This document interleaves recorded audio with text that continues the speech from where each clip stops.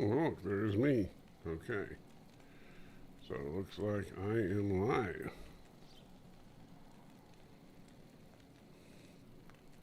It's not too loud.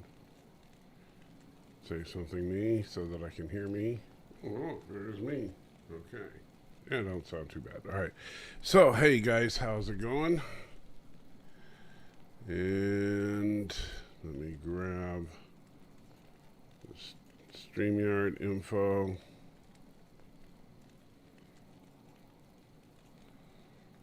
See if anybody interesting wants to join me or if it's just going to be Alex.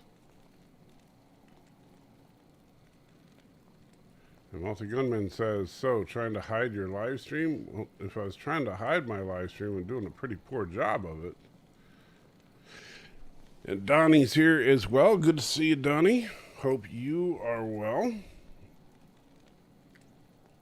Composing as always, I'm sure.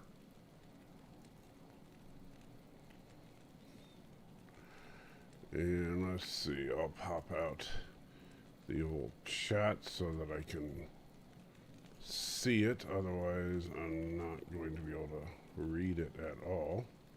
Come on. Come here, you. Oh, great. Now the chat's not going to want to. Alright, so we'll restore the chat. We'll do this. We'll bring it down here and then pop out the chat.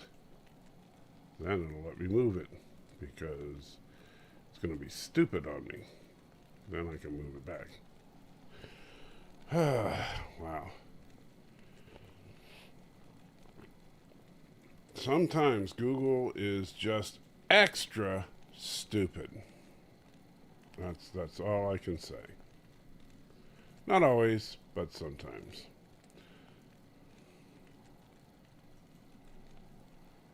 And let's see. All right.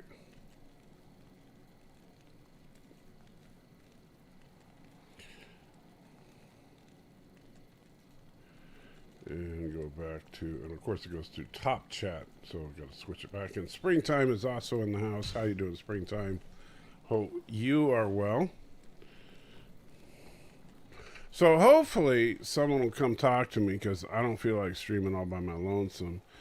And I know since it's Sunday, Bird will probably be streaming soon, but he'll also probably be streaming one of his boring, hey, let's watch some show streams. Not his usual zany antics. And so I don't feel bad about streaming at the same time. His zany antic streams are great. Multi-Gunman says, how's the game going so far? I'm loving it, I'm telling you. I haven't quite finished it on normal difficulty yet, but I'm getting there. I'm in the final act here. This is Harrogath, I think is how you say it, which is the barbarian encampment, which in the original game is in the expansion pack, the Lord of Destruction expansion, which is after you actually defeat Diablo.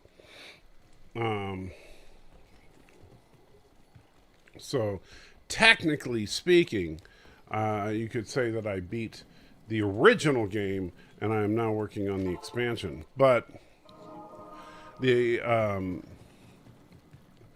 expansion is only a single act, where the original game was 4. So the expansion is not, like a whole other game.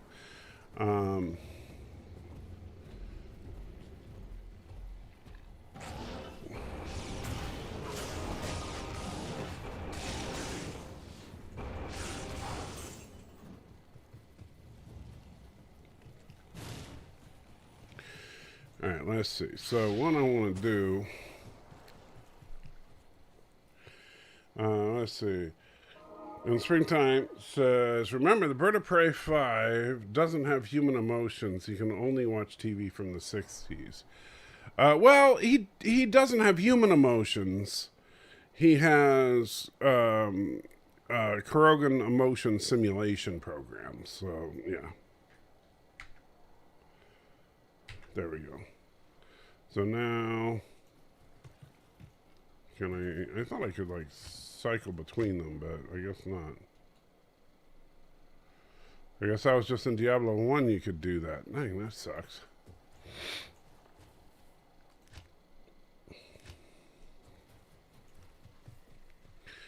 See, I like to be able to... In Diablo 1, you could use the mouse wheel to cycle between your selected attacks. But I guess in Diablo 2, you can't. Unless, let me see if you can set that as an option.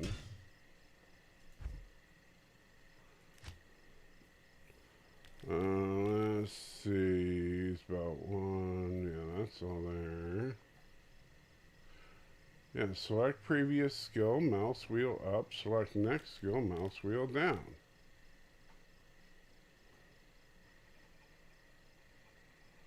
So why is it not working?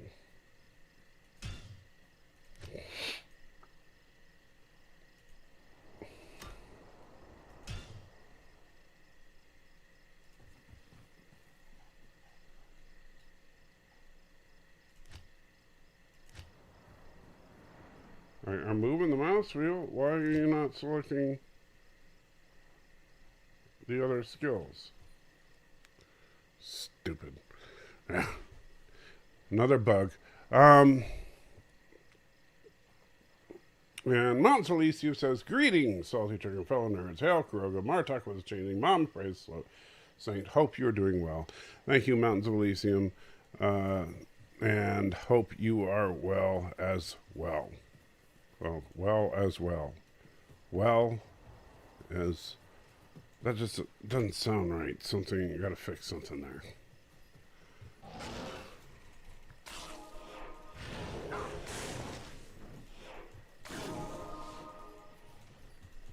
Alright, let me switch back to Fist of the Heavens. See, this is just weird.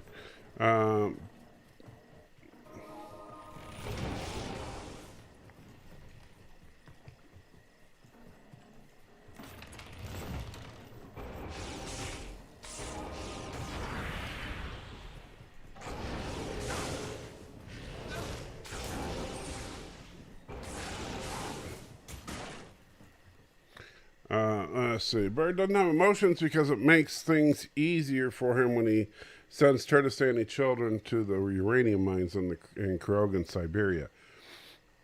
And, well, you know, true. And, although they're not Turtistani kids. He thinks they are, but they're actually Krogan kids.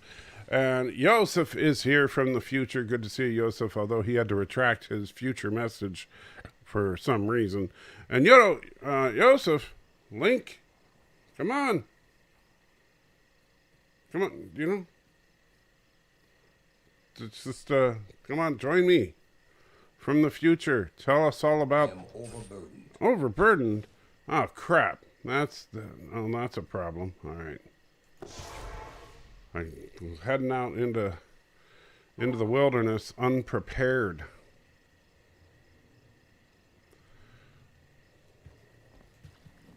I was all excited about being out here.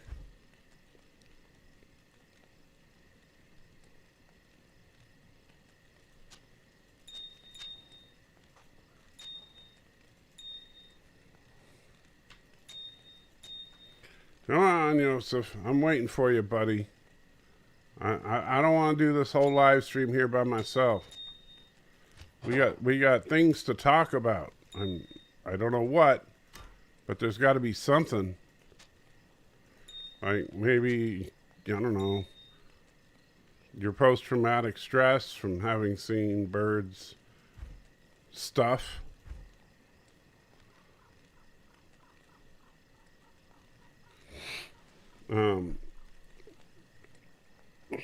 And Valor says, I hope all is well as with you today.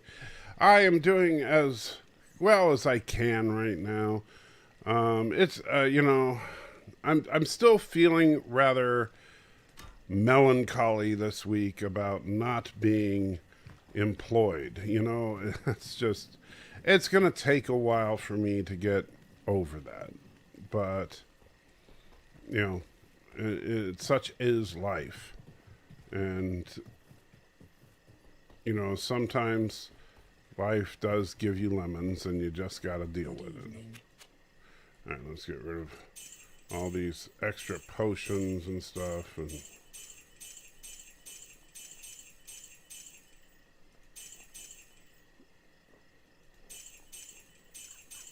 there we go.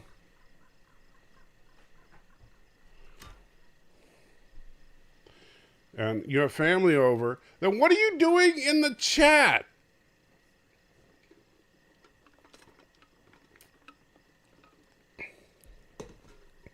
You are the worst son ever, Joseph. Your mom is visiting, and you're like, oh, I can't come on the show because my mom is here, but you're gonna be hanging out in the chat. That's just wrong, Joseph. You are the worst. You're the worst. Splitting his time. You're the worst son ever.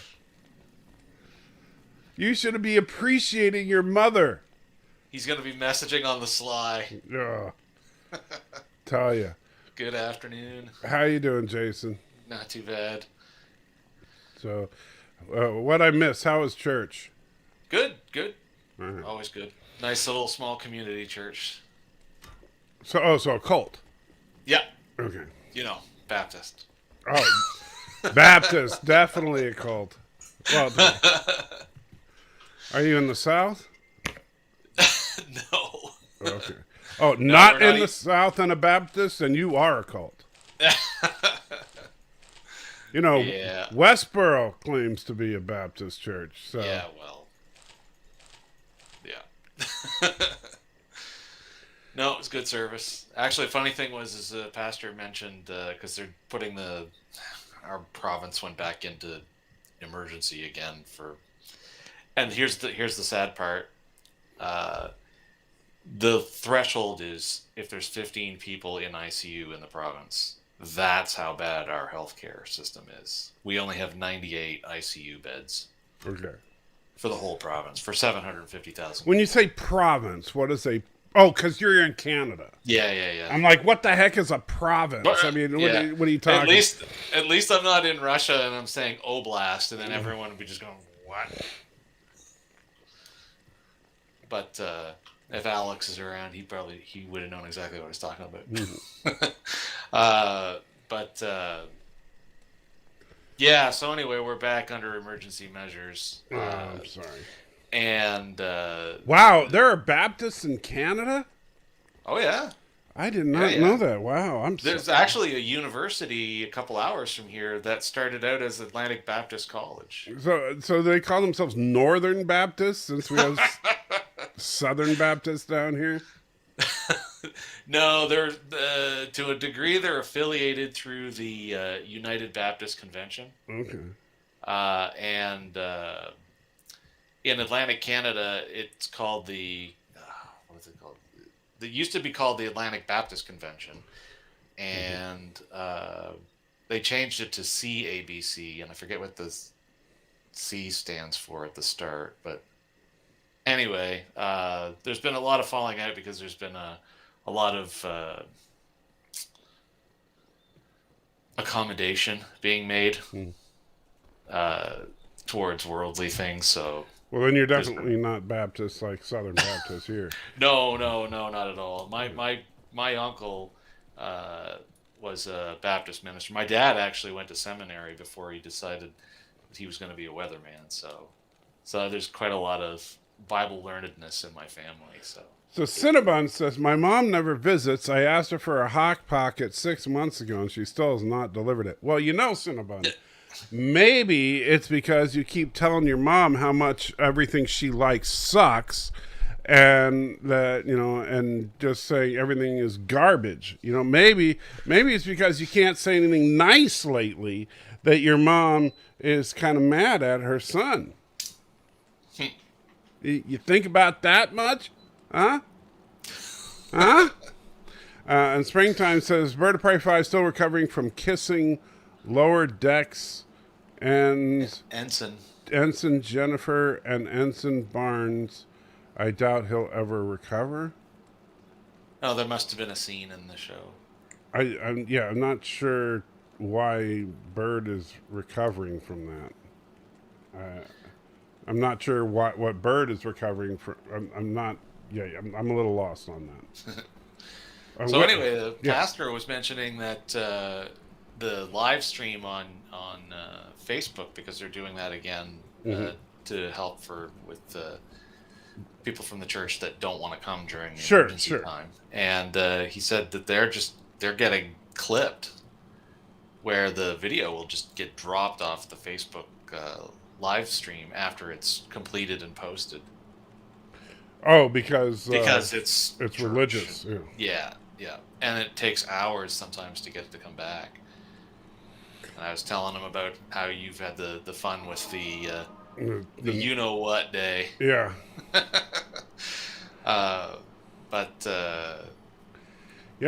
Maybe tell them tell the church, hey guys, it's just a joke, but to change the name to like Hail Satan or something, and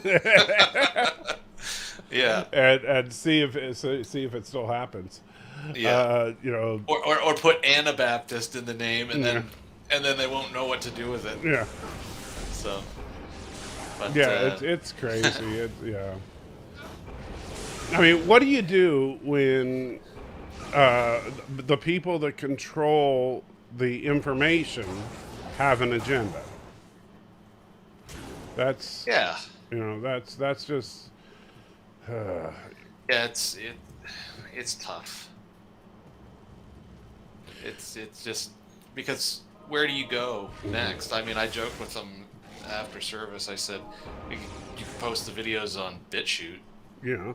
And go hang out with the degenerates. You see, but I mean, if you unless your entire congregation is like Alex Bogey, though, then you're not going to get anybody to watch it. So that can. Well, they'd get terrified in a hurry, though, too. Yeah. Ugh, like just scare the life out of everybody. So. And speaking of interesting things. Mm-hmm. I started to watch, and I haven't watched it all yet, but you talking about Critical this morning before I had to scoot out the door, he posted his No Time to Die spoiler-free review, and he wasn't willing to slaughter it. Yeah, he said he actually didn't mind it as much as anyone would have expected. Yeah, and his one thing I saw then during his live stream last night, while I didn't catch his actual review, he did say that the female 007 was not nearly as annoying as the commercials made her out to be. Yes, and Jeremy Johns said the same thing. Right. That it was actually a pretty good, as far as he was concerned, it was an enjoyable outing. Right. He did give away one little thing, and I got to say, I thought it was kind of a funny little thing, and I could see it definitely fits the Bond motif and everything, where they showed, because Bond, we all know Bond's retired, right? And they're kind of pulling him out of retirement to deal with the big problem. And there's a scene where she is the one that's picking up Bond, and she's the new 007. And the two of them are walking down the corridors of MI6 towards M's office, and people are saying, like, hello, 007. And, of course, they're talking to her. And she says to him, I hope you don't mind that they're addressing me. And so then, when they get to M's office, M says, "Oh, James, this is for your eyes only." And so he closes the door in her face, and he goes, "Oh, I hope you don't mind," as he closes the door. And so he says, the little snarkiness back, and that's the and he says, the little play on, that's the way the movie kind of goes. and that kind of thing. It was fun. You know, they weren't trying to say that she is better at everything than Bond. You know, but that's kind of the impression you got from the commercials. Oh yeah, if you go back and you watch the initial commercials, it just comes off heavy. Yeah. But the funny thing is if even if you go back and you watch the first Bond movie, Well, there's always been character, tough women he's- in there. but he's always getting raked over the coals. Mhm. Even when M was a dude in the first movie. Yeah, please, 007. You know. Yeah, like don't screw it up or whatever this time, or you know, there's always that.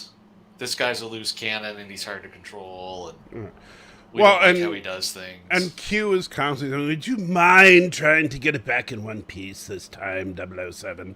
You know, it's always been Bond. It's funny because even though Bond is the guy that is the best of the best of the best, he's also the guy that everyone else at MI6 is like, not Bond.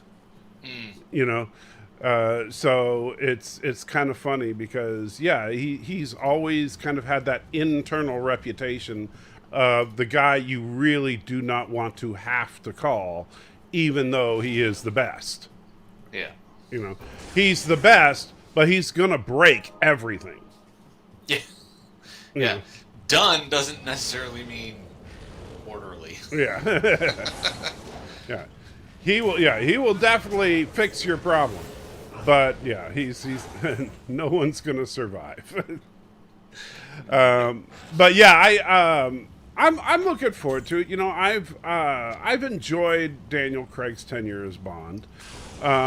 I know it's been different. I know that some people haven't liked it, but you know, but personally, I've actually liked the more gritty Bond. I think it's worked for that franchise. So I'm kind of sad that this will be the last Craig Bond, and it'll be interesting to see what they do with the franchise post Craig. Are they going to go back to the pure cheese, or are they going to stay gritty? You know? Yeah, I don't know. I mean, they always have a bit of a twist depending on whoever it is that's playing the part, which is of course why I can never remember his name. Buddy in the 80s who only did the 2 movies. And Cinnabon asks, is it that difficult to drive 20 miles to see her only son and deliver a delicious Hot Pocket? Of course not. Of course she would be willing to do it, as long as her son wasn't a dick. But the problem is, her son is you. And so... You know, you got to stop being a dick, and then she'll be more. You know what? I would call her myself and ask her to deliver you a delicious Hot Pocket if, you know, you would just stop being a dick. And so, yeah, absolutely. So, and Valor says, asked my great grandmother years ago for a letter when I was 8, asking her how she was doing because she was sick. Yesterday, I got a letter from her. Thing is, she died when I was 9. Wow, that's weird. That's kind of creepy, Valor. Weird stuff like that happens digitally too. Yeah.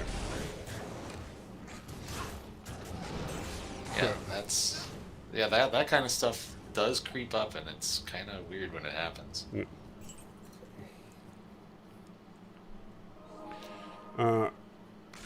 And Josh says, what? Are you saying Bond is the nuclear option? Yes, that is exactly what I'm saying.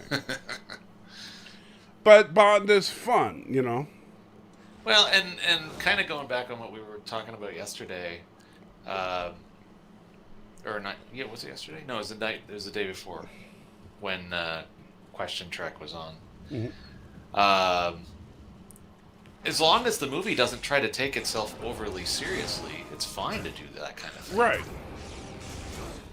There's nothing wrong with that approach. Right. And Bond, you know, and people forget, Bond has had, you know, and again, this goes back to the whole, and I think maybe Critical Drinker is starting to get it. But Bond is a perfect example of what I've been talking about as far as people complaining about wokeness, but wokeness isn't the problem. because, oh my gosh, look at the Bond franchise, because strong women have been in Bond movies all the way back to the freaking 1960s.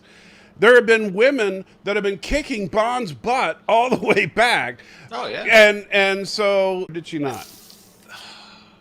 Did he do That her? one I don't remember. Was she the one that did they literally roll in the hay? Was that Pussy Galore? I'm trying to remember if they were in the barn.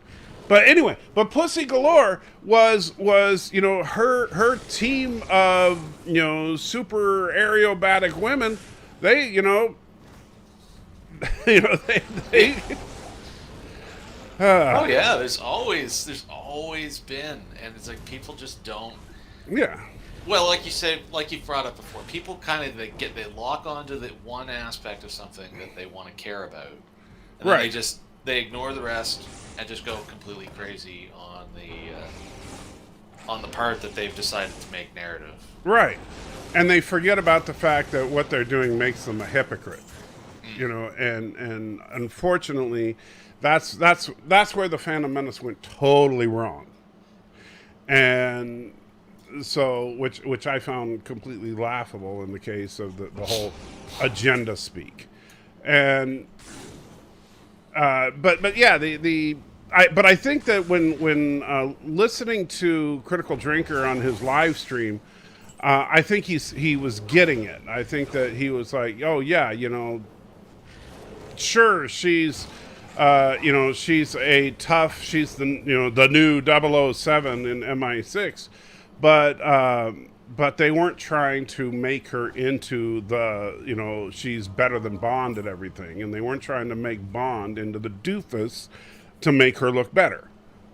Yeah. And what's interesting, and I think I mentioned this one other time, but only briefly because we were jumping around on stuff, and I think it was when I was in chat and not on camera. Critical does these 2 to 3 hour, just one person as a guest live streams, where they discuss a particular movie, and usually he brings on someone who's a content expert for that particular movie, or someone who really, really, really loves that particular genre. right. And they'll obviously, like any conversation, kind of fall off the rails a little bit here and there, and they'll talk about either sequels or previous movies that weren't as good that are in that same general genre. And he is a lot more level-headed, I guess. I don't want to use the term balance, but he's a lot more level-headed with how he drops his criticism on things, Right. than what his critical drunk person persona is in some of his videos. But I don't know who was it this morning that said that Mallor does praising, and I'm like, no. Yeah, Mallor does occasional praise videos. No.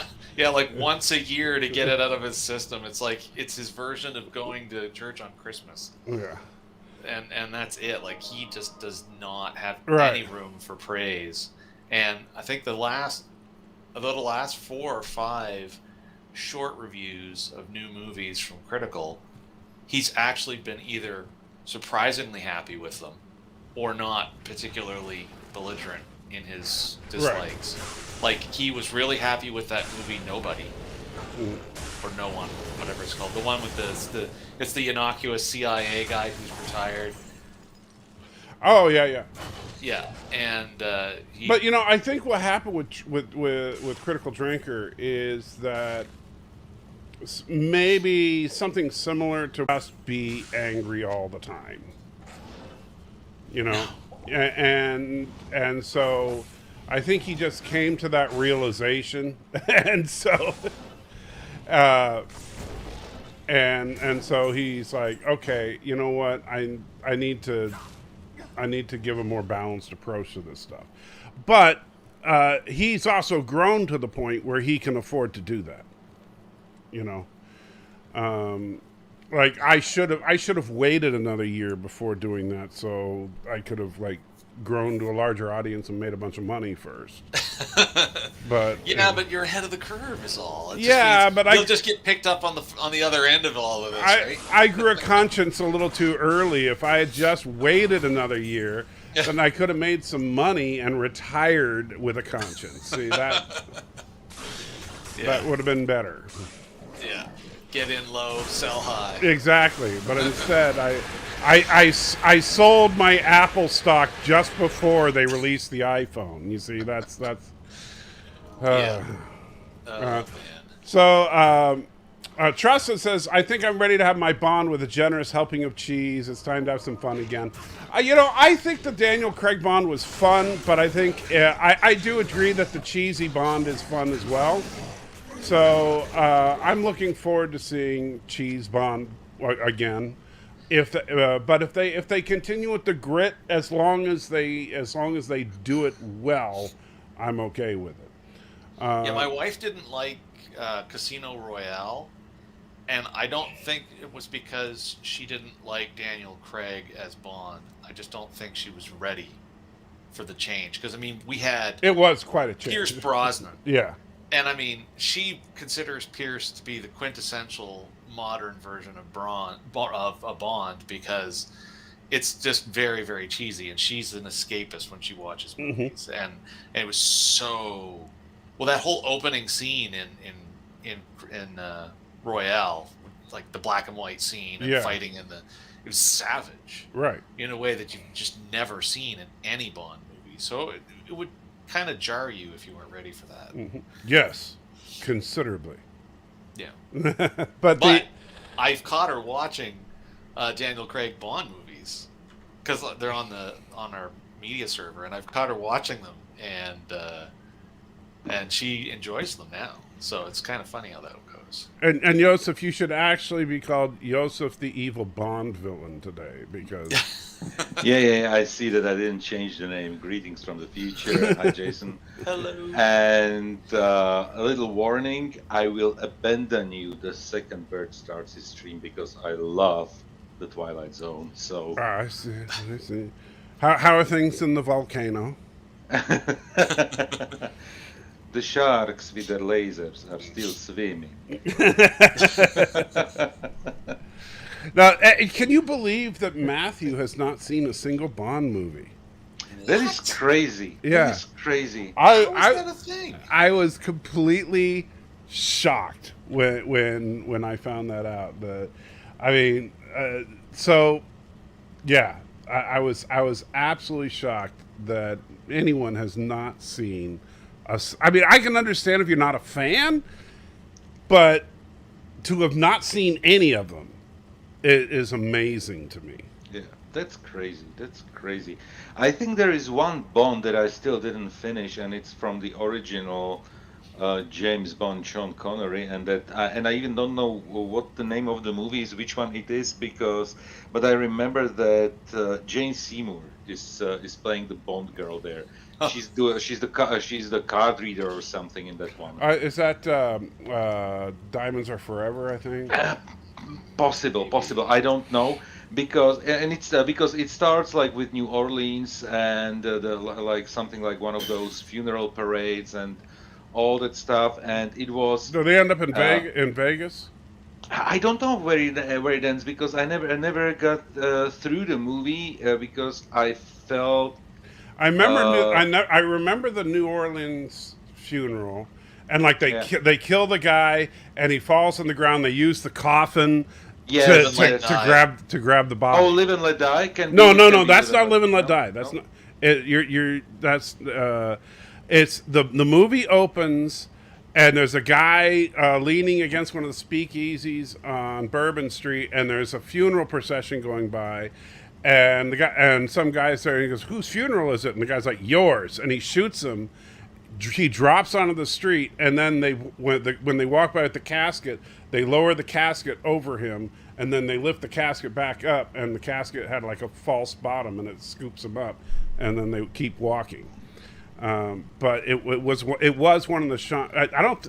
Are you sure that's Live and Let Die? The one with Roger Moore. That is really. It was Roger Moore. Yeah, the only. I must be. I'm just false remembering them.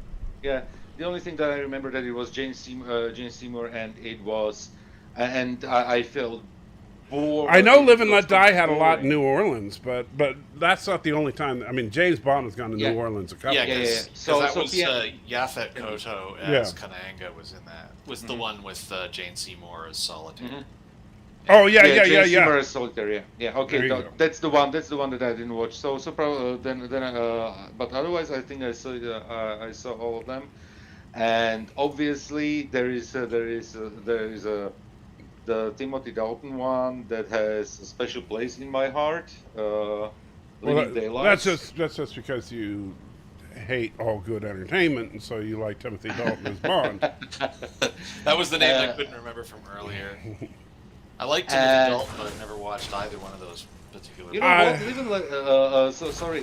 The Living Daylights is a very good Bond movie. The other one that he did, the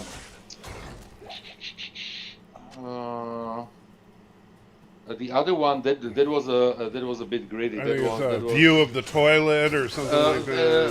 View of, No, I don't know. I View to a Kill. View to a no, Kill. View to a Kill was the last Roger Moore film. Or that was the last Roger Moore Yeah. movie. Okay, so that was the one before. I don't know. View to a Toilet is what I think was the Timothy Dalton film.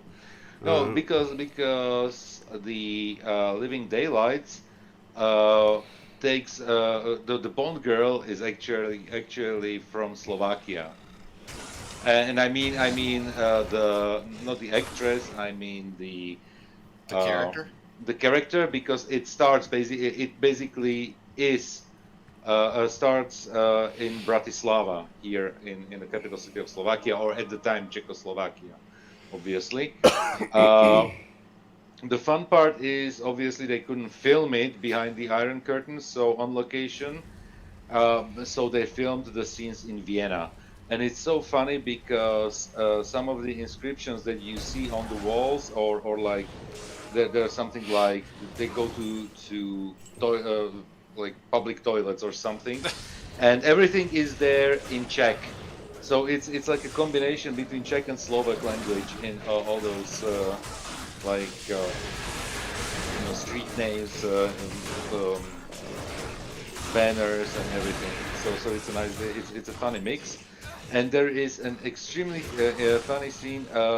If you don't know the location of the borders between Slovakia and Austria, you could say it looks just perfect. But there is a scene where they are chasing Bond and the girl. So the border police is chasing them, and they are basically running through the woods and deep snow, and they are sliding downhill on a cello case, and it's incredible. Yeah, if you are here, yeah, there is. It's a flatland here between Austria and Slovakia. So the I don't know. They must have filmed it somewhere in the Alps or where. I don't know where, but definitely not here. Well, let me ask you this though: since you are a certified Bond villain, how would you actually kill Bond? Definitely not with a contraption. I would just shoot him. Yeah. You see, why don't they ever use the superpower of a gun? That's what I want to know. Yes, exactly. This is. I simply want you to die, Mr. Bond. It makes you have to ask the question: was Bond the original source of the villain monologue? Because man. You mean like explaining what they are going to do to him, right? Yeah. Well, but you know, they actually even broke that though with Goldfinger. You know, he's like, "Do you expect me to talk?" "No, Mr. Bond, I expect you to die," and he just leaves. But he leaves with this stupid laser that's like, okay, in 5 minutes it's going to kill him. You know. So they replaced the monologue with the contraption, unnecessarily long death. Hey, Bird, how you doing? Hello world. So, Bert, how come every time you get someone and you're ready to kill them, you leave them to die in some stupid long trap? Why don't you just? That's not me. I don't do those things. If somebody's gonna die, they die immediately. You had Thomas sitting in your prison for months, and That's not true. it's absolutely, and because we had plenty of time to plan his escape. In fact, Thomas was like, "Oh yeah, no rush, guys." I never took Thomas prisoner. And so I never had reason to. Uh-huh. Or Aberjam. Uh-huh. I think it was a bit. Aberjam, I will tell you, yeah, Aberjam was really, he was like, no rush, guys. I mean, this, just take your time. It's not, he's not going to execute me for at least a year. And, he was right. And heck, Professor Brainy Specs, he's still there. So, It's all fake news. I mean, so if you're going to kill somebody, why don't you just shoot him? I do. Well, apparently not. How well have you done at your game? Have you come in first place? What? It's not that kind. Diablo 2, have you come in first place? It's not that kind of. Because I've come in first place at Call of Duty. Warzone. Really? I didn't know they had that you cheated that much yet. There's no cheating involved. It was a legit game. Uh-huh. Uh-huh. When you have to say Had a it big was sign. a legit game. Warzone victory, it said. Uh-huh. There was a whole bunch of like fireworks. How many Yeah, sock there was a accounts did you firework. have to log into at the same time? There to was get no that? fake accounts. Just one account and me. And, it took 15 or 1,600 tries, but Uh-huh. I made it eventually. Yeah, and approximately 1,600,000 deaths. Well, at least 2 deaths per game. So, yeah. At least. I cannot. I can't deal with the amount of time you have to go between matches and that. My brother tried to get me to play some, and Yeah. I just the amount of patience it takes to Yes, wait. patience. yeah. And the amount of cheating you have to do if you're a bird. No cheating, goddammit. Sorry, reprogramming. No, there was no cheating, reprogramming whatsoever. Just following the I'm sorry. rules. What did you say it was that you had to do? You just wait until everybody falls asleep at the. That's not cheating. Okay, those, I will grant you, those are cheap kills. Never interrupt your enemy while they're making a mistake. In the game I won, I didn't have any cheap kills either. Sure They you were did. all legit kills. By legit, you mean they were sleeping and you killed You them. can get cheap kills if you wait to be pushed out of the helicopter, and then because you tend to be pushed out with like 6 to 10 other people, the majority of which are away from the keyboard. So you land and you can kill 3, 4, 5 people very quickly. However, usually at least 1 or 2 other people are doing the same thing you're doing. And they're looking for the one person who's moving. And then they try to shoot you first. So you've got to be really quick. But I've been able to average 3 or 4 kills. Mm-hmm. So that's before I that's- get killed. That's one of your cheats. If I do it that way. Now that's not a lot, and it's an immediate kill, so it's a lot of work for very little play time. Mm-hmm. But it does bring up my kill to death ratio, because otherwise, So he cheats. it's not cheating. It's perfectly legal. So with that game, because it does take so much time, and I mean, I could have asked my brother this, where there's so much time between missions, especially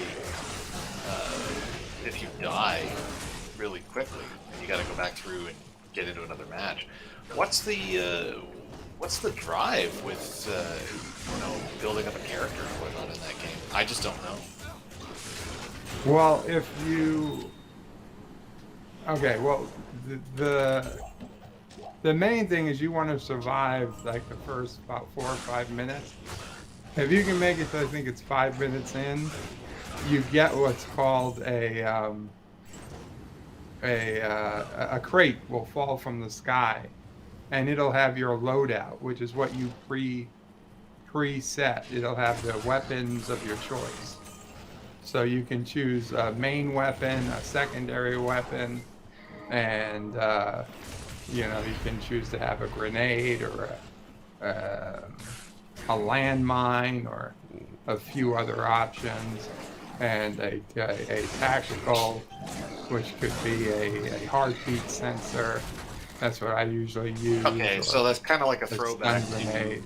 to how they did it in Call of Duty multiplayer. Right. So basically, if you can make it to that point, then the more you play, the more weapons you have access to, and with attachments and scopes and whatnot. So basically, if you what make it to your loadout, then you get the weapons of your choice, and then from that point on, it should be generally a hell of a lot easier to get the kills you want. right. So if what? you want to play as a sniper, you can play as a sniper. If you want to play as somebody with an assault rifle, you play as somebody with an assault rifle. So correct me if I'm wrong, Bird, but what you do then is you get your cheap kills at the end, or at the beginning, and then you run and hide like a coward for 5 minutes and get your drop. Basically, yeah. Okay.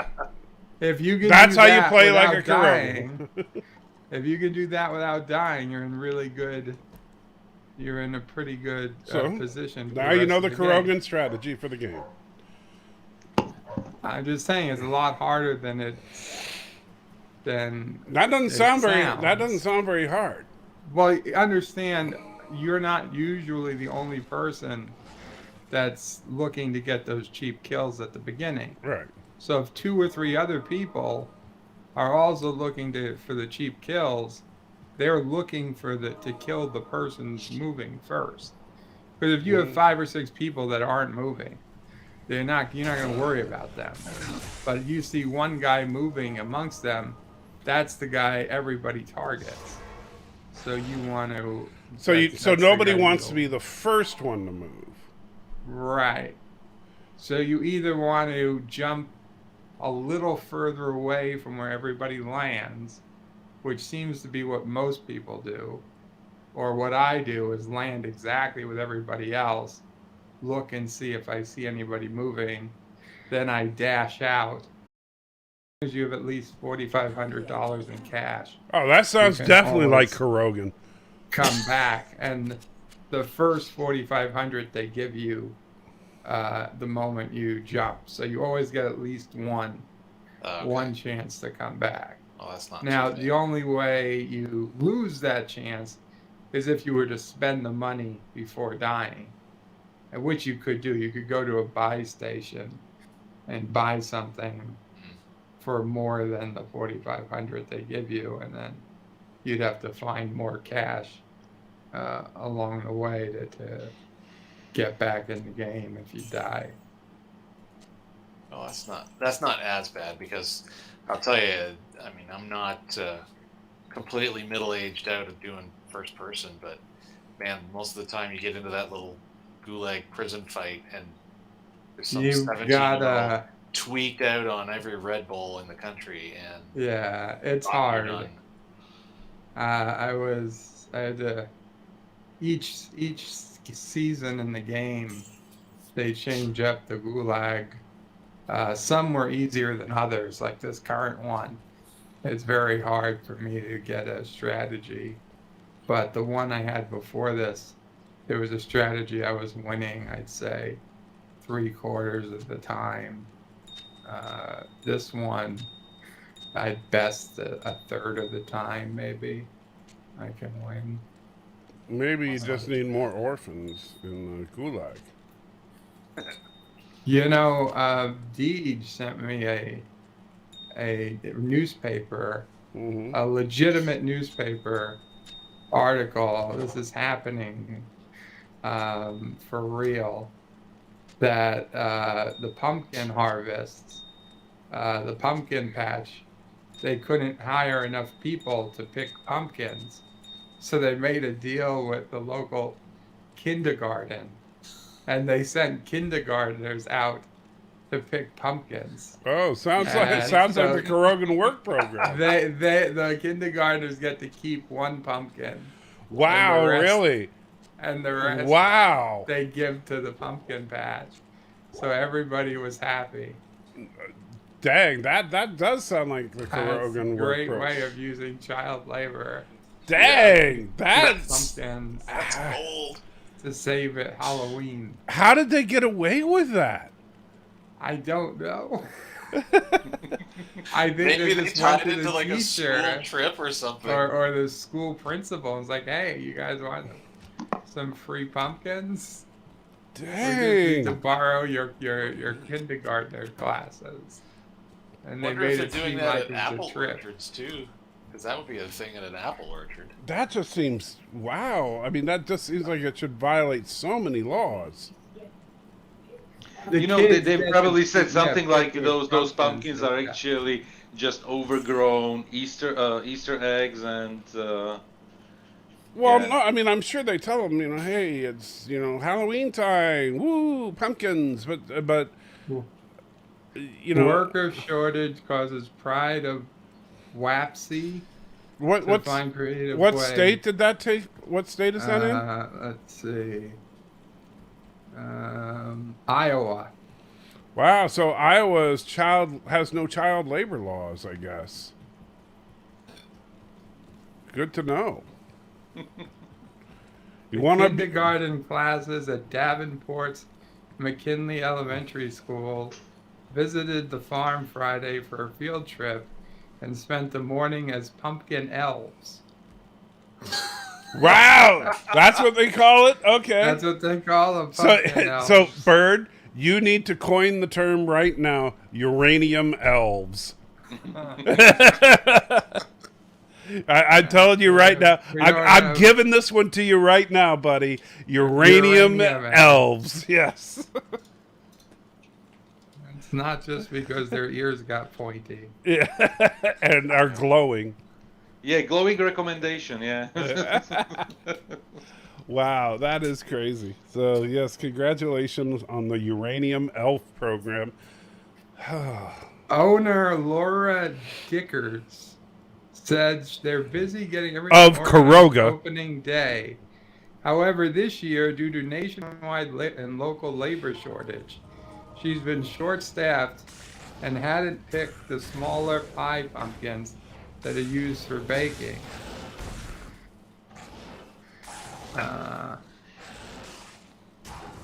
Since that area of the farm is closed to the general public, it's important to have some already picked and available for purchase when they open Saturday.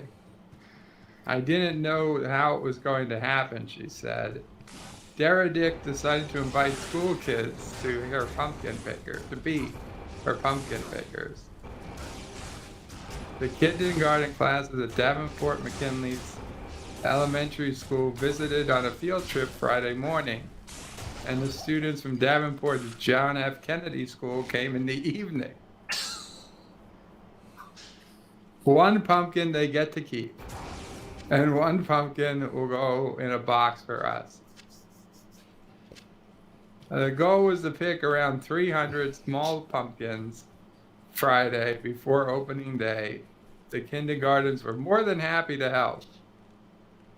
I'll bet they were. They're like, we can pick all the pumpkins for you, said McKinley teacher Kimberly Finkerdell. They did great. I thought maybe they'd be tripping a little bit, but nobody fell and nobody got hurt. They all got there. A couple were killed, but nobody was hurt. They all got their 2 pumpkins, one for the pumpkin fairies and one to take home. Wait, so are they fairies or elves? Well, no, the one was given to. See, they tricked them by saying this one is for the pumpkin fairies, when actually it was for them to sell. They lied to the kids. They told the kids it was for pumpkin fairies, but they were actually going to sell it. Pride of Wasapi grows 10 acres of pumpkins. Last year, it added up to around 40,000 pounds of pumpkins. The pumpkin patch is open till October 31st, Thursday to Sunday, 10 a.m. to 5 p.m. You should go there, Bird.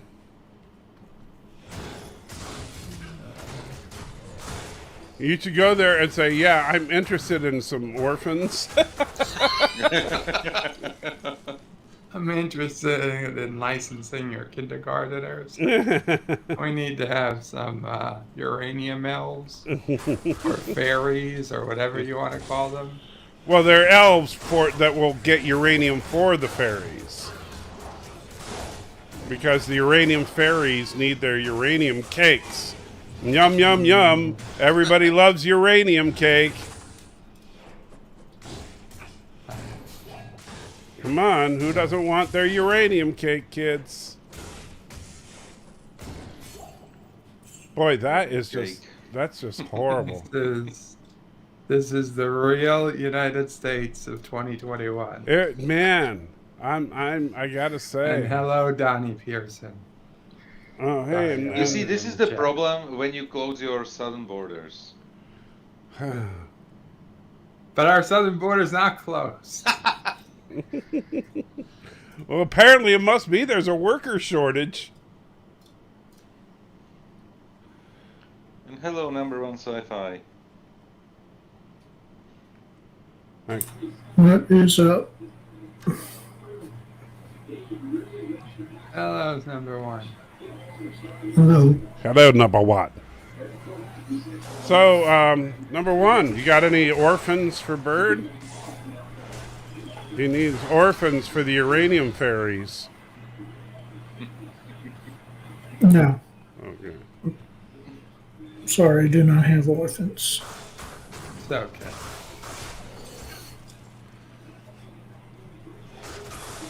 So yeah, that's this is just horrifying, Bird. I'm glad to know that you are so happy about this. I mean, it basically I'm happy to see the Korogan way. Yeah, that's the scary thing is that, yeah, so Iowa is now officially Karoga. You now have the state of Iowa. The birthplace of Captain Kirk, now officially Korogan. Wow. It's amazing. So when are you moving there? That's a question. Yeah, really. Are you moving to Iowa, though? You should. You should show your support and move to Iowa. You really should. Yeah, I visited Iowa once. Otherwise, you're a big phony. No real big desire to go back, to be honest. Why not? A lot of corn. A lot of Iowans there. A lot of corn and flat lands. Yeah, so It just wasn't my cup of tea. Well, nobody said you had to drink tea.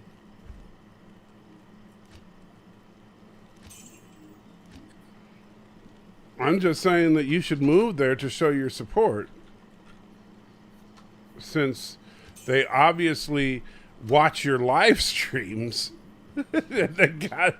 I really think that someone in Iowa, at least at what city was this? Well, the school's Davenport, but Okay. the Wapsi How do you spell that? or something. WAPSI. I'm guessing it's a Native American spelling. Is where the pumpkin patch is.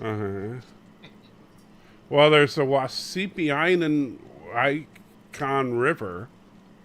Yeah, that's it. Well, that's just a river. Well, somewhere along the river then. I don't Well, what's know. the name of the actual town? God damn it, I don't know. This is what it says in the Okay, what does it say for the actual location? Worker shortage causes pride of the Wapsie to find a creative way Okay, so to the picket pumpkin. Wapsie, Iowa. Let's see. Okay. Let's see. Or Is that the a place? kindergarten classes at Davenport, All at right, Kinley Elementary School. let's try that. Oh, Davenport is a city in Iowa. Okay, Long Grove, Iowa is where the Long Grove. Okay. article's written out of. Yeah, but Davenport is a city, so let's take a look. I'm aware. Yeah. So Davenport.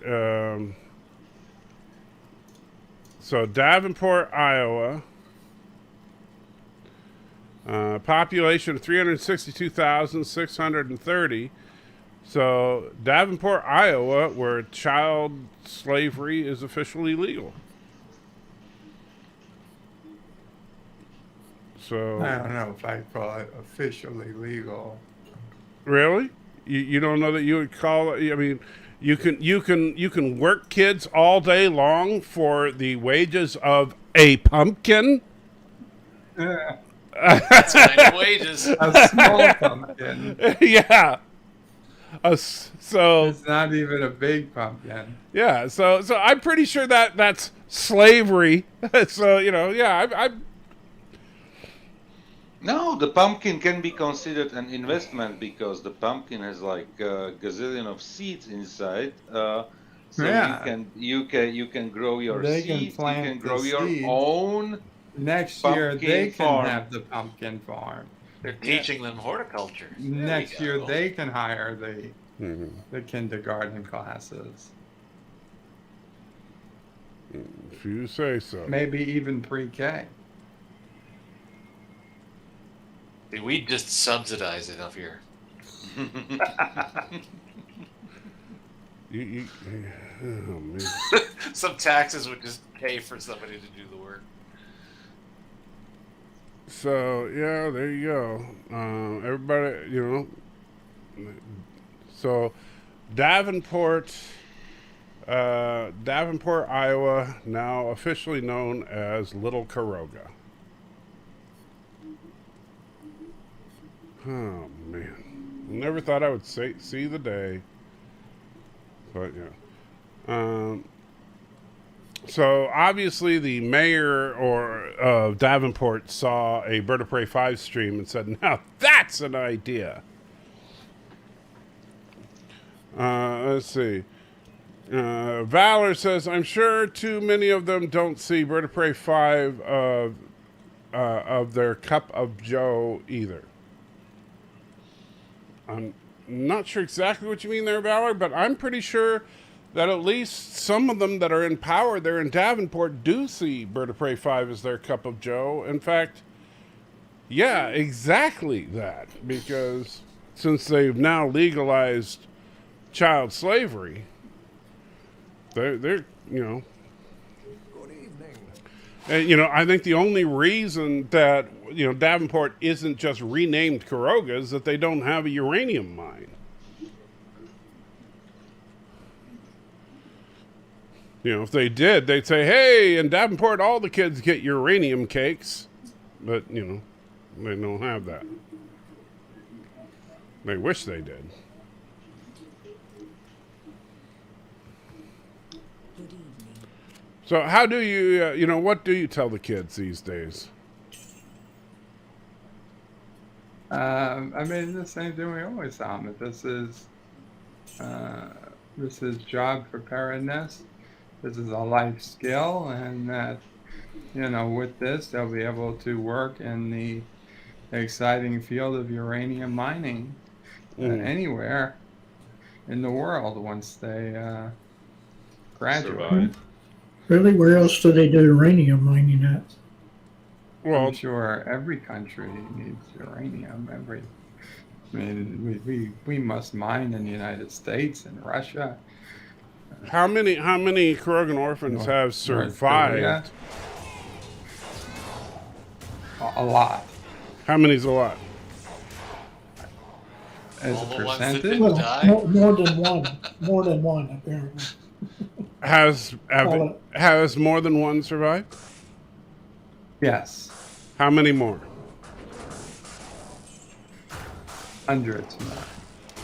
So hundreds of orphans have survived and left Thousands have died.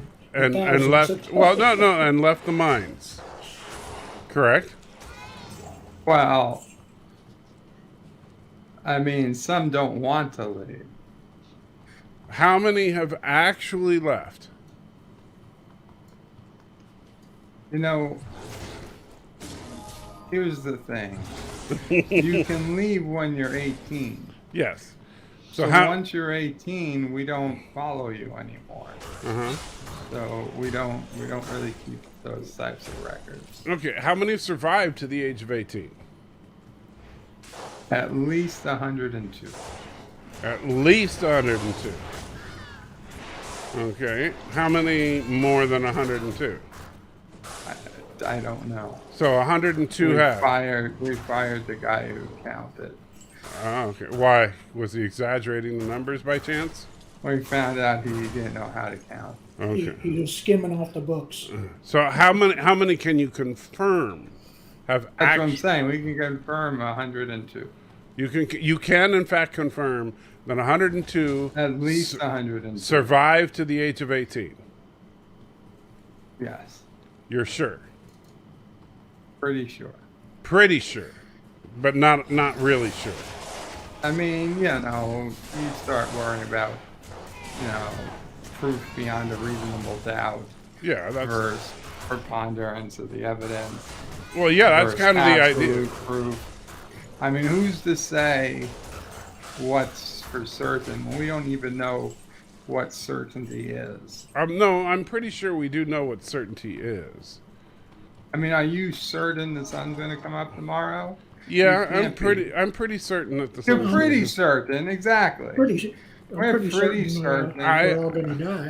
That's exactly. We're pretty certain right, that at least But- 102. I can't tell you the sun's going to come up tomorrow. right. But it's not my I can choice tell to you. make. But I can tell you. With 99.99% certainty that the sun will come up tomorrow. There's the only reason that I could say that I can't tell you with absolute certainty that the sun will come up tomorrow is because there's the outside chance that something would happen that might say destroy the sun between now and tomorrow. But the Right, there's always the outside chance, but the odds so- of that extremely slim. Now, But nevertheless, But Right. Nero could appear any second and do it. right, I mean, right, to be right. honest, the sun could already be destroyed. We wouldn't know for 7 minutes. That's very true. But there's a you big know, difference between point- that because the odds of Points that that match. no because the odds As of that they say. no because the odds of that are very very slim. The odds of one of your minors surviving to the age of 18 also seems very slim. So for you to say you're fairly certain that some of them survived, I would need some kind of evidence to support this. And so far, you don't seem to have any evidence that any of them actually survived. And I'm sorry, but I have to go. I'm late for a prior engagement. You see, I don't believe you. Yeah, there is Couple- like couple countdown. Kapla all. Uh-huh. out. Yeah, I think he's going to the Twilight Zone now. yeah, the stream is 1 minute and 40 seconds away. Yeah, he's just afraid to admit that he knows he's wrong. He's a lying, filthy liar from Kuroga. But then again, that's what we come to expect from Kuroga. I mean, you know, I get it, but the scary thing is that the Kurogan way of life seems to be becoming the American dream. And, you know, so what's the Slovakian position on this? On On child, uranium mines Well, or on- child labor? on child slavery there. It's officially prohibited, so yeah. Well, officially, but what's the unofficial position? think pretty much the same, but it's simply just because the kids are lazy today. Nowadays, they're just lazy, you know. So you don't like the slavery, but only because the kids are lazy. Unreliable brats, you know. Yeah. Okay. I mean, I on the one hand, it's hard to deny that the kids are unreliable brats, but to say that the only reason you don't support slavery is because they're unreliable brats seems like a bit much. No, the interesting thing is that uranium mines here in Czechoslovakia, former Czechoslovakia, have a very bad reputation because there are actually in the Czech Republic uranium mines where political prisoners were sent basically to work and to die. Oh, so it is Karoga. Well, we could say that Czechia is just the Czech way of saying Karoga. That's true. Well, hey, it is a good question for you, considering you live next door, so to speak. Why did they insist on changing what their country name instead of Czech Republic? Why did they insist on calling it Czechia? Is that just a? It is still a Czech language Republic. thing? It is Czech Republic, just like Slovakia is Slovak Republic. Official names. It's just the shortened form. It's basically, literally, like you have the United States of America and you say USA, or people colloquially say America, where they definitely mean the USA and not the whole continent. Yeah, Okay. but we all know that when people say America, they're talking about us because Yeah, they're not talking about your hat. no one else in America matters. Yeah. Sorry, Canada, Mexico, and every country in South America. Yeah. The United States is the only ones that matter. Foam finger number one. Yeah. Yeah. No, I thought to ask because I'm a systems programmer, but I'm in the brokerage realm, so I get exposed to a lot of different country names and just changes that go on. Things like Kosovo not being recognized by everybody right now. Oh yeah. But yet we have to make sure that systems are accommodating regardless. Yes. So what is Kosovo? Well, you'd know probably better. Part of ex-Yugoslavia, basically one of those countries, because Yugoslavia split in the mid-90s into a gazillion of countries.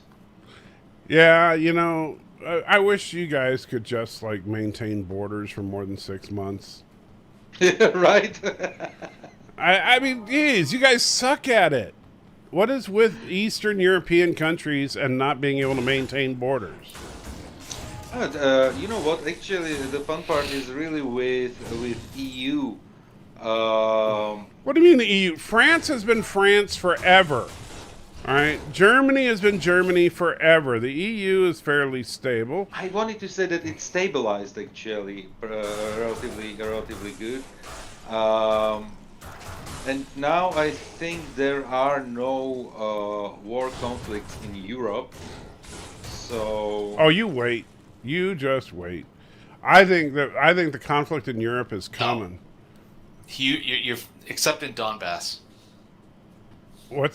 So what? the eastern Ukraine. Oh, Yeah, I think Asia. I think. I think we almost got a conflict already over Greece and the way that they've screwed up all the economy. You know what? The fun part is that I was recently in Cyprus. And Cyprus as an island is basically officially Greek, with a part of the island being occupied by Turkey. Mm-hmm. So the Turkish part is considered still an occupied region. And what's fun is they're both NATO members. That makes it even more interesting. And that's even more interesting. Yeah, exactly.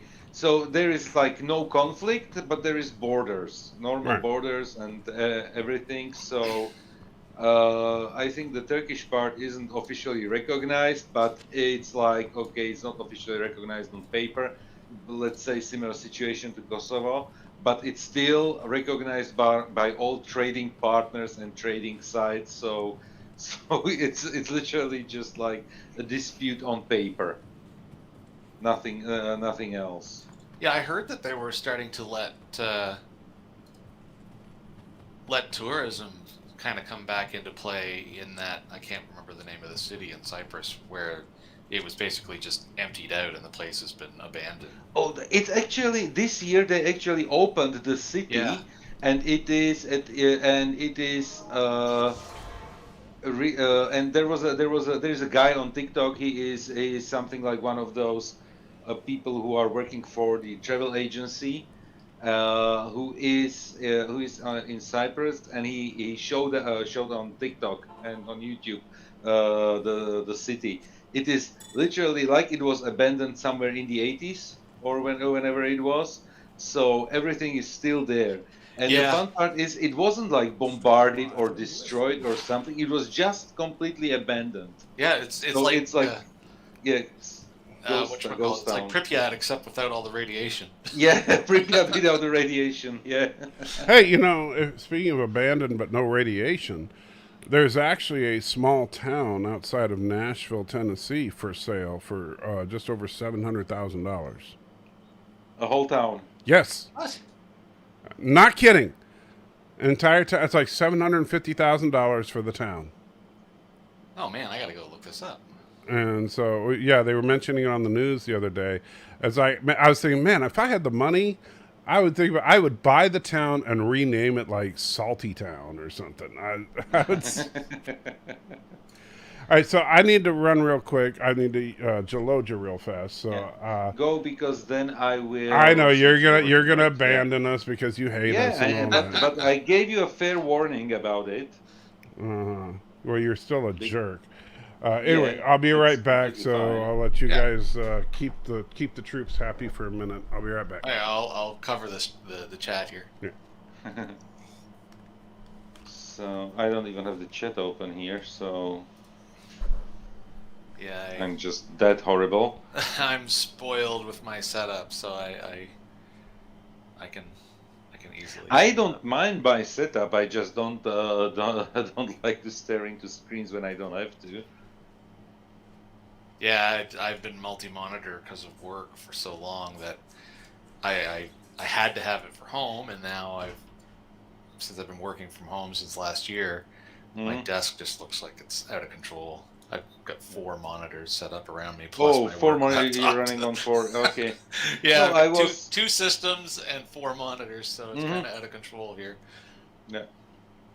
No, I was since I'm using like my work notebook and my private notebook, I'm just switching it on in the docking station.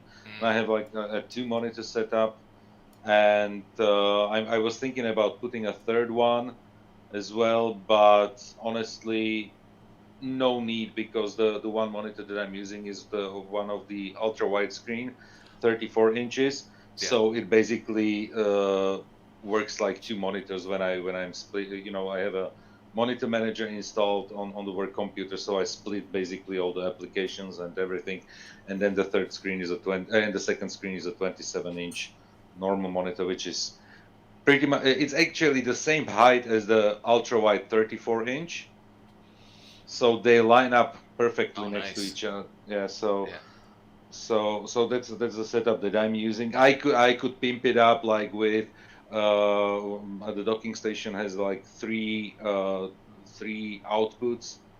I could use one HDMI, so another 2K monitor could easily work here. So, but actually no need for that one. It would be literally just for like you are doing it, like for bragging. Yeah, well, my gaming system over here, that's Yeah. that's No, for fun. the thing is, I'm not a This gamer. guy. I don't. Yeah. I quit playing games simply because I suck at playing games. Well, I had the fortune that my son actually got into PC gaming instead of console gaming, and we ended up playing quite a lot as he was growing up. So it kept me in it. I probably would have fallen out of it if not for that. I sucked like forever. Literally when there was the first Counter-Strike, I remember I used to have the version. What was it, like 1.6 or something?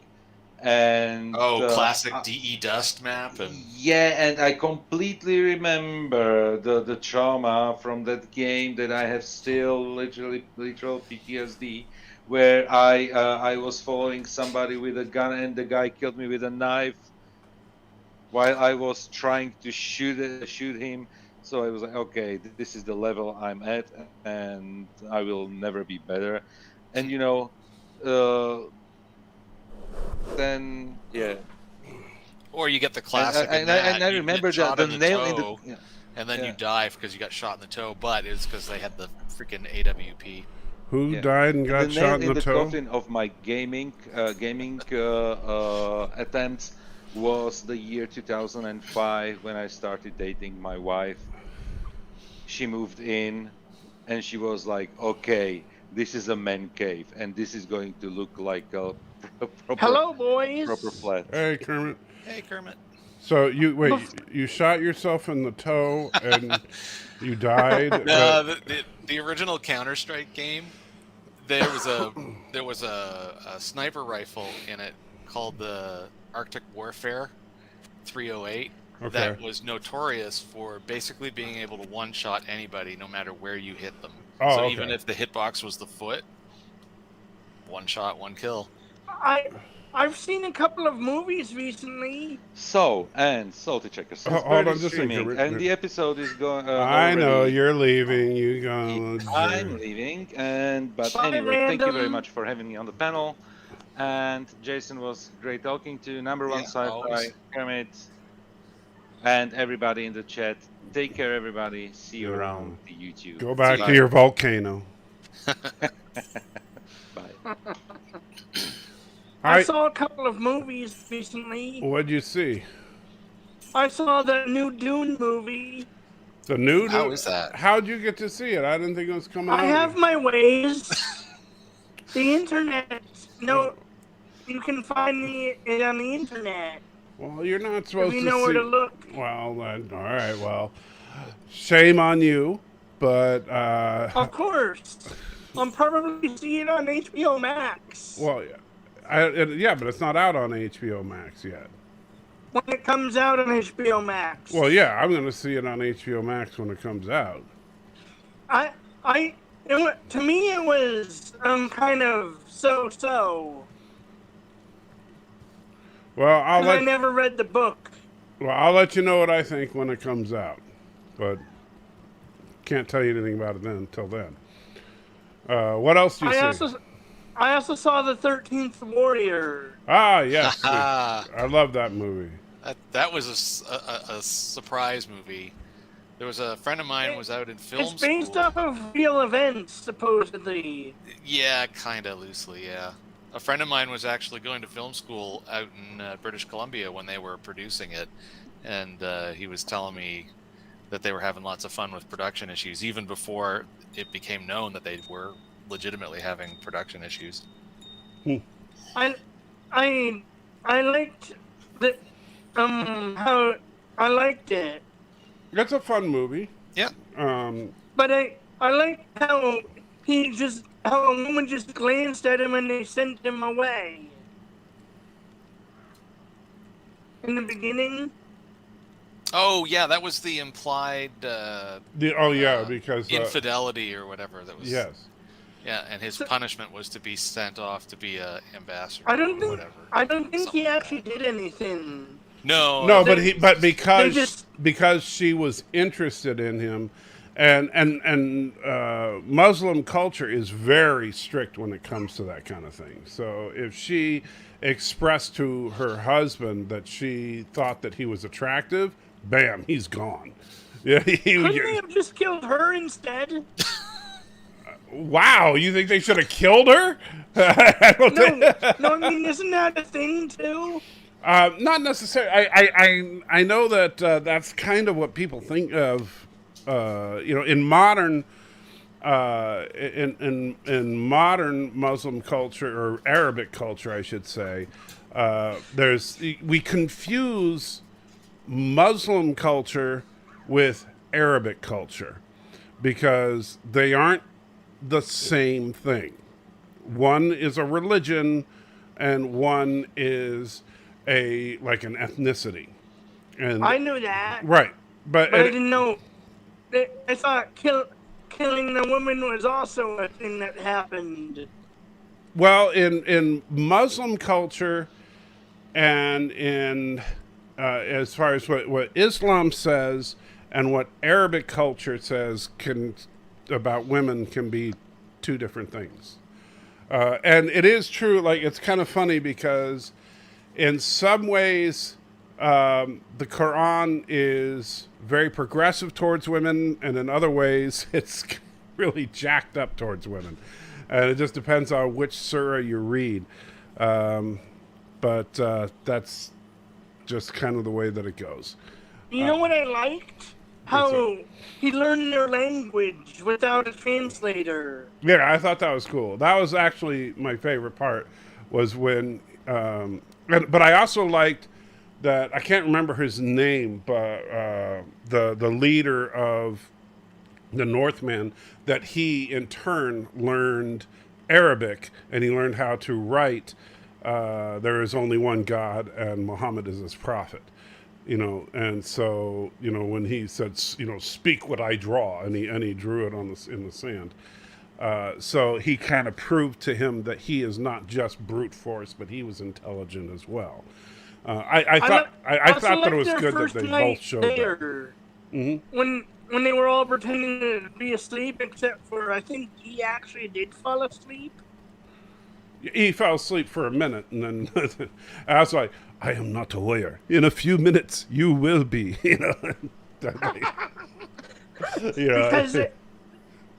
But why did they? I have a question. Why did they go for the main hut and not the other houses? You mean the? Because you notice he surrounded the main hut. You talking? How come they didn't go for the other houses? You mean the bear people? Yeah. Well, because they're trying to mess with them. Because they knew they were there.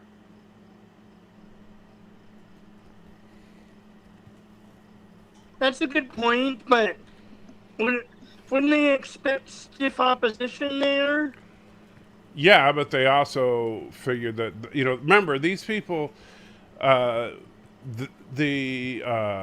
Northmen believed that they were going against some kind of supernatural opponent, and the bear people knew that the Northmen believed they were going against a supernatural opponent. So they believed that they were unbeatable at that point.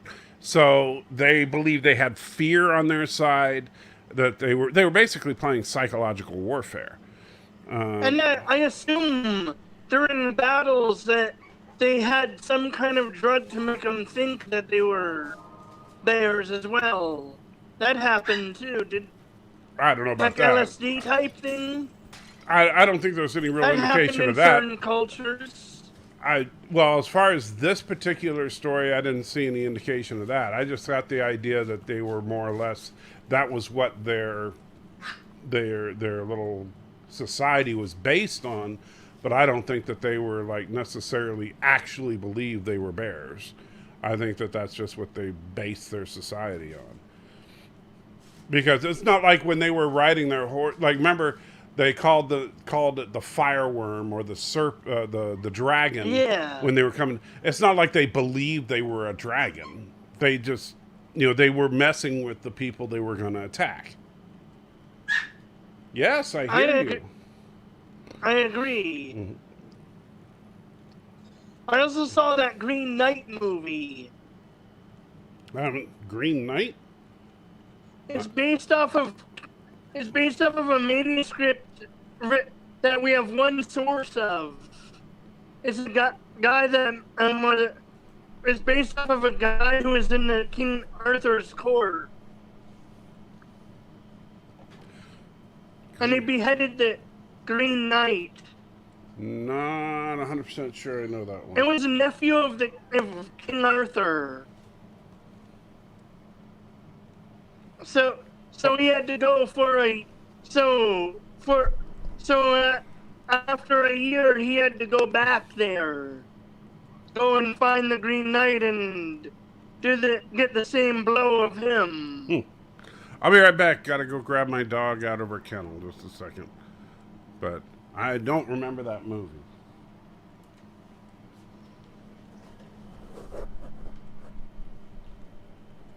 How are you, Jason? You're muted.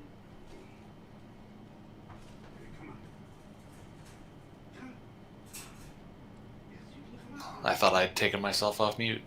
No, I'm doing fine. And yourself? How's your health doing? I'm well. That's good. I can't prove it, and I never got tested or anything, but I think I had some version of COVID. I got fully vaccinated, but I think I had it. That's not Either impossible. that or a bad cold or something. Yeah. A good friend of mine actually had to go and get tested on Friday. He won't have his results for a little bit because I'm fine right now. It was a while back.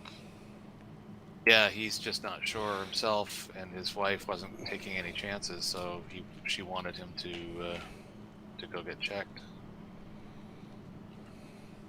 It's a fear-based virus. It's nothing. It's basically a giant cold. Well, I don't know if I would say that. It is, but we don't want to be talking about that kind of thing, Kermit, because channels get shut down by Google for giving bad information about. No, I think I had it. Is my point. Yes, Yeah, but we but don't the want to algo talk. doesn't understand. Yeah, That's all I'll say. right. But Kermit, we don't want to talk about it. Okay. Yeah. Sorry about that, Salty. That's okay. You know how I can get. I know, but that's why I'm just letting you know. The Google algorithm, they don't care about what Thanks you're for the reading. reminder. Yeah. They go crazy about it. Thanks for the reminder. No problem.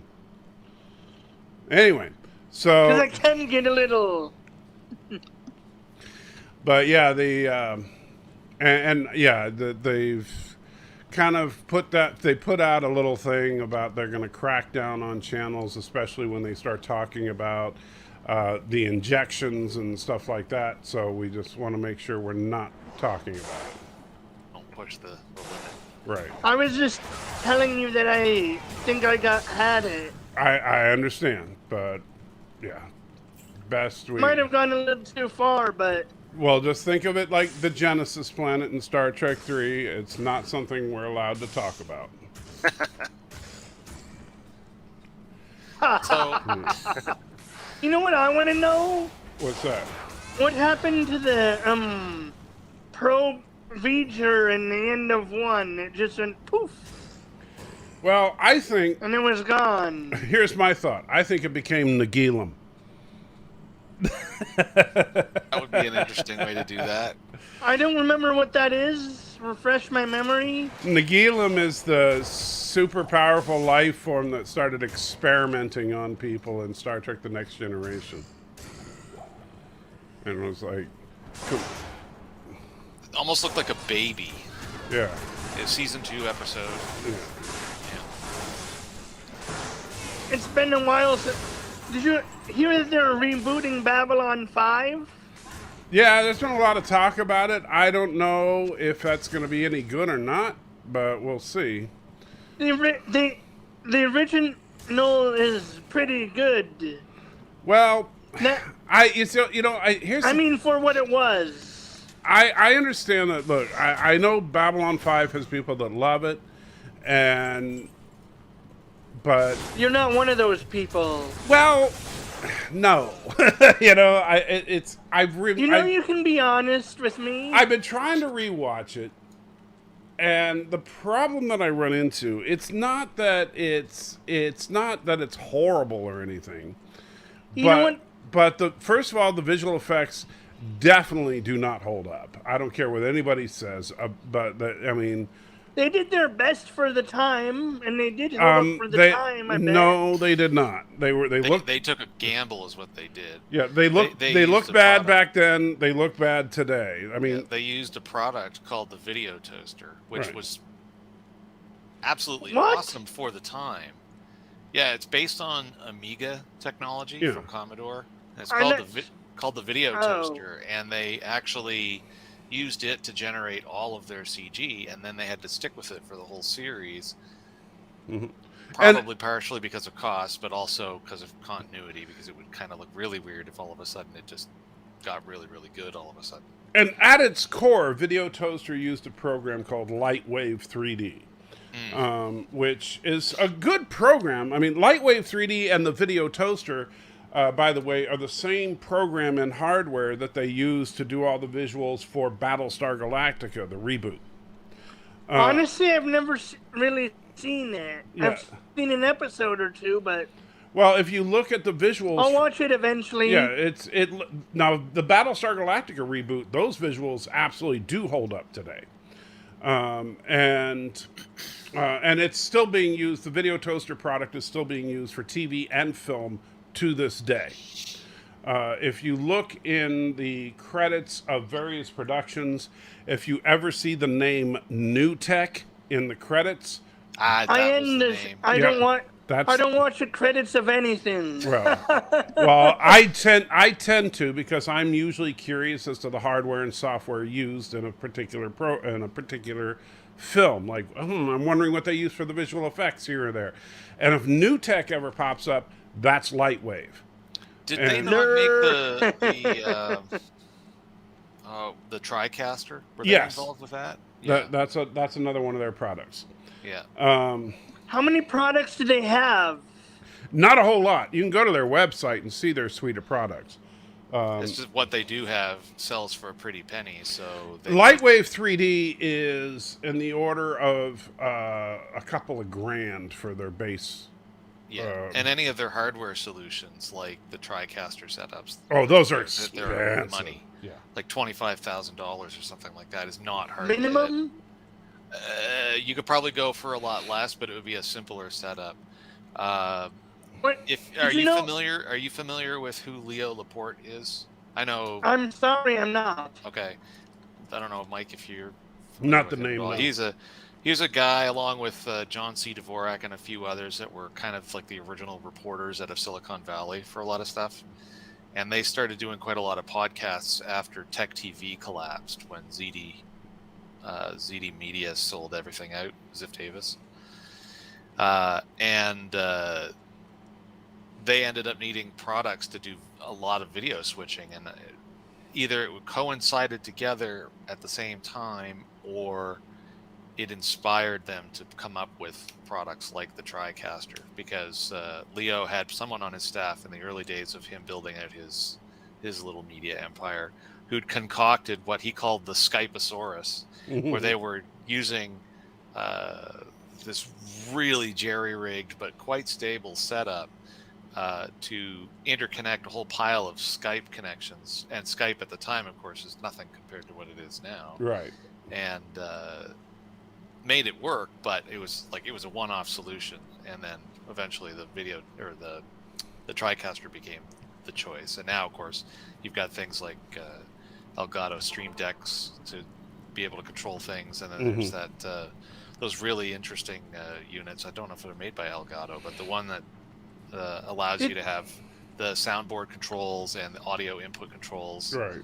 Is you could switch channels, feeds really easily with it. So it's a whole different world now. It's pretty funny. Did you guys hear about that Gab? But the what? Did you guys hear about that Gabby girl that died? Are you talking about the blogger? Or the Her travel boyfriend's blogger? a person of interest and no one can find him. Yeah, Yeah, just a little bit. It's one of those stories that kind of No idea. I don't follow the regular news. She real sharp, disappeared, so. and they can't find her boyfriend Yeah, No. they did find her though, and her boyfriend is or fiance. Yeah, Yeah, I don't know anything about that. But then that's not the kind of thing that. When the that we follow. ironically, YouTubers found her van.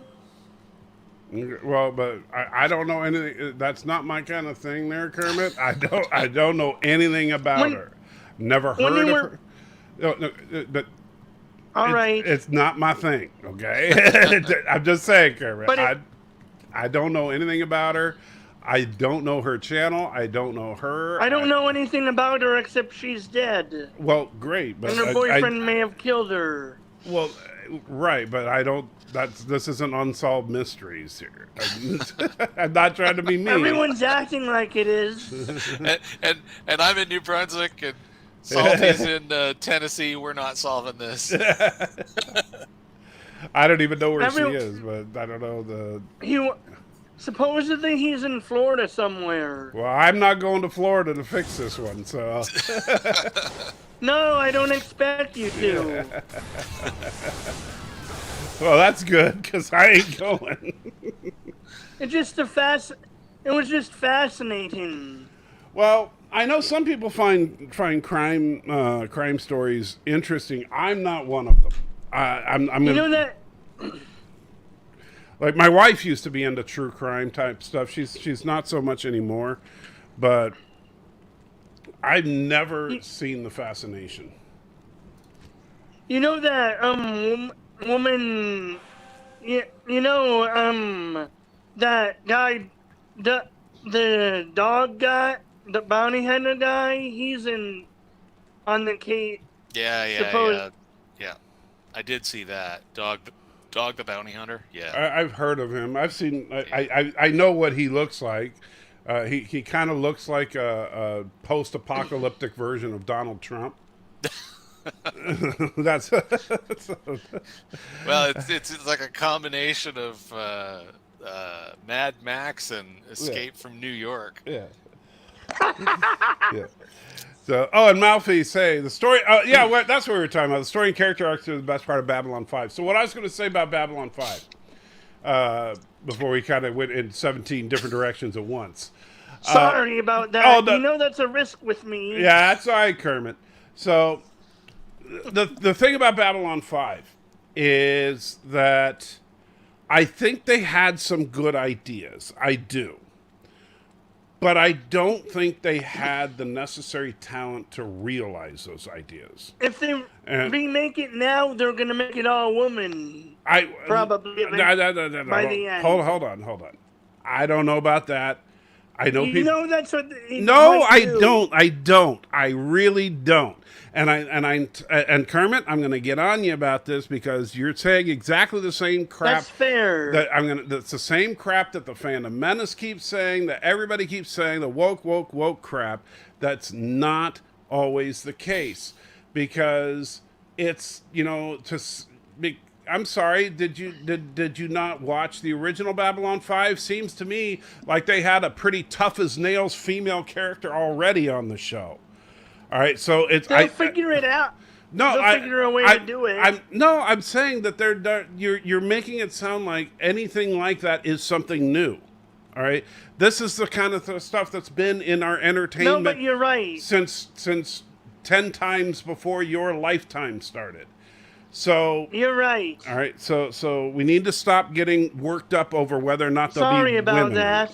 Okay, that's not the point.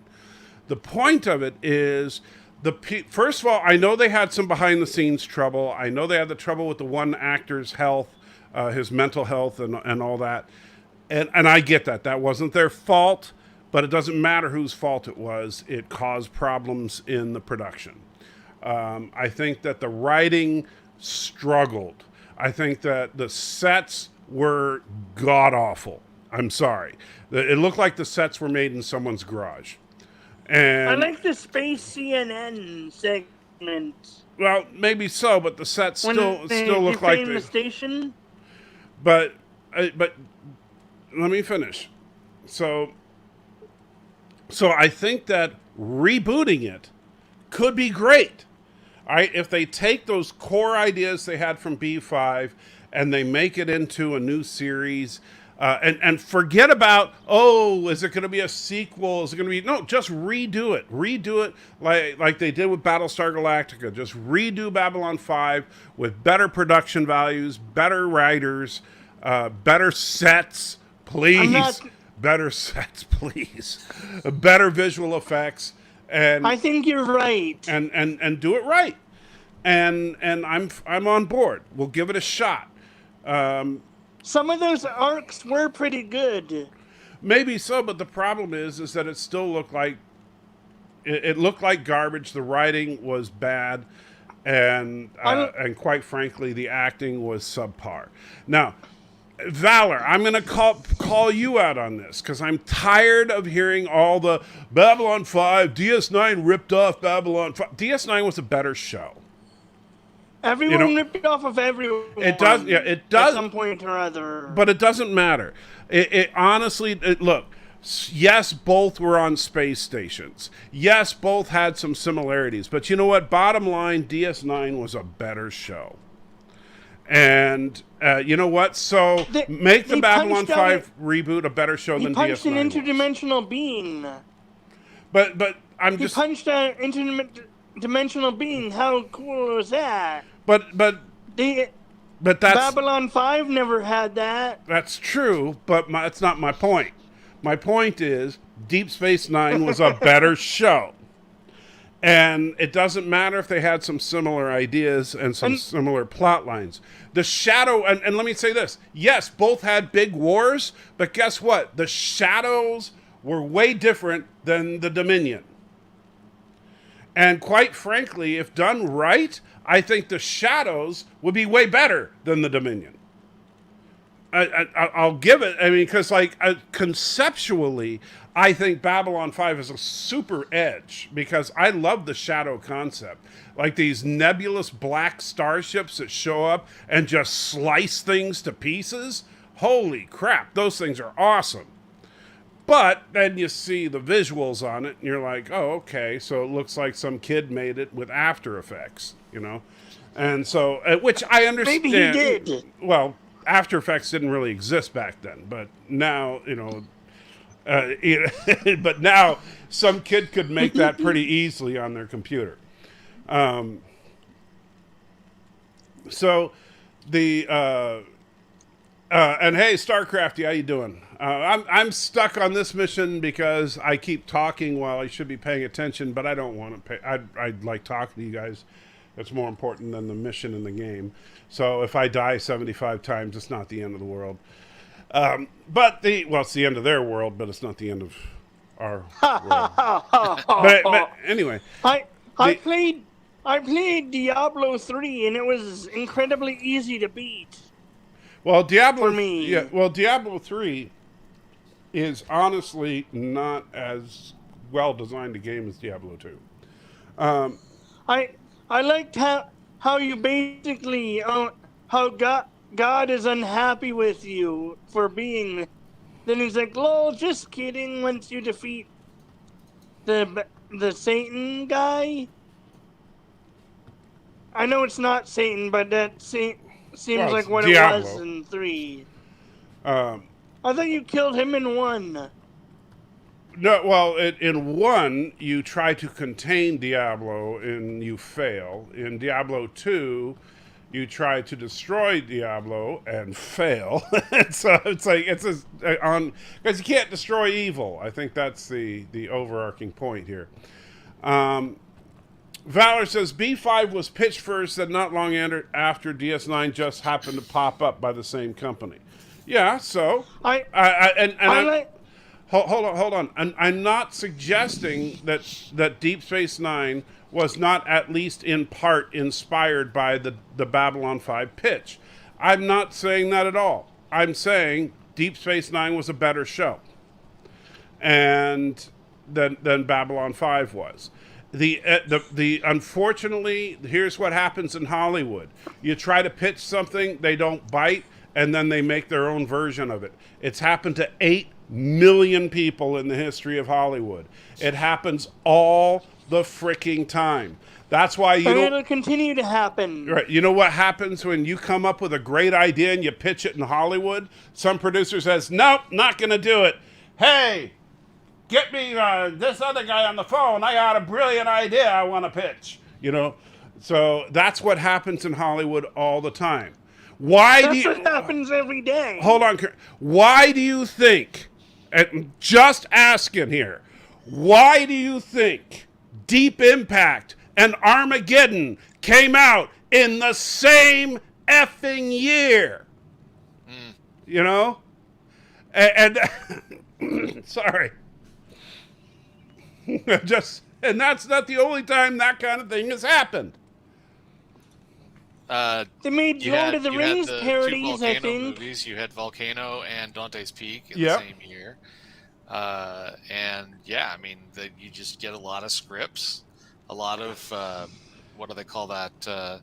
Treatments Yep. to produce a particular story. Actually, if you watch on Netflix, they've got a series that they've been adding to that talk about the behind the scenes production of movies. And there was one movie they were discussing that actually seemed to float around in production hell for years. Oh boy! And it was Back to the Future. Mm-hmm. The original treatment for Back to the Future was absolutely not what we got. And Family Guy made fun of that. and Back to the Future. and on top of that, Family Guy's made fun of just about everything. the Has South Park done Back to the Future? Not that I know of. Not that I... South Park typically sticks to current affairs. Yeah. So But yeah, they've done their little parodies of like I remember they did their Buck Rogers thing, but they generally don't specifically parody movies and stuff as much as parodying events, like parodying news events. Anyway, and Lancer says, not a fan of the series, but how do you like this remake? Is it just a graphics update, or did they change more than just the graphics? Well, they did change some things other than the graphics. By the way, I do like the fact that here's the original right here. You can see it. And then the new version is layered right on top of it. And so it is literally a new game that is running on top of the old engine. So everything that was in the old game is in the new game, but they added a few minor enhancements, but nothing that changes the core gameplay. Drop rates are the same. The monsters are the same. They wanted to make sure that the core game was exactly the same. So if you didn't like Diablo 2, you won't like this one because you'll think it's just a prettier version of it. But if you're a fan of the original, you'll be a fan of this too. I just want to make that clear. If I recall correctly, there was a lawsuit over it at one point. Yes, there was a lawsuit that I believe settled out of court. And Valor says, so it's not often because Seth took his... What do you think about the Scarlett Johansson stuff? Don't care. I generally do not care about Hollywood lawsuits. I will tell you. If people say, oh, this person sued this person in Hollywood, yeah, it's Tuesday. I don't care. People sue each other in Hollywood every day over stuff like that.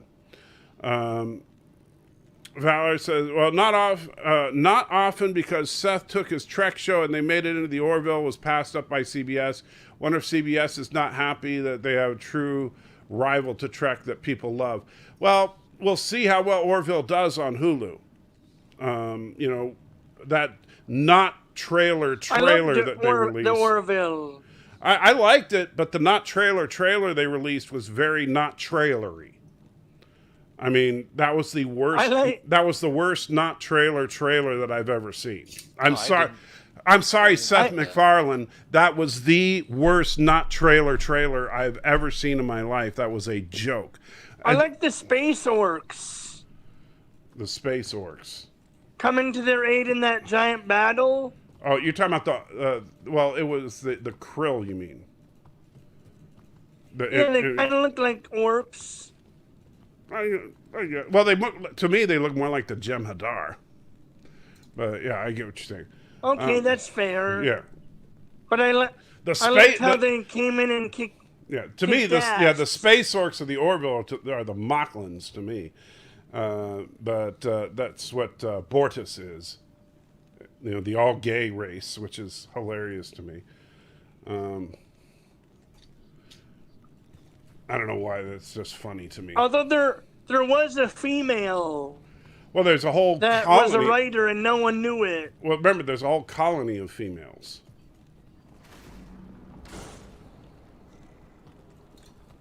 You're right. Is the trailer you're talking about the one where they just zoom in across the bridge? Yep, Okay. that's all they do. This is kind of... And they play some sound bites from the big battle in Identity Part 2. Yeah, it's like clip show with no clips. Yeah, now Do you think? hold on just a second. Now notice the bridge is updated. I don't know if you noticed that. Yeah, I noticed that. And so now you know Mercer Create. He loves the Orville, and I get that. I'm not faulting him for that at all. But, you know, and so Mercer's like, oh, yeah, it's so awesome. I think those are even new sound bites, which, no, they're from Identity Part 2. But the one thing that I said when I saw that is, okay, yeah, nice set update. That's all we got out of it. Help! You know, I'm sorry. That's all I get out of it. Lore Reloaded said. What did Laura say? Let's see. Laura says, gay people are funny. I can't even understand why the Phantom Menace and Trump supporters flock your channel. Shut up, Laura. I'm Canadian! I hate you, Laura. I make one little offhanded remark, and of course Laura's there for it.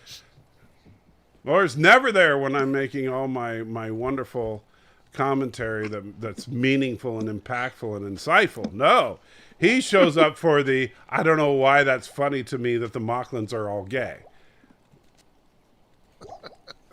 Hey, if he was quiet just a little longer. Except for when they're not.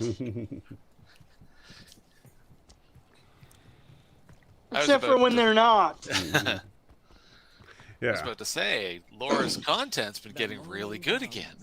Yeah, well, that's true. We were talking about your content earlier, Laura. You know, we were about the fact that it's nice to see that your content's actually, you know, getting decent again. Did you hear about them? They think she is the first Asian movie ever. Some people are saying that in the newspaper, in the Wait, whatever. The first, What? You broke up. For yeah, a you second. broke up. Something about the first Asian something. Some people in that are praising.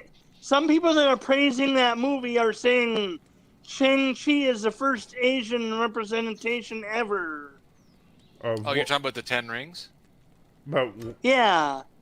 the first Asian representation of what? There's been a gazillion Asian movies. I've never seen. No, but that's what they're saying. He's the first. Okay, if they've never seen any like Jackie Chan movie or any Jet It was Li before movie. their time, apparently, so it doesn't count. Okay. Well, that's true, you know. That's how those people think. Because, you know, the Blade series didn't exist, and, you know, Sigourney Weaver didn't play Ripley. That's and- what those people think. You know that, right? All right. Let's see. Valor says, since I boycotted Disney years ago, I saw the dropped... ending. Oh, so Valor says, since I boycotted Disney years ago, I dropped Hulu the moment Disney got it. Viv wasn't happy with that, but the money I'm saving, I will make it up to her. Well, okay, have fun with that. I have better things to do than to stress out over boycotting and hating on people because of what the politics are or opinions are of people that work for various companies. Laura says, won't last. You can't make your money on this platform unless you make crap. It's the first Asian movie to hit box office gold, is my understanding. Like to get number one. Not true. That would be, what is it called? What is it called? What's the number one movie this year again? Hi, Mom? and it wasn't even released in the U.S. It's a Chinese movie. So Shang-Chi is There, it's the #1 American movie. did you see Shang-Chi? I have not seen it yet. No, I won't get a chance to see it. Of course, because of you, they actually have a woman shooting bow and arrow, and she's been there less than a day. Okay, I'm not sure what that means. What do you mean? And she gets the big monster.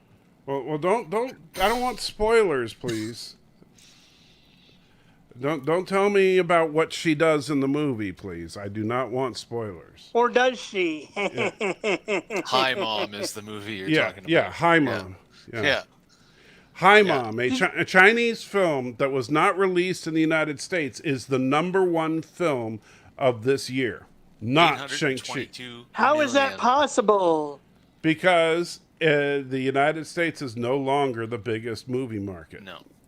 Detective I'm Chinatown glad about 3. that. Well, I'm glad you. Well, you shouldn't be. If you're glad about that, I'm glad we're not going to get good entertainment anymore. Yoo-hoo! You know. Yeah, I was gonna say, did you watch Okay, that's a European good movies compared to Hollywood That's a good productions in the point. 80s? Did you ever see Space Truckers? That was an 80s no. movie. I don't remember that one. No, not that one. Yeah, number It- 3, by it the was way, just is called Detective Chinatown. Another international only. It was a 686 million. It's a stereotypical trucker saves Earth from killer robots, and then accidentally assassinates the president. You know, that makes me kind of think of something funny. We kind of look at the fact and that streaming outfits will just produce anything and everything under the sun right now because they've got your subscription money and they're just going to make content, Right? Because they've got your money, so who cares, sort of.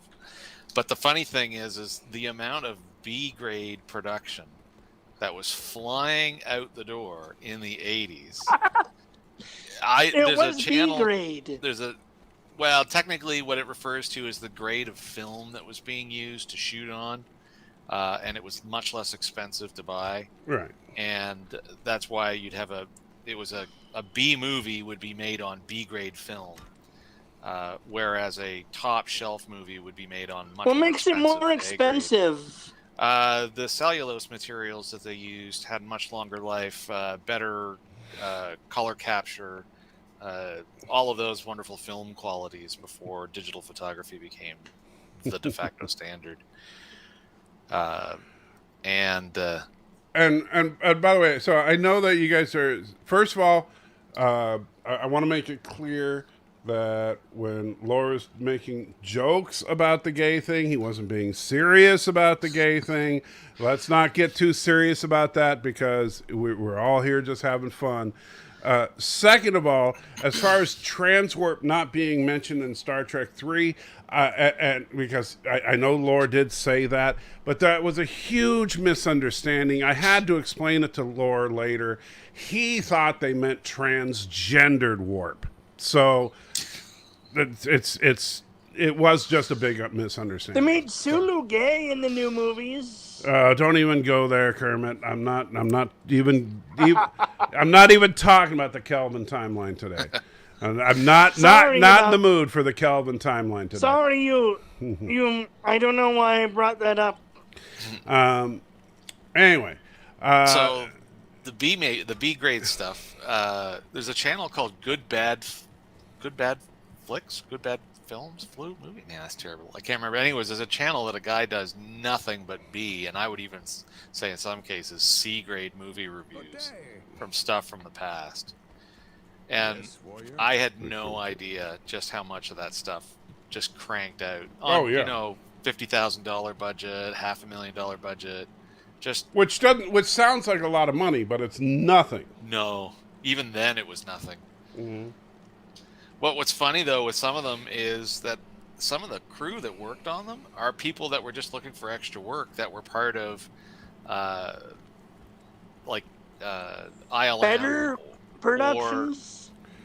No, Well- no. These people were on shoestring budget. They were making the best of what they were being paid to do. And but some they of them part were of- putting out some good work for what they could do. Yes. Yeah. Yeah. And in fact, I will tell you that one of my absolute favorite films is a B film. Is there a Z? What's the lowest grade that they do? Well, there's not really an official grade. It's just B films are just kind of referred to as that second tier film. It's not like there's actually like a C How many film. tiers are there then? There's 2.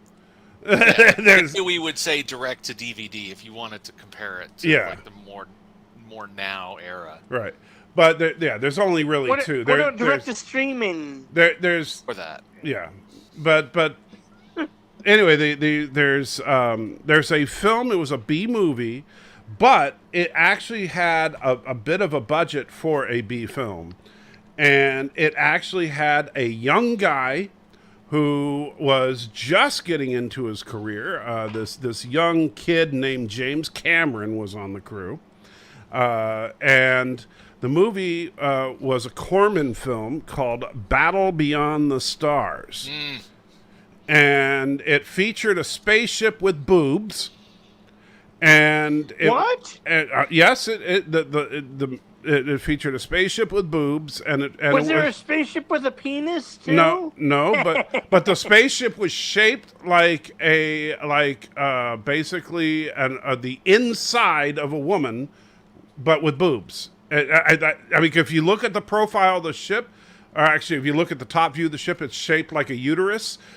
And on the front of the ship, it does have boobs, and the ship has a female computer, and it's like the most feminist ship ever. It's hilarious, but Is it crewed by all women? no, let me finish, Kermit. The movie is Sorry. is actually a remake of the Magnificent Seven in space. So yeah, there's the ship in that picture. Look at that thing. I mean, it's like so blatant right there in the promotional poster, and yet nobody sees it. I mean, that's the hilarious thing. It's a ship with boobs. So And there's your fallopian tubes. yeah, and- it's hilarious. The So ship. the boobs aren't weapons? No. They should have put a couple of gun turrets on there to make nipples. No, the weapons are the fallopian tubes. I don't know why. So they had to leave That's a material missed for. opportunity. or I guess the ovaries. I guess would be the where the weapons are. The That's a missed opportunity. yeah, but if you look at the Or ship from the maybe top, not. you can see the Maybe it was uterus. deliberate. But so the ship is named Nell and it has a female voiced computer. And she likes having a man inside her to pilot her. I mean, it's hilarious. The whole concept is hilarious. But yes, it's a remake. It's a remake of the Magnificent Seven in space, and it has George Peppard playing the part of Space Cowboy. The entire thing is just ludicrous, and it's so great. It's just so great. Some of those movies are actually decent. It's a fun movie. I plan on watching it on movie night with Matthew one of these times because it's just it is a genuinely it's it's funny because it's hard to even call it a bad movie because it's not. It's a movie that should be bad. Everything about the movie is bad, but the movie is good. And so and so it's just hilarious that it worked out that way. And the fact that James Cameron this was, I think, his first film that he worked on.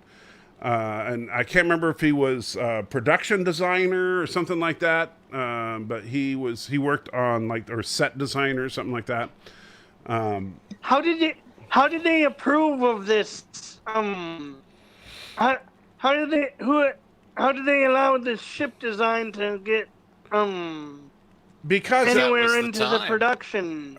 That was the time. It was 1980, I think, or Yeah. 1980 that the movie came out. It was it was the late 70s that this movie was in production. At first they were probably thinking it was going to be an R-rated movie, but it was actually turning out to be pretty good, so they went for PG, and it turned out to be a pretty darn good movie. And I remember I saw it in theaters a couple of times. Thought it was pretty darn good. They had some interesting sci-fi concepts in there too. Like there's a species that they introduced in there called Nestor. And Nestor is they fly around in classical UFOs, so glowing flying saucers. Did they glow as well? Because it was on the poster. Yeah, I just glowing said beams. the Nestor they glow as well, and the Nestor are all they're almost like a friendly version of the Borg Collective. The Nestor are all they are all a singular experience. So all Nestor experience what all Nestor experience. And so at one point, one Nestor bites into a hot dog, and all the Nestor Collective get to taste what a hot dog tastes like. I've never seen the movie, so that's pretty funny. Yeah, and so stuff like that, and Did they like it? Yeah, they found it quite interesting. And George Papard, it was so funny because they were like analyzing. They're like,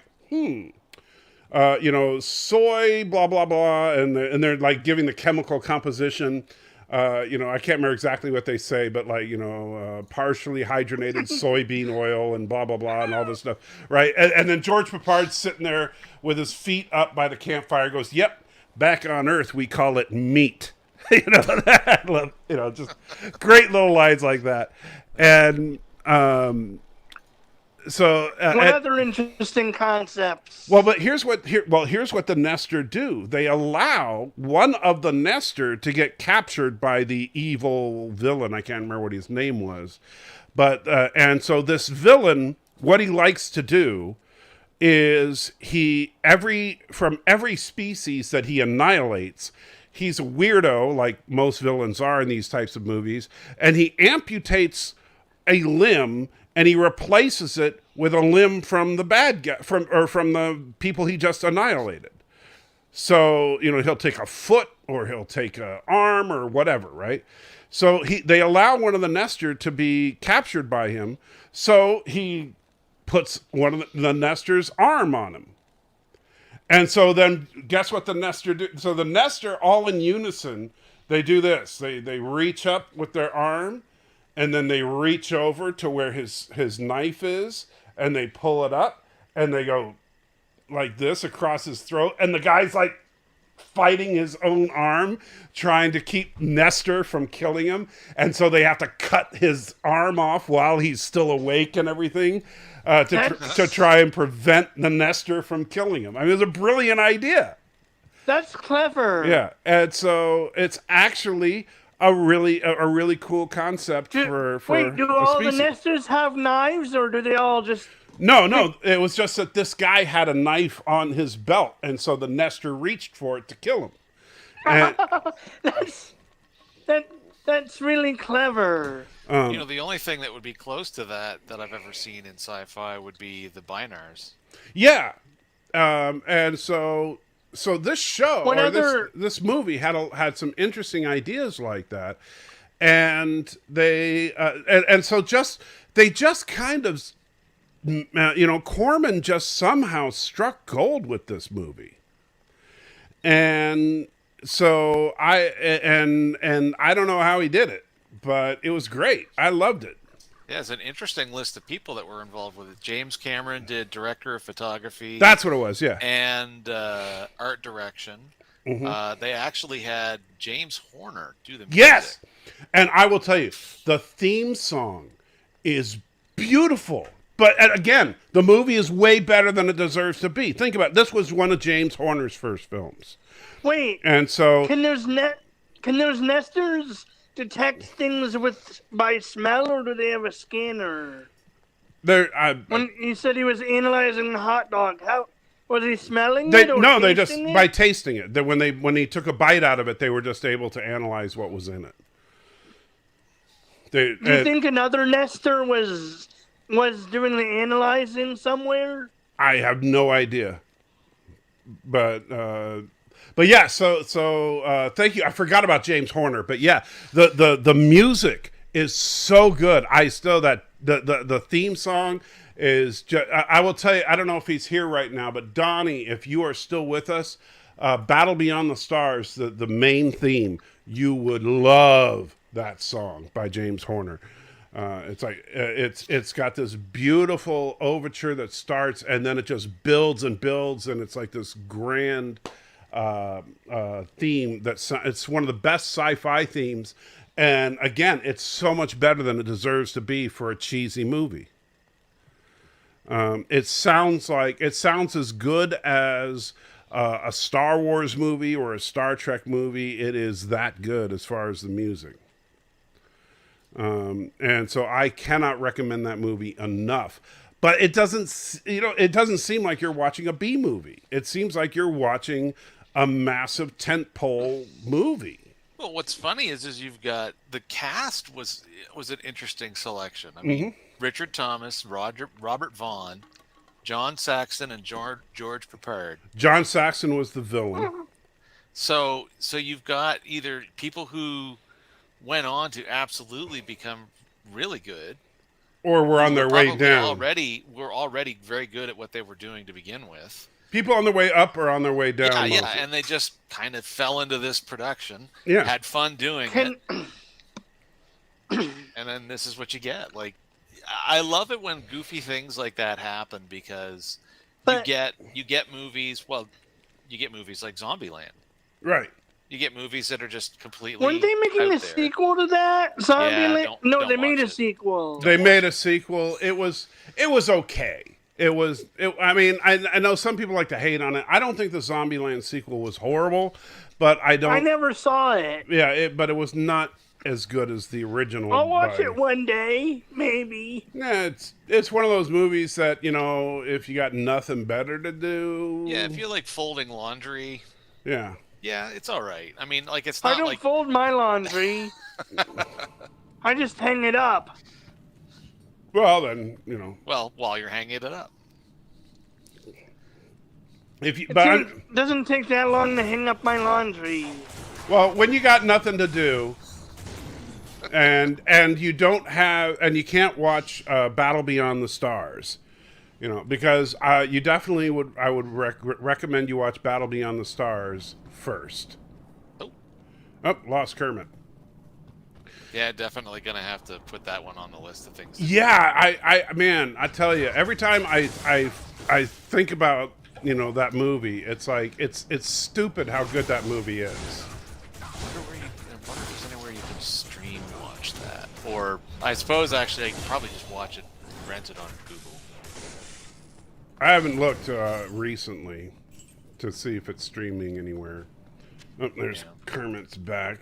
Let's see. Of course, make me exit the game to go get him. What happened to you, Kermit? It kicked me out. Okay. Sometimes it does that. You can rent for how much? For $3. I know where I could find it if I wanted to. That's not bad. How much is it to rent? 3 Shatners in SD. 3 shots. Did you hear that William Shatner is going into space for real? I did hear that. Did you also hear? Yeah, he's gone on one of the billionaire space flights. Oh, is he gonna go up on SpaceX or is he? I don't know which one. I think Blue Origin. I want to say. I don't know who owns Blue Origin. That's Bezos. Yeah, Dr. Evil. Oh, he's on the wrong one then. It's been nice knowing you, William. I'm glad I got a chance to meet you. Yeah, it is. Yeah, to supposedly go to space on Bezos' rocket. There's also Russia is making an entire film on the International Space Station. Well, what's the film going to be? Yakov no Smirnoff, The Adventures in Space. Who? You don't know who Yakov Smirnoff is? No. He made. Wasn't he one of the first to go up? No, He's Yakov. a comedian Yeah. and an actor. Did you ever watch? Sorry, Night I don't Court? know him then. Yeah, You ever watch Night Court? What a country! I'm in No, I space. Oh man. Man. In Russia, space bringing float back on Night you. Yeah, Oh, exactly. Yeah. Aren't they bringing back Night Court? I hadn't heard. I've never heard anything. I don't think you could do Night Court. Night Court was one of those shows that was a half-hour comedy that was also a bit of a statement on the current affairs. I don't know that you could do that today. No, sure you could. You just have to completely change everything. Yeah, I don't know that it would roll. I don't know. There's a bunch of shows that, in theory, you could always do them again, but I just don't know that they have the same kind of impact that they had originally, or acceptance. What about that baby? Did you ever see that Babysitter Club book series? He's on Netflix. Now that's something I actively try to avoid. Yeah, my wife probably watched it. I have not. They made him. I think they made a movie in another series back in the day. Well, if it's called the Babysitters Club, I can guarantee you that I have not watched it. They actually They actually have a mystery series. I'm sure they do, and I'm still not going to watch it. They also have a spin-off of one of the people in California. Still not going to watch it. That's true. I don't care if you do or not. It's books, not. Well, I'm not going to read it either. One of the last books of the main series was one of the babysitters' houses burning down. Actually, two of them. Oh, so I might like that one. Yes. I mean, if you know. They live, though. Oh, then I won't like it. I mean, if all the babysitters But died, they lose then- everything. Well, that's a good thing, but I'd still prefer that they all Two die. of them. Oh, speaking of The Babysitter, if there's a modern bad movie you want to try to get Matthew to watch, you could. I don't think I'd consider them bad movies, but they're not. They're not particularly awesome movies, other than they're good for a laugh. Is the two Babysitter movies that came out directly to Netflix? Oh no, we're gonna be booked for quite a while here. They actually they actually talk about real, like, suicide and Well, I don't want to watch domestic some. violence. Why would I want to watch that? That sounds horrible. It's in the books. So I don't far. care. This has nothing to do with these books. This is a movie about Yeah, but yeah, Kermit, that's not. sacrifice. Yeah. See, if it's not sci-fi or action or something like that, sorry, I'm not into movies that are like, generally speaking, I like a good drama every now and then, but I don't want to watch movies and read books about suicide. That's just depressing to me.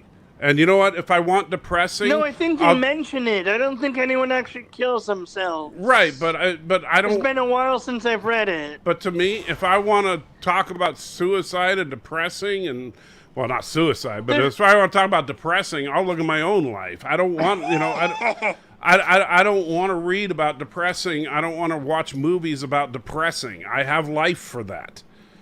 Good point. How are you feeling, by the way? Depressed. Thank you very much. So I don't want from your injuries. Well, I'm taking all my meds, but, working on it. What was I going to say? So I wanted to talk about what the plan is with Matthew here. This is going to take us well into probably 2023 now. So, we're doing 6 weeks of Trek starting this coming Friday. So this Friday... Oh, no. Yeah, so this Friday we're watching Star Trek The Motion Picture, and then the following Friday Star Trek 2, then 3, 4, 5, 6. Now I'm going to try, I haven't talked to Matthew yet, but I'm going to try to convince him to allow me to stretch that 6 weeks into 7 so that after Star Trek 3 and before Star Trek 4 we can throw a Halloween special in there. Because that'll They have Halloween specials? No, but but Halloween will be that weekend. Oh. So I want to ask Matthew if we can take a 1 week break from the Star Trek marathon and do something Halloweenish. I don't know if he'll let me do it. They're making another Friday the 13th, I think. Well, yeah, but we're not going to watch a new movie. No. Which one has Jason? Yeah, that's Friday the 13th. Yeah, but they are making a new Halloween movie. I know that. Anyway, so but that may or may They also made Candyman or whatever. Yeah, we haven't seen that yet. I'll tell you, the first Candyman movie is a masterpiece. The new Candyman movie, I don't know. I've heard mixed reviews on it. I don't know if I want to see it because the first one was so good. It looked like it was an allegory for police shootings of black men. Well, black men? I don't know about how can a movie be an allegory for black people. Well, the first one, you kind of have to see it, but the first one, it's, most horror movies. That's what I got from the advertisements, anyway. Well, most horror movies, have the main villain of the horror movies, whether it be Freddy or Jason or Michael or whatever, there's usually some kind of backstory to how they became the superpowered killing machine that they are. And that's what makes Candyman so unique, is that story in Candyman is a very deep story, and it actually has some real lore to it that is interesting. And it goes back to the American slave trade, because Candyman was a slave, and what happened to him was horrific, and then he comes back and is now a horrific killer if you say his name 5 times in a mirror. And it was a great... What if you don't say it in the mirror? Then nothing happens to you. You got to say his name 5 times in the mirror, then he shows up and kills you with his hook or his bees. And I would take the hook, please. Thank you very much. Anyway, the sequel movie, I don't know. I'm mixed on. Plus, Candyman was played by the guy that plays Kern, Worf's brother. Tony Todd. And he's got that voice. One of the actors from the gray hair, the actor who plays Carol in Walking Dead is in the new Friday the 13th movie. Okay. But anyway, let me get back to what we're doing with Matthew here. All right, go ahead. All right, so depending on if Matthew lets me do a Halloween thing, that's the next 6 or 7 weeks.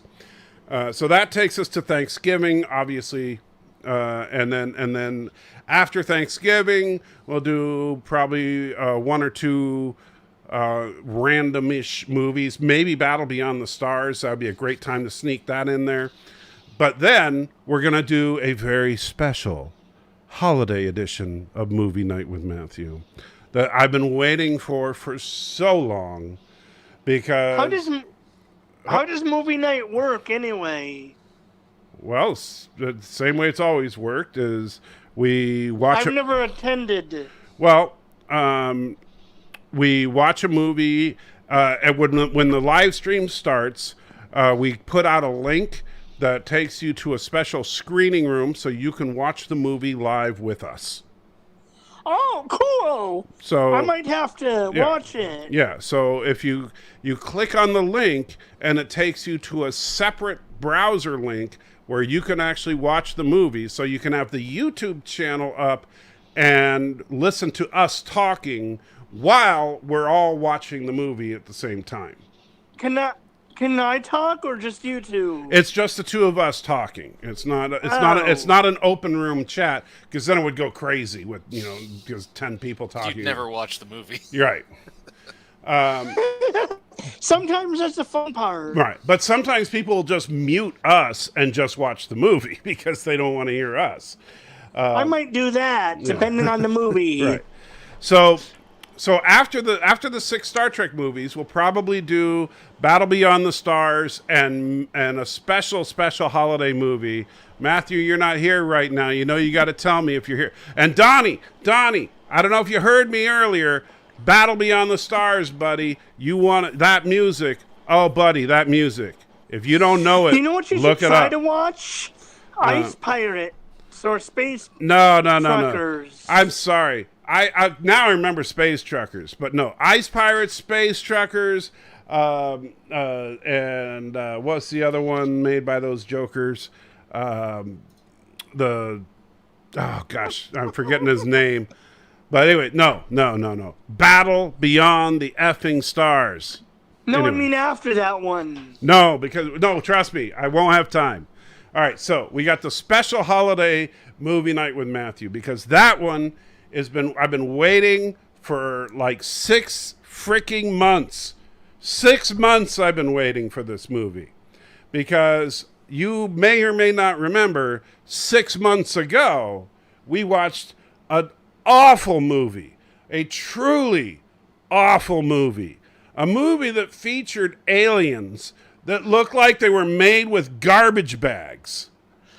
Was that the one that they just looked like they Fifth made with a Element? couple of handy cams? Yeah, it was called Feeders. Yes. Okay, and I mentioned then, Fifth Element was good. no, this is called Feeders, and this was a horrible movie. And I mentioned then, and I told Matthew, you're going to forget about this, and I know I'm right, but the Feeders had a sequel called Feeders 2 Sleigh Bells, because it's a holiday film where the aliens come back. No. Made by the same people? Yes. It came out the next year. How'd they get green light for that then? Oh, the movie, you greenlight nothing. The movie was made for like self-funded. Yeah, the movie was made for like a couple $100. Oh no! Mm-hmm. These stills are awesome. They made a Krampus movie or two. So, Oh, this is gonna be beyond painful. so yeah. They made a Krampus movie or two. So but this is going to be better. Trust me. Feeders 2 Sleigh Bells. That's going to be our holiday special. I don't honestly keep track of what you guys watch or don't watch. Right. So we're going to watch that along with Rudolph the Red-Nosed Reindeer, because I'm going to be pointing out throughout Rudolph the Red-Nosed Reindeer what a bigot Santa Claus is in that story. And I also watched I heard an NPR thing one year where they had around Christmas time where they had evil Santa, and he sent out all these evil Santas, and they also had killed Rudolph's son. okay. Well, It was weird. That sounds weird. I don't remember all of it, to be honest. So after all that, then we're gonna, that'll get us to about the new year. So how do we kick off 2022?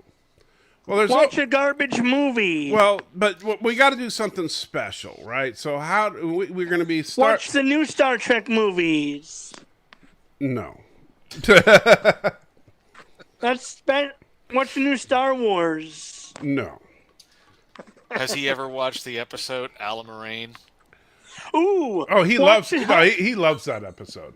Watch the holiday special for Star Wars. No, I won't watch that one on movie night because there is no such thing as a legitimate copy of that, and I will not watch something that we can't have a legitimate copy of. Aww. That is a rule that I hold, house rule on that, because I will not break the law, and it is not illegal. I did not know there was not a legitimate copy. Because it was never released legally. Yeah, when it became the I laughing thought it stock, was for a time. It was on TV. It became a laughing stock, and Lucas went out of his way to effectively delete it from history as much as he could. Yeah, it's never been But released for home video. It's never been released on DVD. It's never been released on VHS. Never been released on Blu-ray. There is no such thing as a legitimate. Disney's gonna make a new one. The Disney. I've heard that. Yeah, well, Disney already did make a new one, the Lego version. It was horrible. And now I am looking forward to the Guardians of the Galaxy holiday special. But there's I no. like their Lego Star Wars earlier ones. But there is. They were funny. Right. But we're going to start off 2022 with a new franchise. A franchise that Matthew, despite the fact that this franchise has got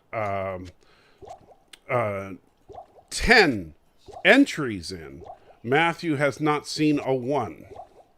And so we're going to watch the entirety of the Fast and the Furious franchise. Now, I love... I thought there were 9 movies, not 10. Oh, you're forgetting about Hobbs and Shaw, my friend. Yeah. That's true. Yeah, so there are That wasn't 9. a real one. No, that's a real one. That's in. Yeah. It's actually, the name of the movie is Fast and Furious Presents Hobbs and Shaw. So it is an official canon Fast and Furious movie. So yes, indeed, Hobbs and Shaw is part of the Fast and Furious verse. And so How has he not I even seen didn't the know first that. one? you haven't seen the first one? No, how has he not I seen don't the think first one? I I don't know. don't think I've seen the first one. And well, the funny thing is about the Fast and Furious franchise is that it starts out about street racing. It's a heist movie. No, not the first one. Well, The first one is a well- street racing heist movie. Well, the first one is Point Break with cars. yeah. Okay. Yeah. They And- don't What rob about Death banks, they Race? rob other stuff. What yeah. about the Death Race franchise? That's not Those really were okay. Death Race isn't. I mean, well, it's a movie with some direct to DVD follow-ups, but They put But you there's see- some on Netflix, and But here's the thing, Kermit, is that what I love is my favorite thing about the movie night stuff is when a movie just makes Matthew want to cry, right? That's the best time. And so what makes Matthew really want to cry is when physics are broken. So far, the movie that really got him the most was San Andreas, and San Andreas really got to him, and 2012. 2012 got to him a bit. So What does he do for a living does he do it? Is he like a structural engineer or something like that? Or? no, but he programs poop extractors. That's how I call it. what?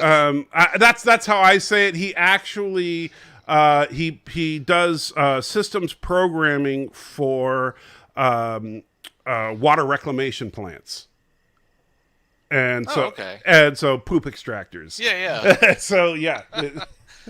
It's funny that would get to him, because for me, anywhere where it's IT related is where my brain starts to twitch. But Right. the physics stuff, I get it. I love it when they throw physics out the window. Yeah, but the funny thing about Fast and Furious is that he'll watch the first one and it'll be like, "Oh, that wasn't so bad."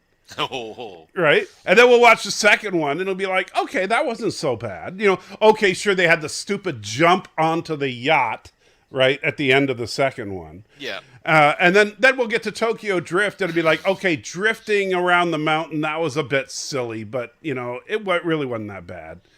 And then we're going to get to them towing the safe around what was that, Rio or whatever it was? Yeah, somewhere in Brazil. Yeah, Yeah, one of the big cities. and it'll be like, okay, this is getting a little bit much. And then by the time we get to them jumping the submarine, He's gonna just lose it. exactly. So, Or no, catching I'm thinking Michelle Rodriguez in the air. oh over yes, the gap on of the those freeway. Yes, highways. yes. Yeah.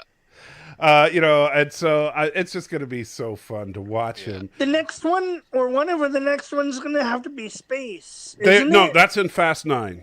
Yeah, they go into space. They actually do go to space. Yeah. Yeah, like into low orbit or whatever. But yeah, they are in space long enough to say that Fast and Furious went all the way to space. Hmm.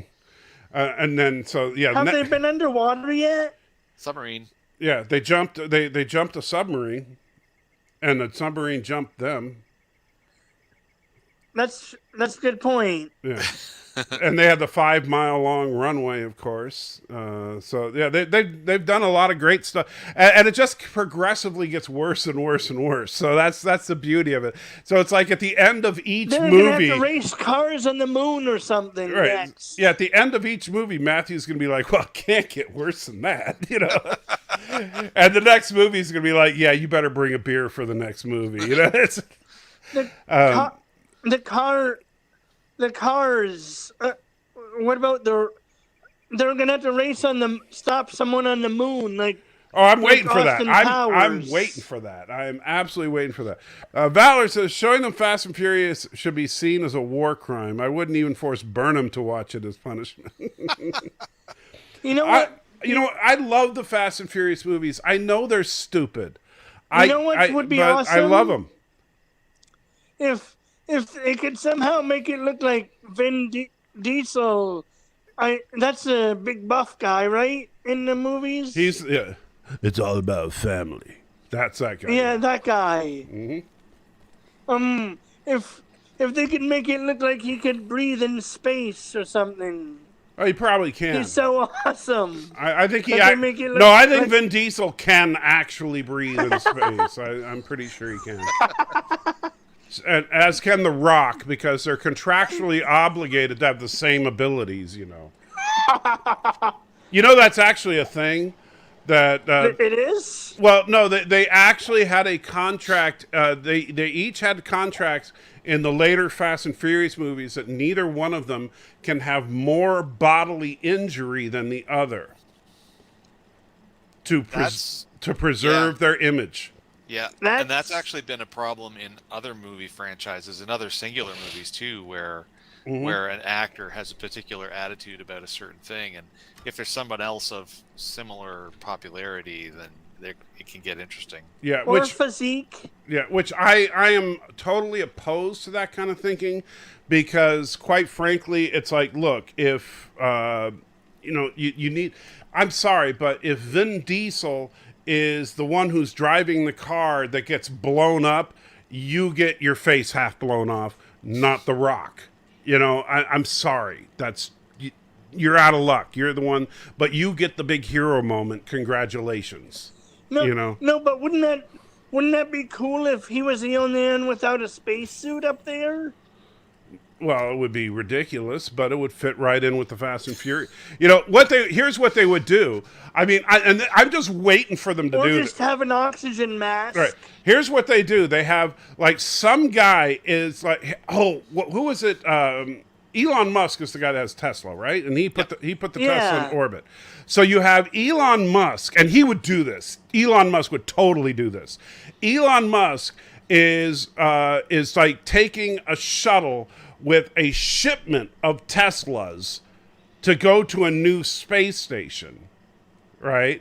And he hires the crew as security on this thing, right? And something goes wrong, and there's bad guys galore, and they're fighting on this shuttle, and something goes wrong, and then what about aliens? Hold on. So something's going wrong, and they see in one of the other shuttles, Elon has flown out of the shuttle, and there's no way for him to, there's nothing he can do, and The Rock is standing there inside his shuttle, and of course he's just wearing a muscle shirt, right? And so he's like, "Oh, somebody's got to help him." But you don't. What's his name? Hobbs. Hobbs, you don't have a spacesuit. We don't have one big enough for you. I don't need no spacesuit. And he just opens the door, and before the air, and he takes a deep breath and holds his breath, slams the door shut, and just pushes off. And he's and he grabs him, and then and then as he misses the door to the other shuttle, but then Vin Diesel's like, "It's all about family," and he takes a deep breath and jumps out and grabs him and then pulls him in. Why not? Elon They're Musk so would far do into that. it. Why not? You know what would be better if it was aliens. Well, they'll do that in the next one. Yeah, you gotta slowly ease into this. Right. You don't want to, spend it all in the next movie. Or make aliens watching. What'll happen is, and they'll bring in the xenomorphs, right? And so the egg thing will open up, and the face hugger will jump out and get on Vin Diesel's face, and then it'll fall off, and you'll see Vin Diesel just bit off the inside of the thing and spits it out, and so, I don't think so. That's so ridiculous. It might happen if they can get the rights to them. And then another one will be on The Rock, and it'll fall off, and he'll spit his out. He goes, "No thanks, I've already been married." It'll be like. That's how they'll That's do so that ridiculous. It might actually happen. I think it will. I think Fast and Furious when you 14. consider in Hobbs and Shaw, they had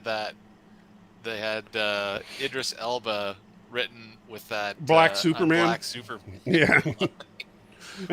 He is Black Superman. Which I absolutely loved. I thought that was. I mean, it fit with the ridiculousness of the movie. I'm surprised they could get away with the line, considering the Fast and Furious is made by Universal. And so I'm honestly surprised that Warner Brothers let them have it. Because, they had to clear that. Yeah, but the fun thing is when you're in a situation where the three main cast members of that movie are all actually, diverse. They can kind of get away with a lot more. I mean, you've got a Samoan, black British guy, and Vin Diesel is like 3 or 4 ethnicities. Right, but my point is, He is? Yeah. I can't remember what he is, but my point though is that.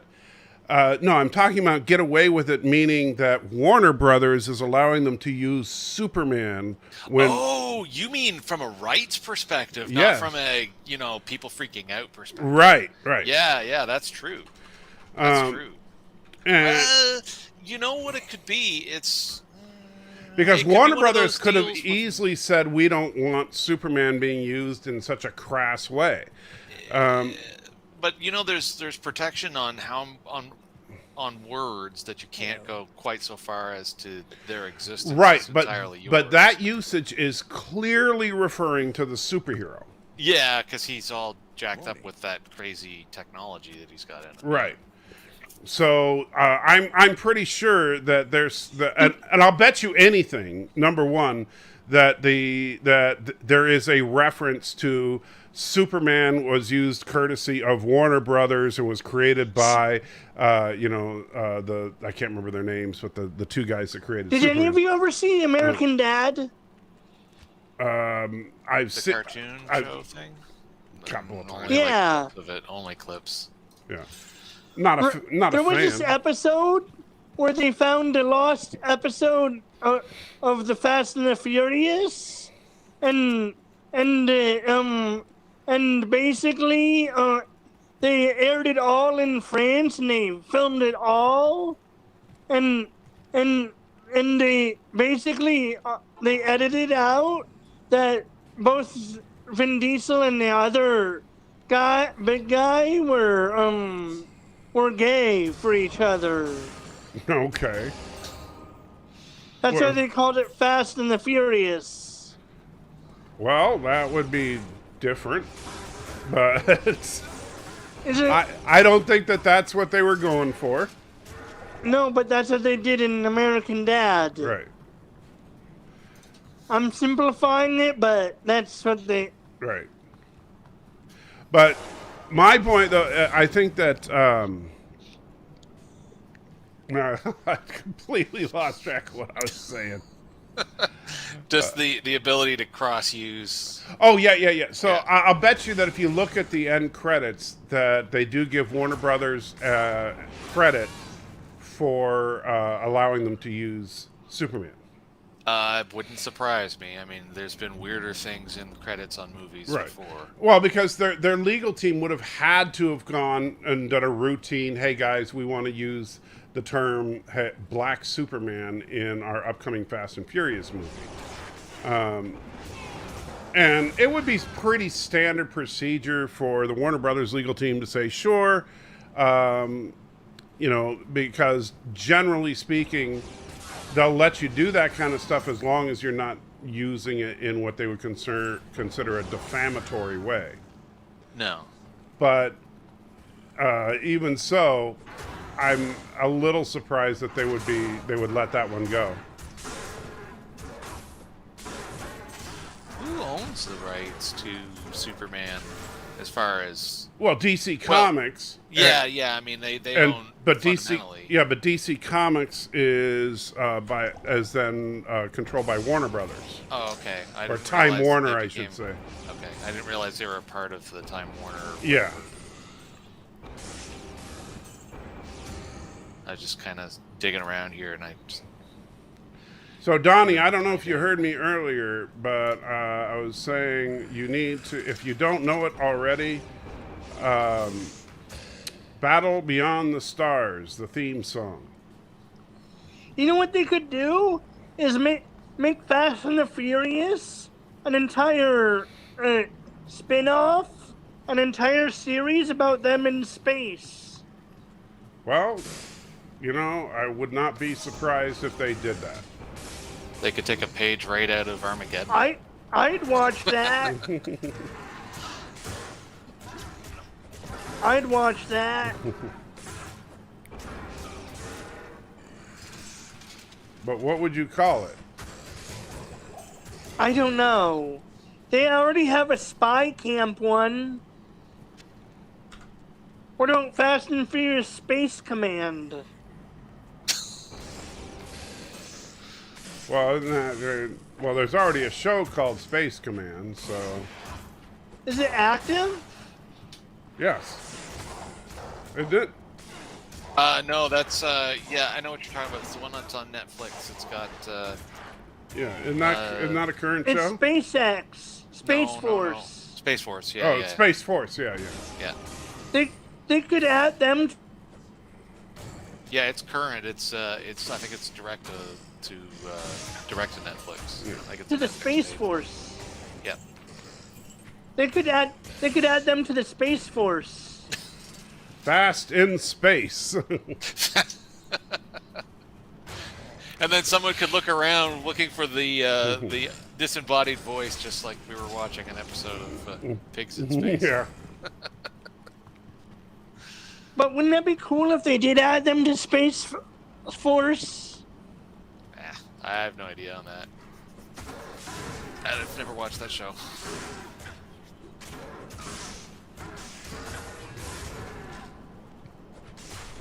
It's a comedy, but I didn't really like it. What, Space Force? Yeah. I thought it was alright. I only saw I didn't even finish season 1. I thought that, aside from it being a little too much with the graphic language, I thought it was good. But can they even do a season 2 and there's no more Trump? Why would Trump have to be in office for it to be season 2? Actually, you're right. Never mind.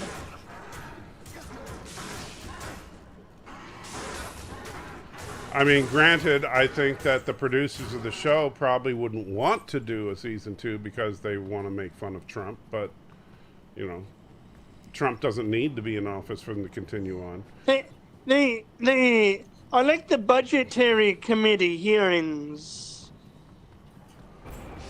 When those women stormed it, Yeah, that when was, they got their day wrong, yeah, that was funny. they were all. Jason, did you see it? No, I haven't watched They were it. You haven't watched all Space dressed Force, as- really? No, it's got renewed for a second They were all season, so maybe I'll give it a go. They were all dressed as handmaids. Oh, goodness. They were all dressed in Handmaid's Tale outfits. Oh no. Okay, so now I'm definitely gonna have to watch it just to see how that all plays out. Yeah, it's pretty. It's They pretty were in funny. here very briefly. As long as you don't mind a little bit. And Of, China gets a base on the moon. yeah, as long as you don't. Well, don't give them all the spoilers. Okay, don't tell them all the spoilers. That's all I know about it. Well, don't tell them anymore. You know more than that. Don't tell them anything else. Have you ever seen For All Mankind? Wait, man, you're just all over the place. Slow down, jeez, Kermit. Sorry, that's how I am sometimes. Well, stop. Jeez. We can't do 17 topics a minute. All right.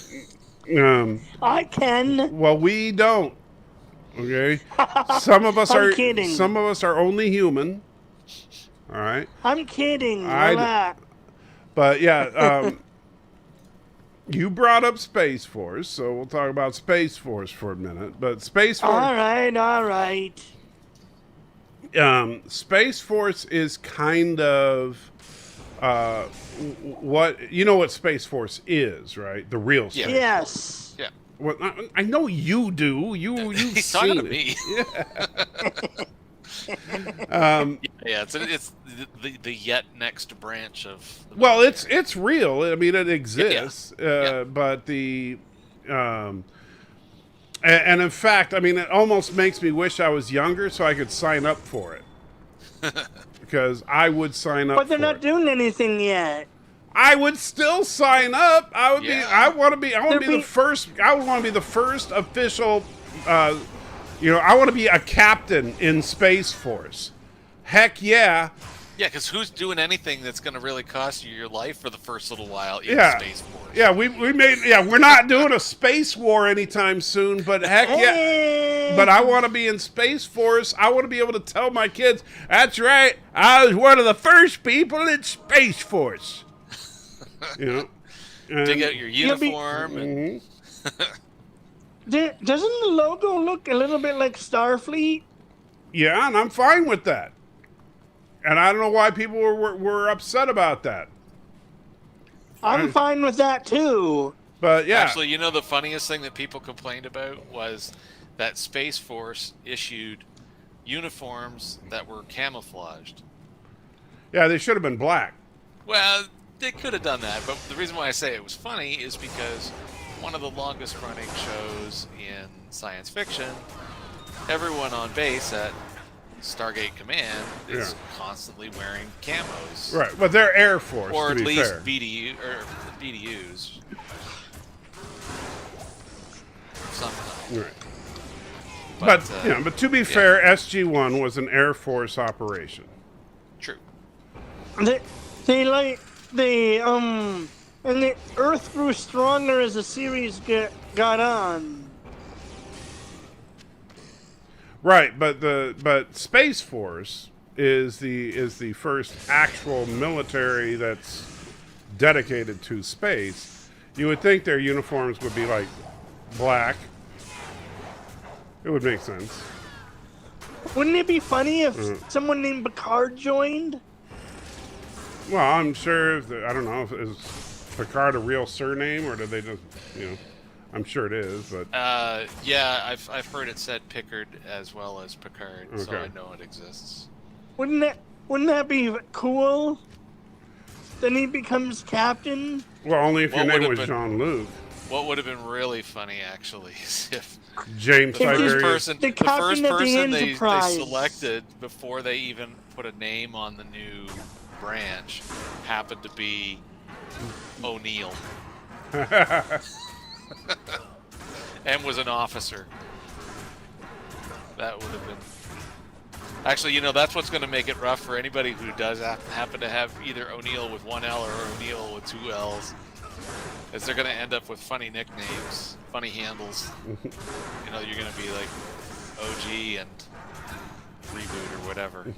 Reboot. Remember, I don't know if you remember, they made a big point of actually having Richard Dean Anderson's character say O'Neill with one L in the show, because in the credits, O'Neill in the movie was spelled with two L's. Not that it really matters. Because... No, but they had fun with it. They'll probably give some of those people handles that are science fiction-y names. Maybe. Some of them. That's not usually how that stuff works. A lot of people always think that it's based like any of that, Some of them, I said. What do you mean? We give what No, science like, fiction names? Like some of the people in Space Force. Well, why would they give them science fiction? I don't understand what you mean. Like call signs. Oh no, that's not how call signs work. No, call signs. Well, I mean, it could happen. Well, call signs would only be for pilots. It could happen. Well, if they have, but it would only be for pilots, and as far as I know, they don't have any space planes as of yet. Well, and call signs They're are working on it. Notorious names as well. They're not given to you to be praiseworthy.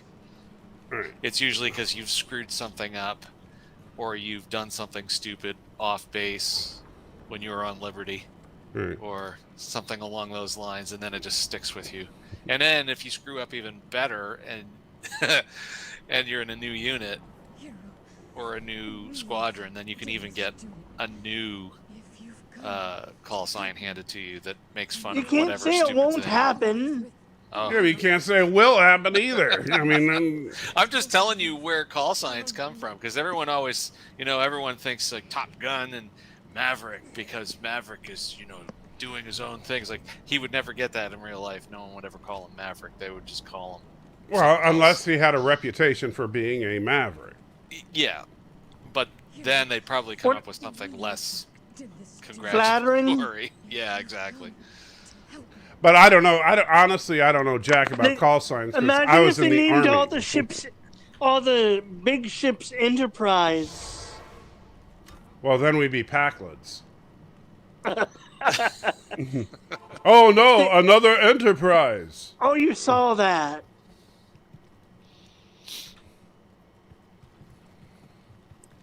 I thought it was I thought that ending was amusing. Which ending? Of Lower Decks. Oh yeah. When the Titan comes to save their butts. Well, of course. But they didn't get out a distress signal, did they? Because they said they were jammed. Well, they. What you're saying? How did the Titan get the distress signal? Because they were jammed. They specifically said they were jammed. I'd have to go back and rewatch it, but I believe they said that they only got a little bit out. I think they got a... No, that was the other ship that brought him there. Well, Half a distress signal. Right, well, maybe they got the same thing. That's a good point. I only remember they only went there because of half a distress signal. Right.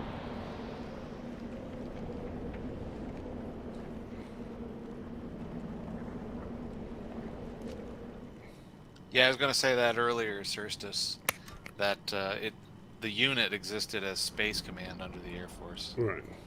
Yeah.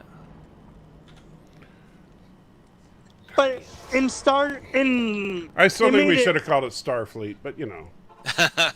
Maybe a little too on the nose. Maybe they'll merge with SpaceX or maybe they'll eventually change their name to No, Starfleet. they would not merge with SpaceX because SpaceX is a private corporation. They won't. They can't do that. Well, that would be like Or- saying, what, the Army's going to merge with Sears Roebuck Incorporated? No, it doesn't work that way. All They right? could. No, they can't. The department. No, they cannot. That is not something. No, because SpaceX has to What go about- on to become. What about a mech? What about mech suits? What about SpaceX Mexico? has to become part of Whalen Yutani. Yeah. No, you can't. That's gonna have to. Is that? The United States military will not merge with a corporation. Now, what can happen is the United States government can hire private mercenaries to do their work, which they do now, right? You know, they've done that in the past, and they will continue to do that. But they're not going to say, you know what? Let's go ahead and merge the Army with SpaceX. No, that will never happen. They would soon. It can't happen legally either. You can't merge a federal department with a private corporation because that would be the very Could it definition. become a No. government organization? No, it'd be more like what Laura's saying right now, that they would just take it over. Yeah, If anything like that was to happen. yeah, it would. Yeah, if you were to try to merge the two, Do you think that they're gonna have a? Do you think space? Laura, if you're not doing Do you anything, think come Space on to the Force is gonna panel. have Just mech come on suits and kick eventually? back with us a little bit. Jeez, stop being a jerk in the chat and be a jerk on Do you here. think? Do you think Space Force will have mech suits eventually and all that stuff? It's possible, but not until they figure out how to power the stupid things. Just put gas in them.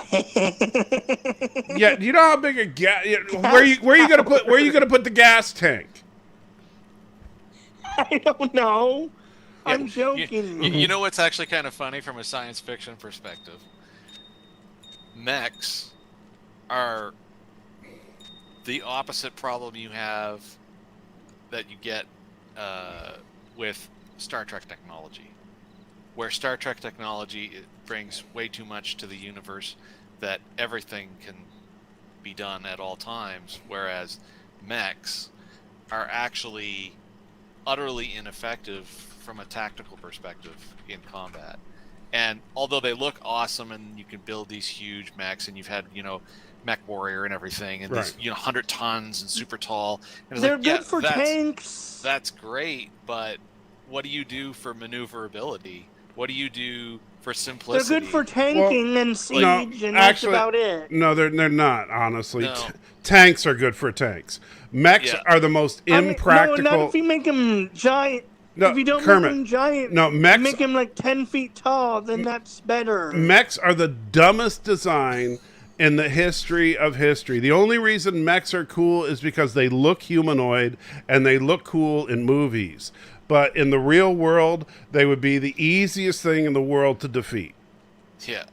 And speaking of, here, we got a physicist on. Why, physicist, because I can never pronounce your name correct. Tell us all about why mechs are stupid ideas. Ostensibly, there's a few use cases for legged robots. Search and rescue, they can be good for getting into rough terrain and rubble areas. But especially like a humanoid. But we're talking mech. combat here. Yeah, humanoid combat mech. Yeah, I think you kind of have it right. The center of gravity is pretty high. They offer a pretty high profile as far as being able to sight them easily, What about things like that. What about the one? Have you guys ever played Fallout? What What about those mechs? the power suits? You mean Yeah. those? Yeah.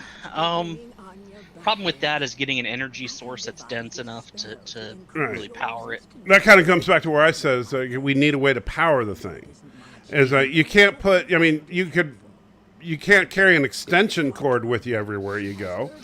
Well, you And could. That would certainly limit your field of combat. Yeah. Mobility, yeah. I have ultimate power within 500 feet of any electrical outlet, you know? Until somebody cuts your cord. Yeah. Yeah. But Dang it. fundamentally, But for they any do of look really cool. That Oh, would, yeah. those power. Do you think power cords would be on the first armored suits like that? I can see where they would be handy, actually, and it's something that the military is looking at right now, is for, and they probably would even make it into the private sector, is for loading and unloading.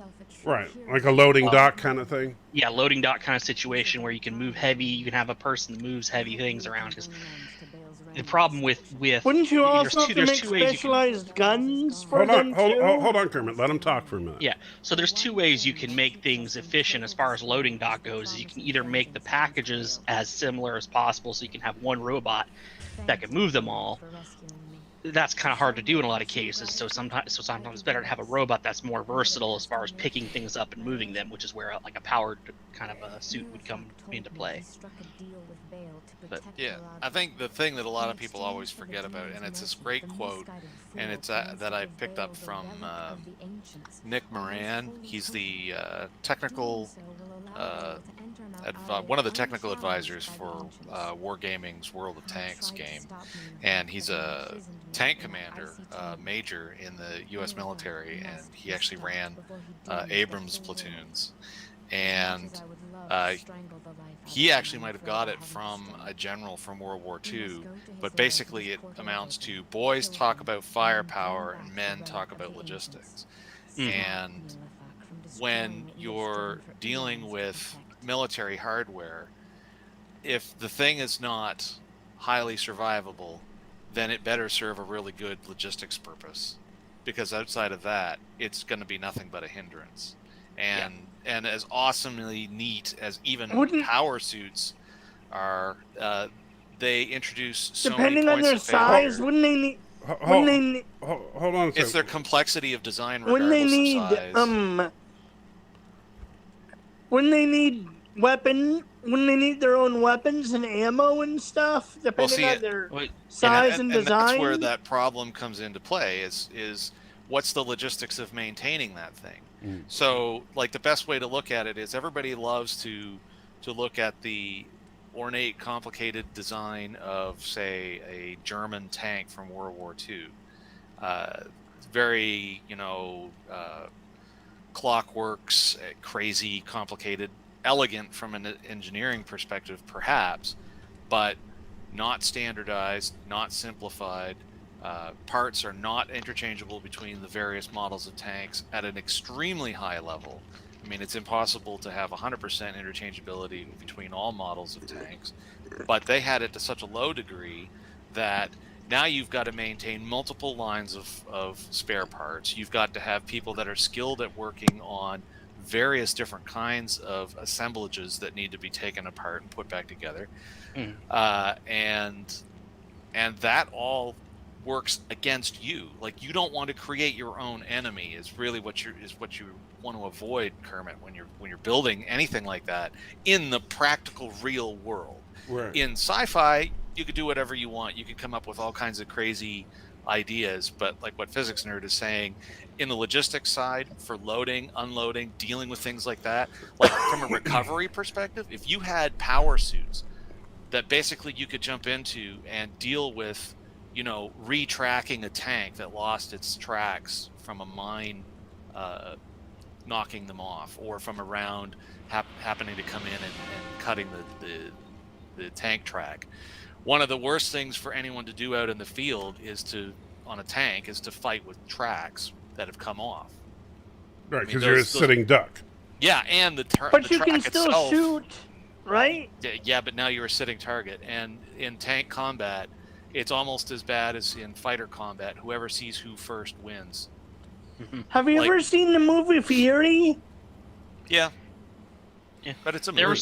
It had some in the real world, and some less accurate. Yeah, I can't speak from a physics perspective because I'm not a physicist, Kermit, but I can tell you as a soldier that if I see you before you see me, you're dead. And if you see me before I see you, That's fair. and if you see me before I see you, I'm dead. Now, the idea with tank warfare is tanks are big and noisy. And so what they have to be doing at all times is move, because it's harder to hit a moving target. And so that's why those turrets can aim independent of the movement of the vehicle. So that's why you don't have the guy, contrary to when you're playing a video game, you don't have the same guy aiming the big gun as the guy who's driving the tank, right? And there's another guy that's the commander, right? You don't have the same person doing all these jobs. And so I know that. Right. So and there's a reason for all that, because the guy in the gun is looking for another tank, and if that other tank is sitting still, that tank's dead. That's a good point. Yeah. And in tank-on-tank combat, as soon as you can outflank the tank that you're dealing with, which if you're immobile, now you have no ability to face your enemy with the toughest armor. They could just roll around you and shoot at the ground. Well, they could just shoot. What you want to do is hit them from the side. Yeah, or actually, ultimately from the back. But what you don't want to do is shoot them in the front, because that's where tanks are the toughest. Yeah, it's where their armor's the thickest and slope the most usually. How come they don't armor the back more? You affect your mobility. It's that classic trifecta. You've got to have firepower, mobility, and protection. How come tanks aren't they don't quiet the tanks more? Because they're gigantic. What a lot of people don't realize is tanks are huge. An M1A1 is freaking. They're the size of a mobile. They're the size of an RV. They're huge. Mm-hmm. They're not They're not like the size of a car. They're like Shermans are pretty small in comparison. Right, but yeah, an M1A1 is like the size of 4 F-150s next to each other. They're weight of about 10. I'll take your word for it. The latest. Well, I'll tell you what, Kermit. If you ever get a chance, where you're down in the States, if you ever get a chance to go to Aberdeen, I'm in the States. Yeah, if you ever get a chance to go to Aberdeen, get over there and go to their tank museum, because they've got a lot of static display outside and inside. I've been to the tank museum up in CFB Borden, just north of Toronto, and I live in New York State. Yeah, well then actually you'd have a easy drive to get down to Aberdeen, because it's only down in Virginia, I think. I don't know if Kermit can drive, but anyway, I can't drive. Yeah. At any rate, like you get up against a World War II tank. They were actually all quite tall. Even the Shermans were quite tall, but they were not anywhere near the footprint of a MBT from the Cold War. I've been up beside a Leopard 1, which generally is the same size as an Abrams. But a modern Abrams, like an A3 SEP V2 with all the tusk and all the new gear on them, those things are 76 tons. Cool. They are absolute monsters, and they're 10 eventually feet wide. Someone's gonna make a silent tank. Well, if they ever get over to all electrics, then they could probably get in that neighborhood. The Germans wanted to do that in World War II. They wanted to have it. It was more of an electric hybrid. They had I believe it was a diesel engine running electric motors. Yeah, Did it was it work? the Porsche design. Yeah, Porsche. I was going to say. No, it unfortunately. Well, it worked, but the problem was they were throwing Not the way they wanted. It would have worked fine if they hadn't have thrown so much armor at the vehicle. Yeah. The tanks, such as they were, they all turned into what everyone knows as the Elefant, which is that huge German case-mated, non-turreted vehicle that was basically a giant tank destroyer. Porsche tried to compete with Henschel, and they had come up with the electric diesel drive system, and Porsche lost the competition, and then they took all the hulls that they had assumed they were going to be able to sell and converted them into a anti-tank configuration. Yeah, I see what you're bringing up there, Salty. Yeah, I'm trying to get a good image for him. Yeah, but yeah, I mean, don't He'll be back in a second. Yeah. When he drops off, he usually comes right back. bad internet. Yeah, they're getting into a tank museum and looking around is really, really neat.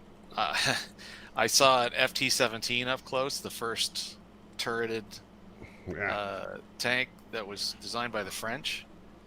Man, like. All right, Kermit. Sorry, it keeps. That's okay. That's okay, Kermit. It's not my fault. It keeps kicking me out. Don't worry about it. Take a look at the live stream right now, and you should get a good idea of the size difference between a car and an M1 tank.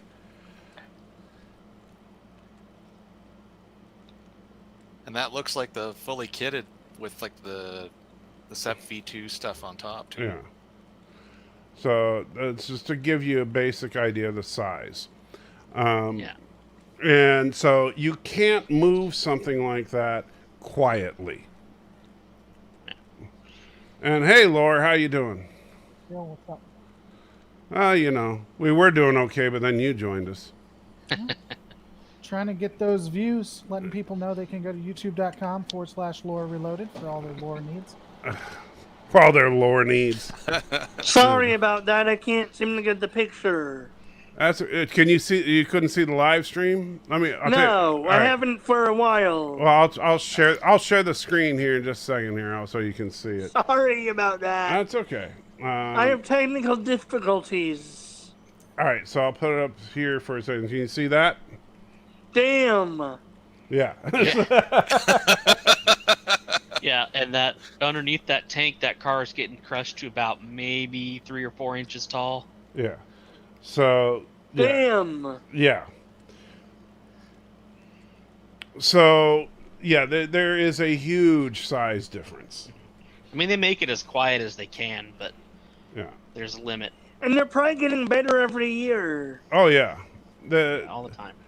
Yeah. And those things, keep in mind, those tanks can. I mean, I don't know what the current top speed is, but back when I was in the Army, they could cruise at about 60 miles an hour, which is incredible.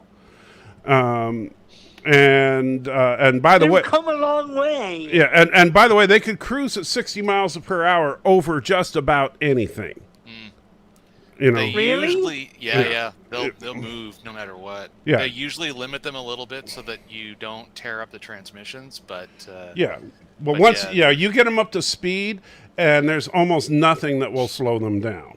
I mean, sure, if you hit a redwood tree, but but anything short of that, and you're just going to barrel right through.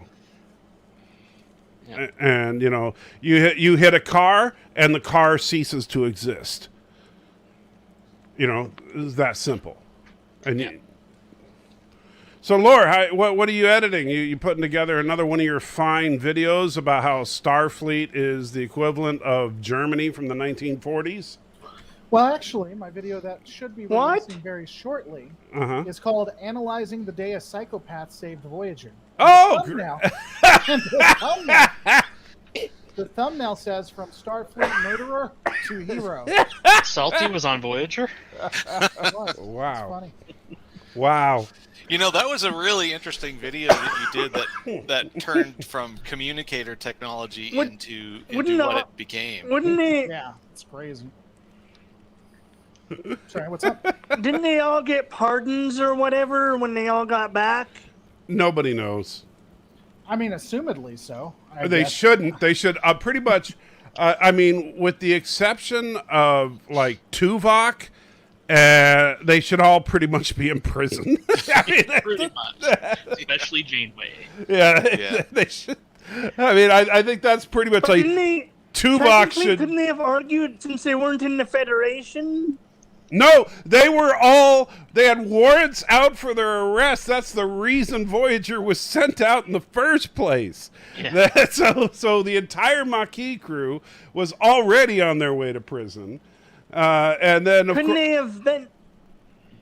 What? Couldn't they have just But since they thought they were dead, wouldn't those warrants be invalid?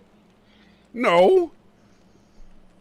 If okay, look, if let's say that Lore Reloaded commits murder, but then everybody thinks Lore died in a car crash, and then 7 years later it turns out, oh, he's not really dead. We say, oh, forget about the murder. We thought you were dead. No. I thought that's how that worked. No, that's not. I don't know why I thought that, but I thought that I did. Well, Lore, Typically, you know when what? somebody That's how it fakes their works. death to get out of something, they have to try to stay dead. So I'm hearing my plan's not going to work. Is what's coming out of Well, it. unless Kermit is governor in your state, yeah, not going to work. Back to the drawing board. So before I do anything, it's about getting Kermit in power. Is now what I'm hearing. Yes, that needs to be your new goal. I didn't think you want me in power. Well, If I can get away with murder, I do. I mean,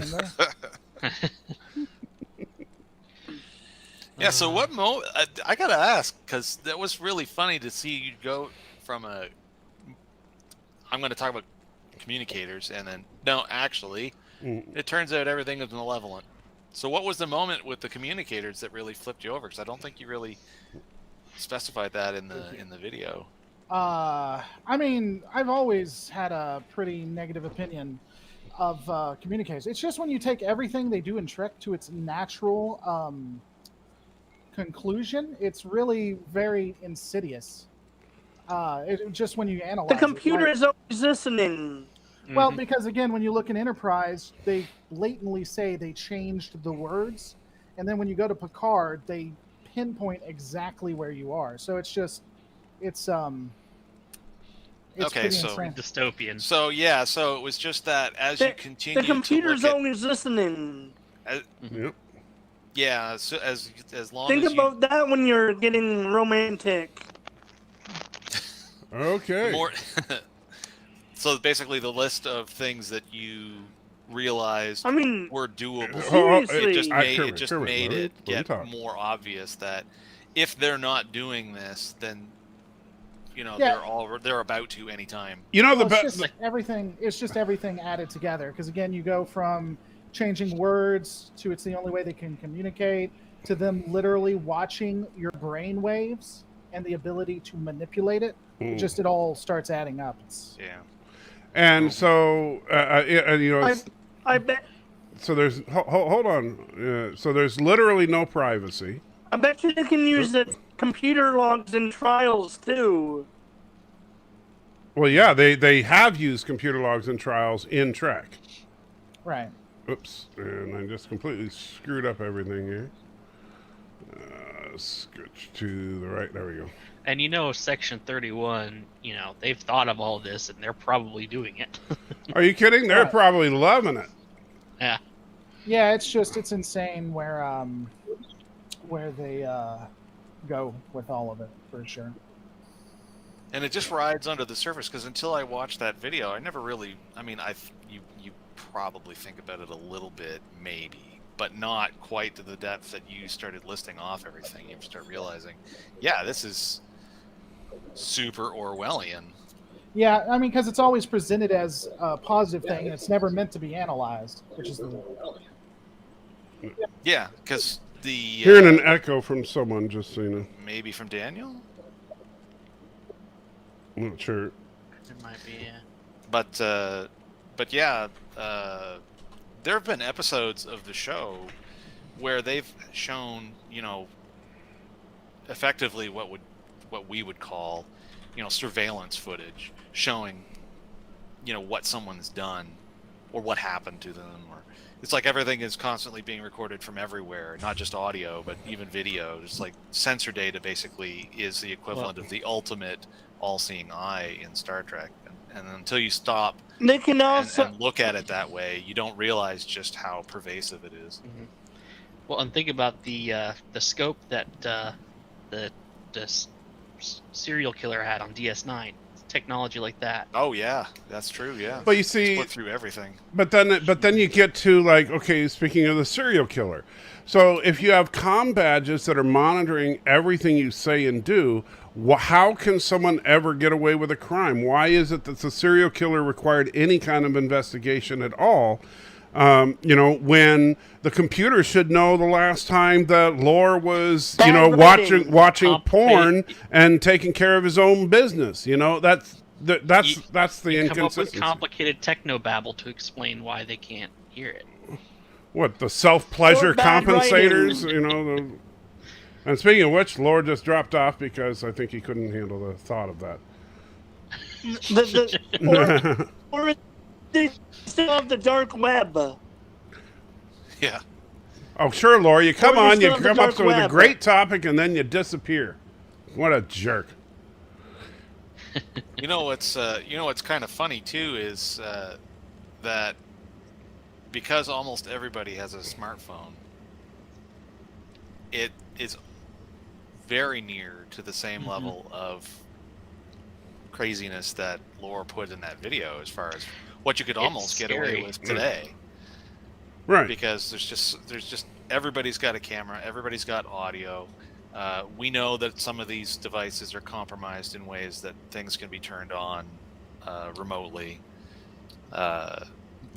Everybody isn't their own IT support. Like, you're not going to be patching everything all the time. So whether or not it's inbuilt by design or just by neglect, there's a scary amount of surveillance and a scary amount of lack of privacy that people have no realization that has disappeared in the last 30 years. Yeah, just like a CCTV as well. Right. But imagine if you had a smartphone that's always on, always recording, always transmitting your location, and always taking biometric data of you and sending it to your doctor. So like if you were having a heart attack or something, and immediately sent that information to your doctor, so the medical treatment could be rendered immediately and that kind of thing. So like and again, sorry to get dirty about it, but Or medical personnel could beam into your Right. house. But like you're saying, oh, heart rate's elevated. What's going on? Is respiration in it? And turns out you're just watching porn or something. And it's like, I would never do that. Well, you understand what I'm saying. I mean, I am not advocating for that kind of behavior, of course. But the point being that even if it's something that I would not recommend people do, people have the right to do it, and what they do in the privacy of their own darkened rooms, you shouldn't have to worry about whether or not you have the comm badge on. They should have a computer silent mode. Right, but then everybody just knows that, and so I'm going to pick on Laura since he disappeared at the most inopportune time. So it's like, why is it that Laura's comm badge gets shut off 8 times a day? And every time his comm badge gets shut off, he suddenly starts accessing the library computer. So because action and inaction all counts as data. Yeah, it's information about what's going on in general. The holodeck tracer program goes down at those times too. Yeah. And the library tracer program. But here's another. I'm sure if you're high enough in Starfleet, you can do that. So yeah, I think they'd have to have some kind of ability to do that. So with Like insurance Admiral companies, high here's a fun one with smartphones. There's a lot of insurance companies that are offering the ability to get a discount if you put a tracking app, so that when you're driving, right, that it's tracking whether or not you are exceeding the speed limit in all the speed. But you're a safe driver, basically. Yeah, and because of how much data is available, as far as where the speed limits are on roads, so as long as you've got a reasonably accurate GPS fix, they can tell whether or not you're exceeding the speed limit on the road that you're on. And no, I would never. I would never sign up for that. Yeah, that's actually integrated into some cars now. I think Tesla does that. I want to say a couple other, like real high performance cars. I think they have a track Ford's mode that's only unlockable at specific areas, which are like a racetrack kind of area. Yeah. Yeah, I just no. I mean, that's just something I would never ever sign up for, regardless of the well, simply for the fact that I like to go fast sometimes. I had a bad experience going fast one time, so. But beyond that, it's just. So what you're else are they saying gonna is you do want with to the break the info law. that they collect? Well, what else? Yeah, exactly. But what else are they gonna? What else are they gonna know about you that eventually someday they decide should be working against your insurance rate? You know, Oh, it's he like visits he visits Burger King 3 times a day, or well, you know. Sure, yeah. I mean, well, my broker is the same. My broker's I'm a not broker, that crazy. but my life insurance policy is through the same broker. So what if my broker wanted to know, without asking, what if they wanted to know what my eating habits were like with whatever data they happen to have?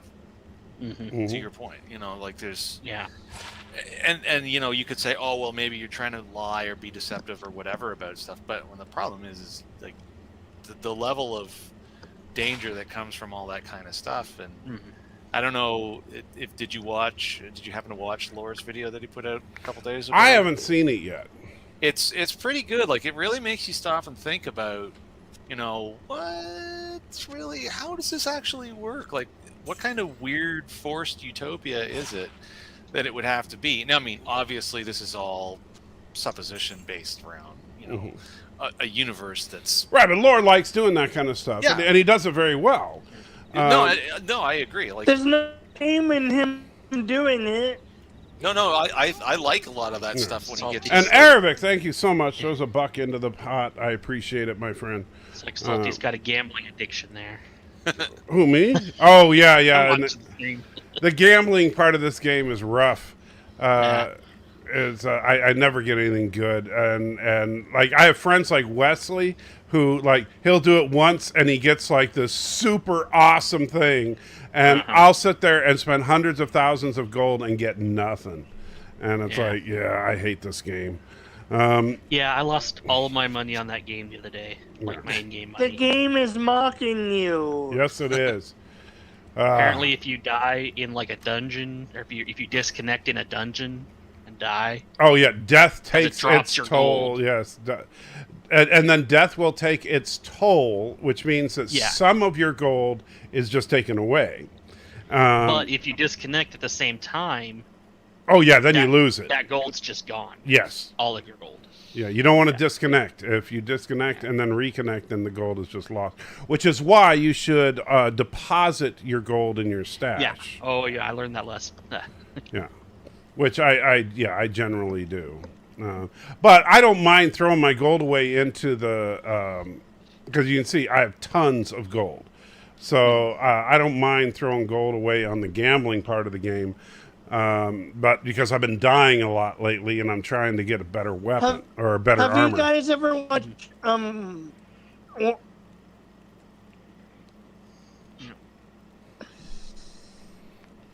Oh, and speaking of using your computer for unscrupulous Have you purposes, guys watched Lore Reloaded is Heartland? back. Hey, Lore. Hey, Laura. Hey, so you had to turn off your comm badge so you could access the library computer for a minute. Huge XNXX fan, all I'm saying. Yeah. Hey, I know where that is.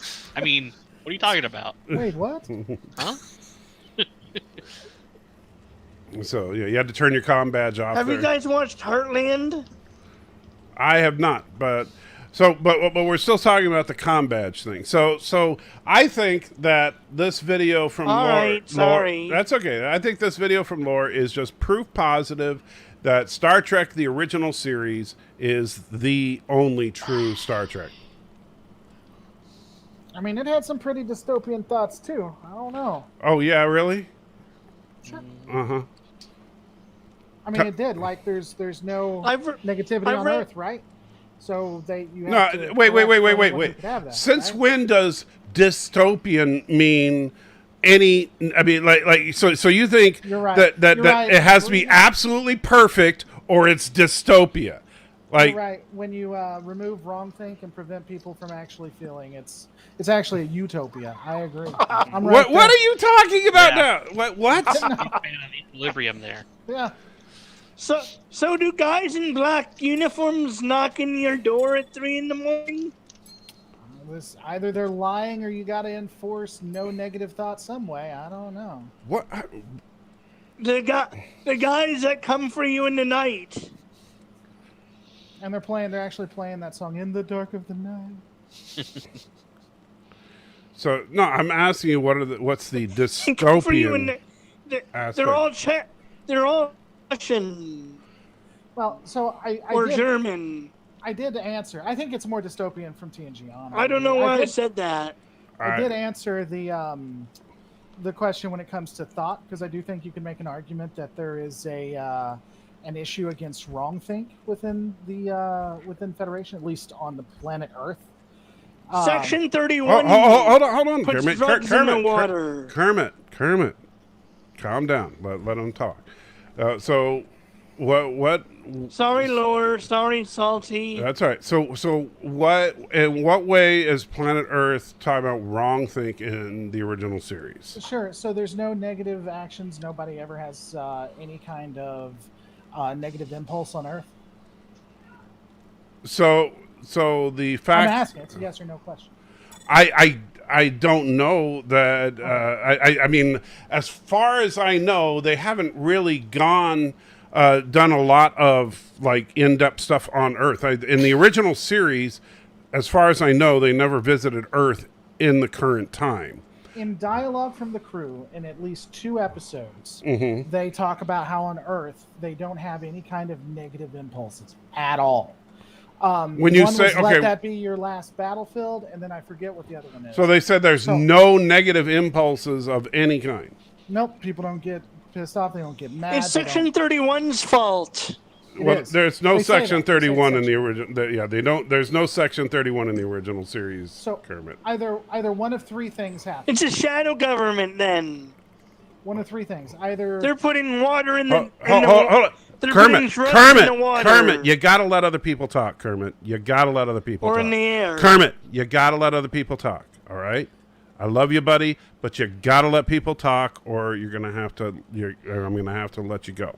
Sorry, Lore. All right. no big deal. It's either one of 3 things, as we discussed. It's either they've evolved past the point that they don't need it, which is kind of weird because we see on the ship where they do have times that they have negative emotion. Right. It's propaganda from Starfleet, which is, it's just great, whatever. Or there is some kind of, as you said, government enforcement, whether that be through correction or like Section 30. No, I know it's not Section, but you know what I'm saying. Whether that be through correction or government imposing will upon people. Or it could be hyperbole as well. They said it so many times, like when they said it and let that be your last battleground.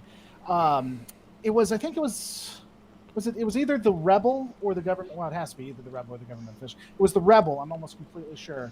Talking about to the crew, because remember Spock. Right, when he was trying to get followers, yeah. Yeah, and I think it was Chekhov who said, "Well, that just doesn't happen on Earth," So again, I think. So that's the only thing I could think of right off. The news is suppressed when it does happen. All right, Kermit. Exactly. That's the only one I can think of right offhand. I'm sure if I thought about it, there are some things. That said, the original series wasn't really made like what the Next Generation was. It was just, as people say, like cowboys in space and meant to be new adventures, not necessarily meant to link together. So I think it'd be harder to do to put things together.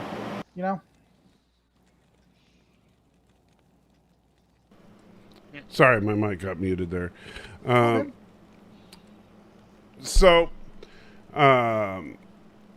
you see, I still think, as far as to let that be your last battlefield line, that was just, so Chekhov was just saying, well, when he was talking about, hey, they're poisoning your minds, they're doing all these horrible things, they're saying, and he said, well, that's not what they do on Earth.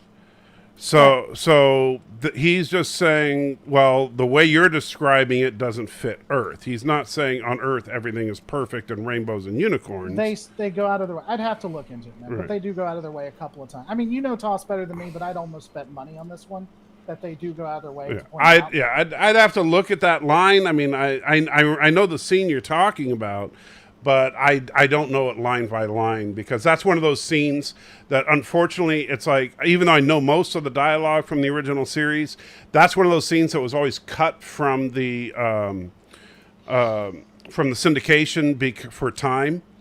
That was actually one of the scenes that was cut from syndication, so it's not one that I know really well. So I'd have to go back and rewatch it. Well, it's in the. I know it's on CBS All Netflix. Access, yeah, but the Right. the Paramount Plus now.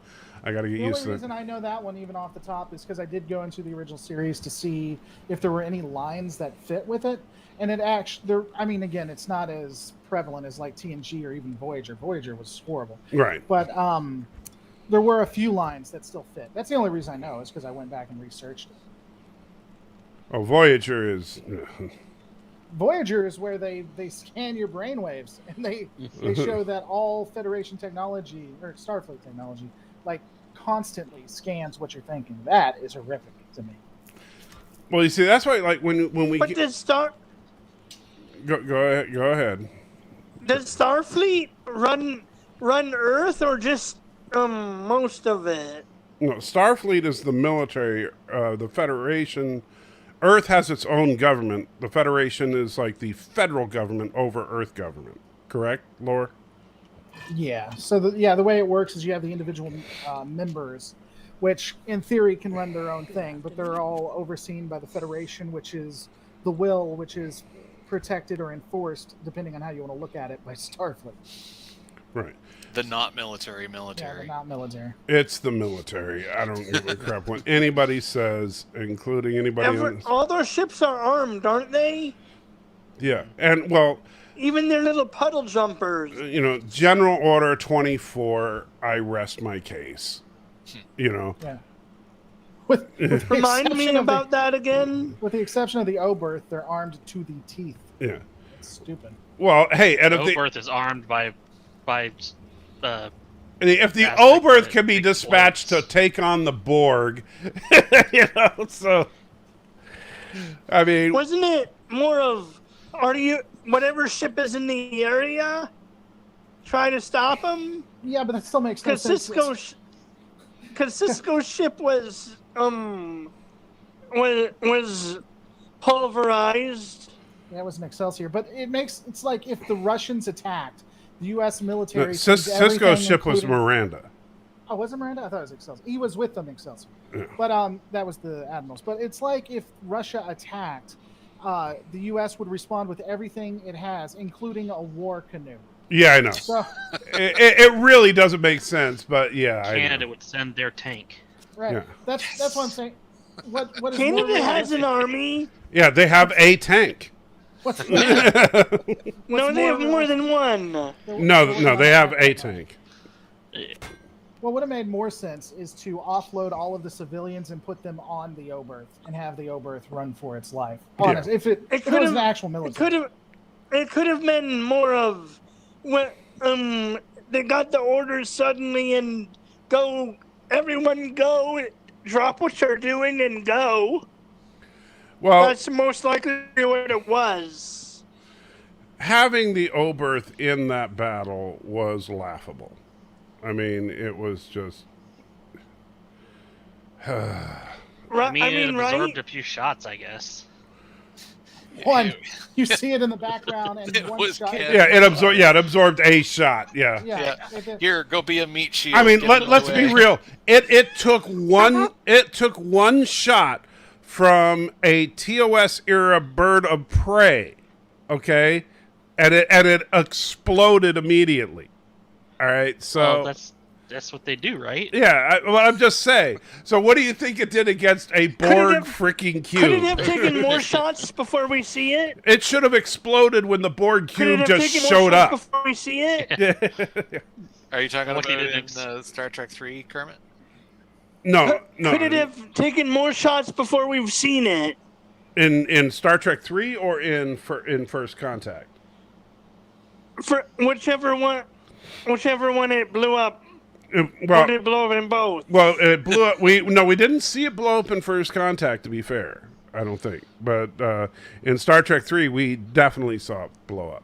And They had three in First Contact. Sorry, not to interrupt, but they had. It could have three taken in more First Contact. shots than we've seen. No, in Star Trek 3, there was only one shot fired. No. In First Contact, there were 3 Oberts. All right. Like they. Was there Well, three in that scene? There was. Well, but there was only one shot fired, and all 3 were destroyed. Yeah, exactly.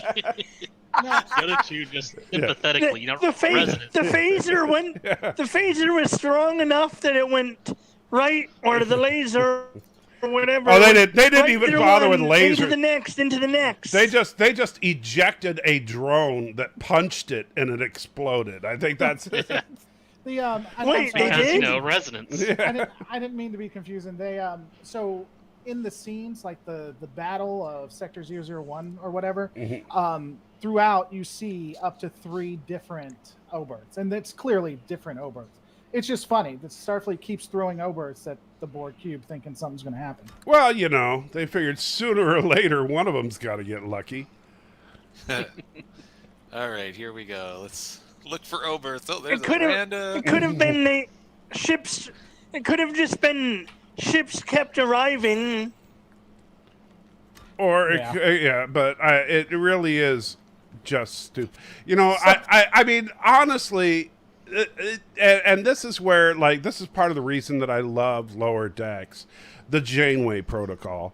The Janeway Protocol is probably still the funniest moment for me in all of Lower Decks, because it highlights the absolute absurdity of having children and families on these ships.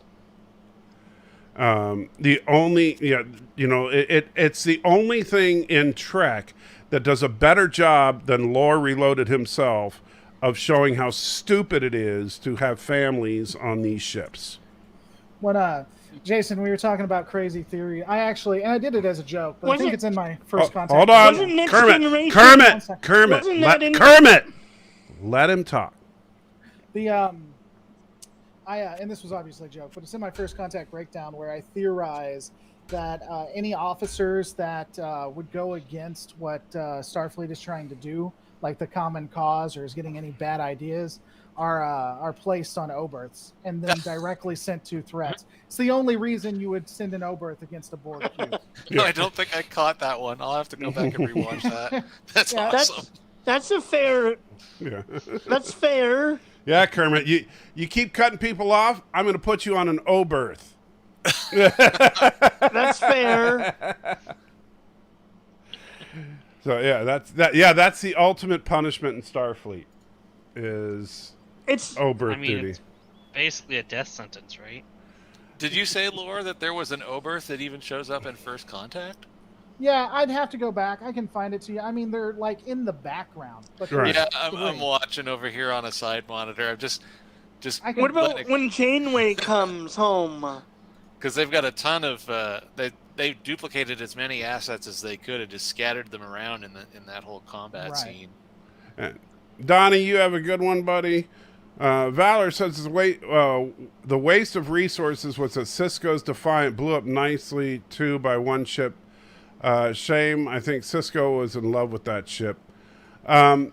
Well, I think the idea there was to just try to demonstrate how threatening the Breen were, but Kind of like the Worf thing. yeah, the problem there was that might have been more impactful if they didn't replace the ship almost immediately afterwards.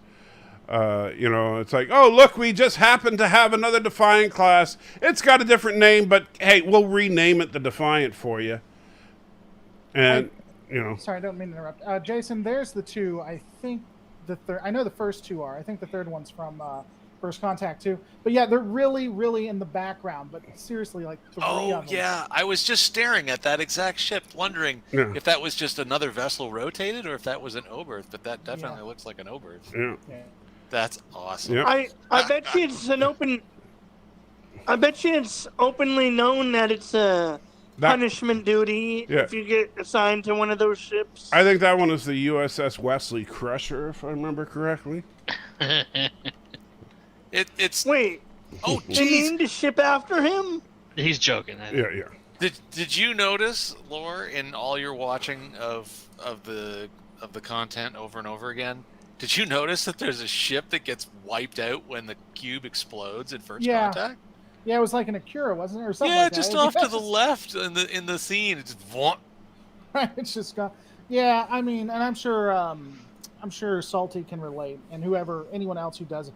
You begin to notice a lot of stupid stuff when you watch it as many times. Like when you start watching actors miss their cues and all kinds of just stupid stuff. Yeah. It was a steam runner. It was a steam runner that got smoked, and then an Akira comes out from the far left. Oh yeah, I remember, because what happens is when it explodes, it's just this random explosion happens just in the direction of the steam runner. It's like the worst placement that could have been. Yeah. And just completely like, shoot here, but like no consideration to where you're supposed to fly after you're done. It's gonna blow up where you want to go. I'll just go here. That's good. It can't hurt us if it's blowing up. Yeah. I wonder what. Today is a good day to rate die. of Starfleet is. Well, if you're on an Oberth, 100%. It's so. No, I mean in general. Well, if you're not on the Enterprise, 100%. And TNG, it's dangerous to be in space, man. I mean, all kinds. I forget the name of the episode, but there's like a pocket dimension that you can just randomly go into and lose all. I forget what it was called, man. It's are you talking about the one where it just eventually drained all the power too? Yeah, yeah. You'll die of starvation or die of space, whichever happens first. It's like the Isn't that great? scariest thing. Yeah. And you can't detect it. It's just there. Yep, that's gonna happen. It's just gonna happen. Mm-hmm. Yeah, there was a ship that was in a pocket of it right next to them too, wasn't there, in that episode? Yeah, man, it's dangerous. I would never go into space. No way. Yeah, it's funny how many anomalies just started popping up in space in the TNG era compared to TOS. It's like, who broke space? Right. Oh, they addressed Well, they needed that. Don't shit to forget do. it. They addressed that. Warp speed. Yeah, not allowed No, but that only creates certain anomalies. I mean, that doesn't create all the anomalies, you know. Well, you can make up some techno babble about why it creates all. Let's bounce a graviton particle beam off the main deflector dish. I think I think the problem was, and you know, Lore, here's an idea for a video for you, buddy. Shit to do. I'm gonna give you this one free of charge here. Is that what happened was when they switched the technology, that everybody was worried about the warp drive creating the problems with space. No, it was when they switched from sensor dishes to deflector dishes. That's what created all the anomalies. And downhill from there. Yep, because then all of a sudden graviton, tachyon, phase, polaron beams, all this crap, they start just throwing all these particles out into space, and guess what? They broke the universe. Speaking of the original series, though, one thing I noticed, and maybe you did too, I'm sure, They is fixed some of the anomalies. how much time travel happens in the original series. Oh, They yeah. go back in time a lot in the original series. Well, they got nothing better to do. Right? You know, hey, you know, and we're just hanging out, and 23rd century is pretty chill. Let's go back in time. Temporal prime directive? What? That's not a thing. Yeah. Gee, at least they, you know, the funny thing is, at least they're not like trying to like throw in obvious lines to hint about what's coming, like in Enterprise. Well, maybe one day we'll have some doctrine about temporal time travel, some rule about how we're supposed to, you know, Some directive that have some form of primacy. Yes. Nope. We're just going to travel around. But if you're not in Starfleet, those directives don't actually technically work, do they? Well, they're not just Starfleet. They're anybody. They're binding to anyone in the Federation. They are. I thought it was just Starfleet. No, they are the Federation's prime law. And so you cannot, if you are in the Federation, you cannot violate the prime directive. And it doesn't, and because it wouldn't make sense any other way. It's like Starfleet can't do anything, but you're going to have civilians just run around destroying other cultures and stuff like that. It wouldn't make any sense. Right. It'd be like when I'm sure Zorg broke everything on his desk and the little robots came up to clean up behind him. Right. It's the Was it literal perfect. Ferengi? The Was it Ferengi in Starfleet? The Ferengi are not part of the Federation. No. Oh, so they can do whatever the hell they want. Right. Yeah. There was some talk about it, and I think maybe in online they were. Yeah, and apparently neither is Planet Rape Gang. Listen, Rape? Michael. Yes. Listen, What? Stricker. Which one is that from? Where their first security officer's from? Yes, she's from Planet Rape Gang. Starfleet, and the Federation are one of the best utopias and governments that have ever existed. And the only way that they can do that is to continue to allow such things to occur. Who knows? It could be worse. They can't get involved in that. I mean, it's just... Wait, but then are you telling me the Planet Rape Gang... Listen, the Federation is a Christian government. Oh, don't even... Oh, Lord, I am going to find you, and I'm going to punch you in your face. All right. Where'd you get that from? First of all, are you going to try to tell me the Planet Rape Gang is a pre-warp civilization? Because that's the only way the Prime Directive does not apply. I'm going to tell you that the Dominion or does apply. I'm going to tell you that the Dominion is a post-warp government, Yeah. and they still were okay with allowing the enslavement of hundreds of thousands of Right. worlds. So yeah, the Federation is all right as long as it's not in house. Well, I know the Federation is jacked up. Look at the whole, because even, as much as I hate to admit that Star Trek Discovery is canonical Trek, look at the whole relationship with the Baul and the whatever the cabbage heads and the fact that they were eating each other, and the Federation was apparently totally cool with that, right? And so. That's a little. What about the captain that went rogue? Yeah. Huh? What about the captain that went rogue for the and was attacking Kardashian ships? Well, that he was just violating the Cardassian sovereignty, but that's not the Prime Directive. The Prime, I feel like he was also killing innocents too. Right, but that's not a violation of the Prime Directive. And the problem is that we sometimes and this is where the writers sometimes I just want to like throttle some writers, because it's like, do you even know what the Prime Directive is? Because shouldn't he have been in the brig? Well, yeah, but that's why they were going after him. No, he was in the ready room at the end, not in the brig. Well, I'm sure, but weren't they going to bring him up on charges? The end of the episode, they talk about how he's been brigged, and the second officer takes command. Right, they're going to put him on trial. I mean, it's not like he's happy and he's going to home and going on vacation. I mean, the guy's going to end up on in New Zealand. Apparently, is where they send people now. But shouldn't they hand him over to the Kardashian government? Kardashian. No. You know what I mean? No. Yeah. If they sent him over to the Cardassians, he would be executed. And so I'm assuming they're going to send him to New Zealand. They wouldn't give him to the Kardashians. There's no way. Yeah, but couldn't they do a diplomatic request and all that? They could, but they don't want them to die. Well, here's the thing, and here's why the Cardassians, I don't think, would. The Cardassians absolutely were doing what he said they were doing. Picard says as much in the end. He's like, hey, we know that you're remilitarizing this area for a possible attack, and we're going to be watching you.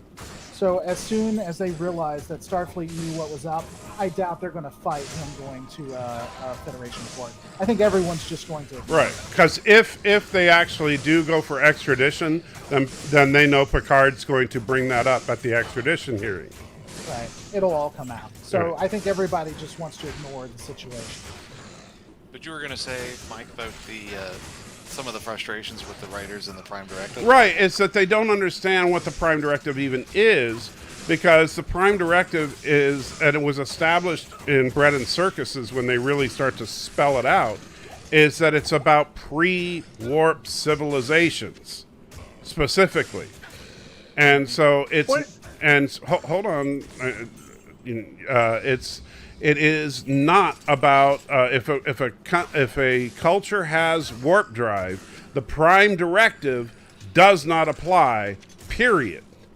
I mean, again, it comes down to the writers. Remember the Klingon Civil War? They said we can't do it. Prime Directive. You remember? I know, which is complete BS, because the Prime Directive has nothing to do with the freaking Klingons. That might be a matter of treaty. That might be a matter of, non-interventionism or whatever, but it has nothing to do with the freaking Prime Directive, because the Klingons are not pre-warp.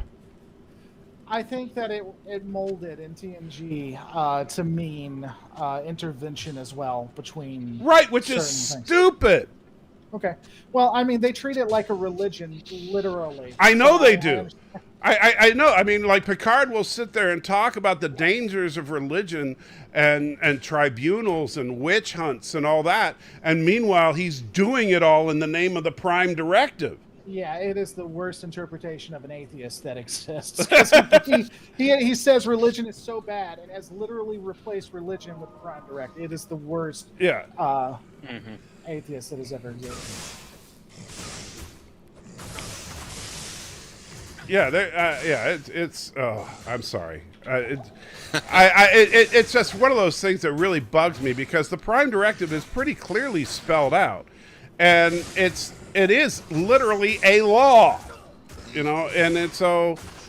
And the thing is that they also make it pretty clear in the original series that the captain of a starship is able to interpret the Prime Directive based on the circumstance and say that no, the Prime Directive does not apply here because, and give his reasons, and then face the consequences after the fact if necessary. And Picard just didn't want to do stuff. That's why he said, Prime Directive. But you see, but the problem is, like Laura was saying, in Next Gen era, they treat and it's not just Picard, because Janeway does the same thing, except Janeway plays both sides of the fence with it. Yeah. And in fact, what's the one where she and Tom Paris go back in time a day? Oh my God. She sits there and says, "Oh no, we can't do anything because of the Prime Directive. We're not going to reveal anything. Hi, I'm Captain Janeway from the future." I mean, oh my God! I was like, "What?" It's not just that. They have the most. And I don't know if this was done on purpose or not, but the most obvious flaw in the Prime Directive ever, because Janeway's like, "We can't help these people because of the Prime Directive," and Tom comes back and he says, if we don't, they're going to die. Certainly, whatever we do is going to be better than them dying. And she's like, we're not helping them. That's an order. Like, doesn't even defend it. She's just like, this is what we're doing. Right. So. And Tom was 100% right. And you know what? Kirk would have said, "You're right." Right. And that's. Don't they have? Don't they have worse prisons in New Zealand? Yeah, the worst prisons apparently are in New Zealand. I thought that was a work release. No, that was a prison. I thought that was a work release type. No, that was prison. Tom Paris was in prison there. Star. No, I thought that was one of the nicer prisons, is my point. No, Federation believes in rehabilitation, not punishment. So all of their prisons. That's hardcore right there. Yeah. Yeah, there's the day in. Yeah, he was at the hardcore. He was maximum. So basically, it's the Norwegian model. Yeah, it's all about rehabilitation. Yeah. Yeah, if you they want don't to apply... have death penalties or anything? Not unless you go to Talos 4, apparently. There is one thing you can be killed for, but it is removed beyond that one thing. Yeah. You literally. Yeah, the only thing you'd be killed for is don't go to the wrong piece of real estate. Don't go there. You Yeah, literally even on accident. Yeah. You could genocide Vulcan and get a lighter fate than Talos 4. It's one of the craziest. Well, if you kill a bunch of Vulcans, can't they ambush you somewhere and live? Well, yeah, the Vulcans could. Yeah, But the I legal guess. system is not gonna. If the Vulcans, the thing is, you have to keep them. The Federation would not execute I you, just but got the image of a bunch of Vulcans standing behind a wall waiting for someone to pass. Like playing bats. to logically, to logically ambush you. Show them Yeah, well, the you know logic. how Vulcans are every time you're Logically trying with their something like that. fists. We decided Logically with their fists. we decided the logical thing to do would be to beat the living crap out of you. That's what they said. Can you see that? Like the leader saying. But with like a concerned look, like a conflicted look on his face, like he knows he sounds stupid, but The Klingons definitely would kill you. Well, the Klingons aren't a member of the Federation. I thought they were. No, allies. no, yeah, they're Federation allies. But and again, it comes back to, and by the way, Laura, I don't know if it's ever been canonically established, but this is what I was asking. So, if let's say if Vulcan has a established death penalty for committing a crime, they could execute you, correct? My understanding is that it works kind of like our system. It's Federation law overrides that. I don't know though. Right, but states feel can like- have death penalties, Yeah. and the federal government has its death penalties. I don't know, So, I feel think like there if may the have been federal an episode government, if the federal government ever outlawed the death penalty, You might then that have would to probably trump invoke- the states. right, might but the Federation have to is not. invoke Federation. I want a Federation representation. Right, but the Federation has not outlawed the death penalty. It just only has one capital crime, and that's visiting Talos 4. Don't go on vacation to Talos 4, folks, or we'll kill you. You can do anything else, but don't go Is there. there a moon around Talos 4? Who cares? You want to go there? Because I wouldn't recommend it. Would you die if you? Would you? You die really if you want went to to find? the moon? You want to find out? Go there. Yeah. Go visit it and find out.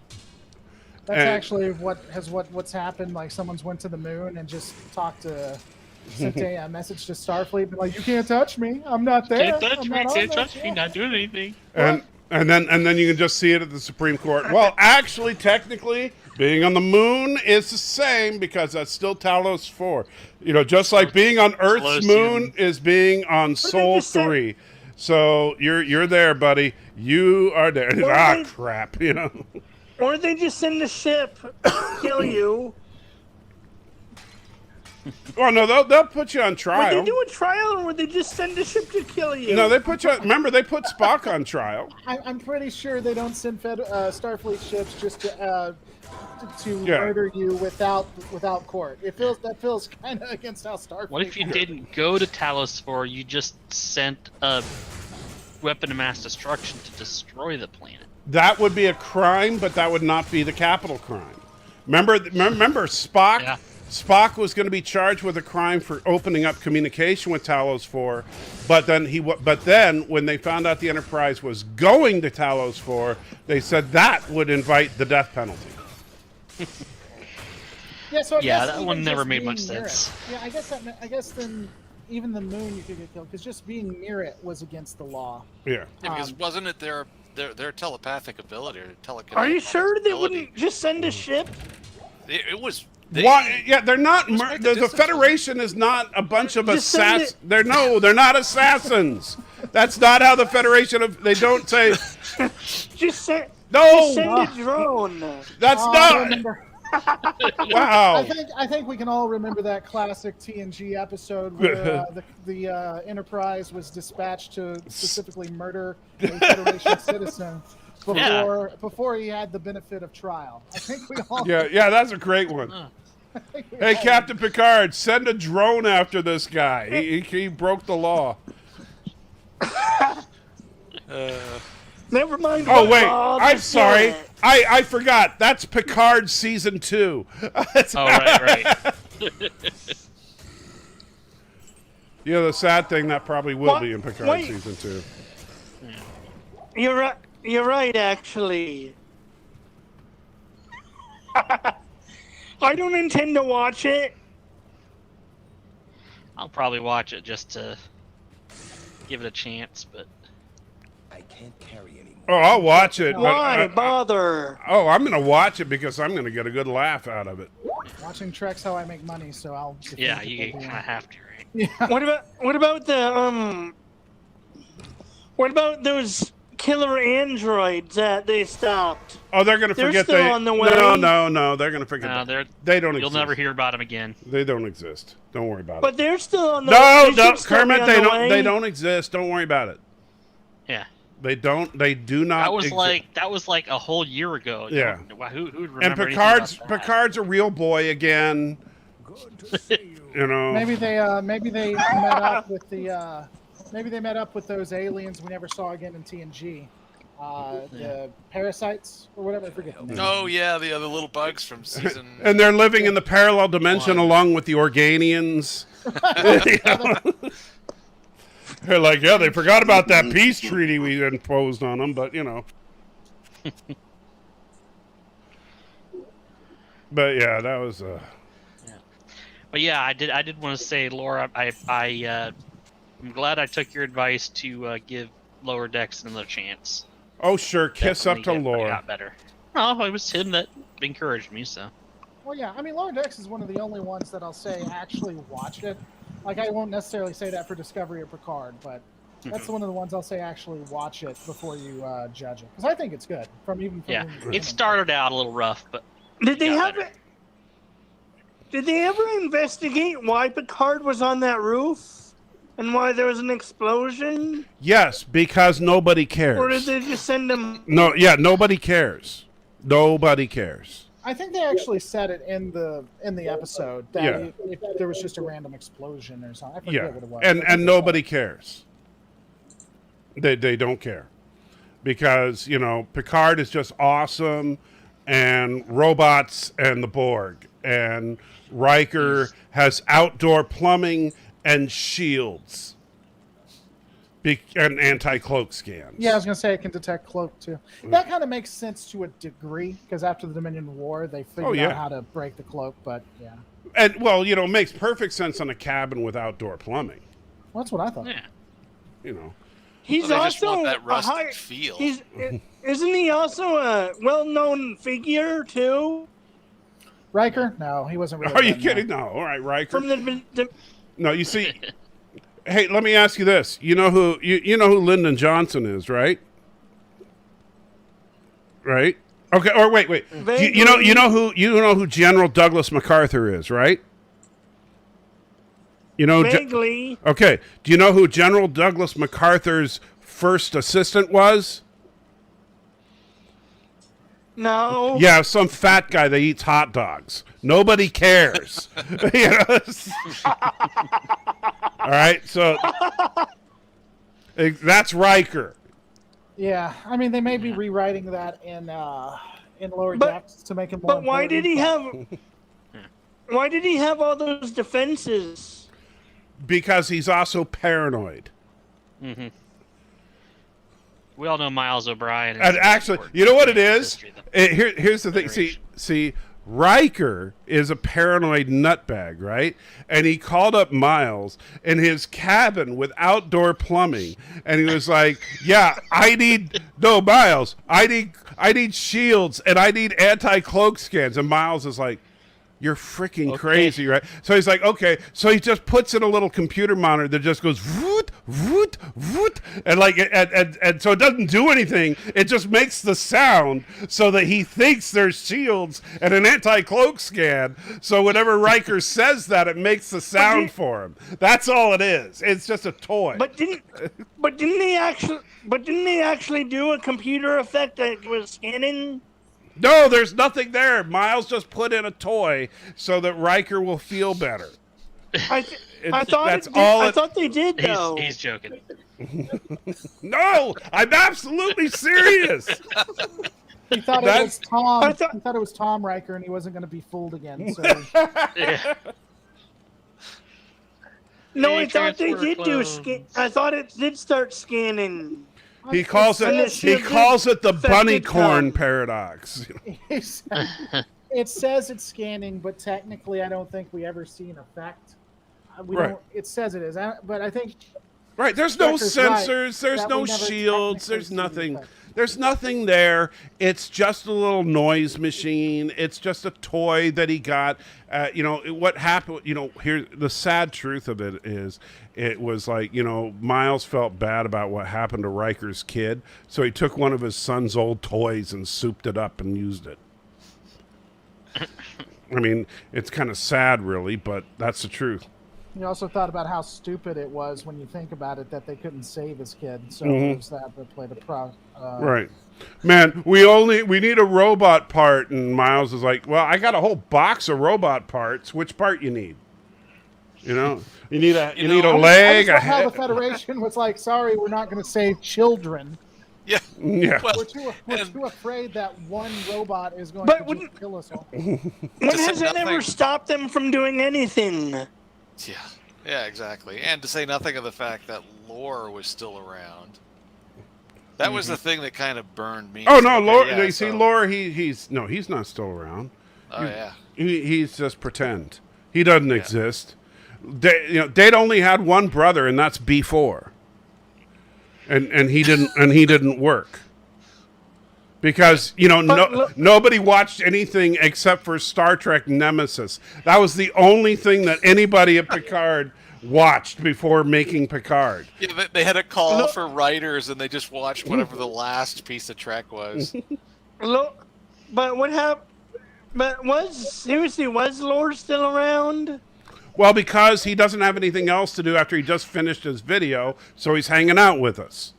Yeah. Ha! What about Data's brother? Did they? No, kill him? Data's brother's name is B4. I don't know what you're talking about. Laura is here hanging out with us. Yeah.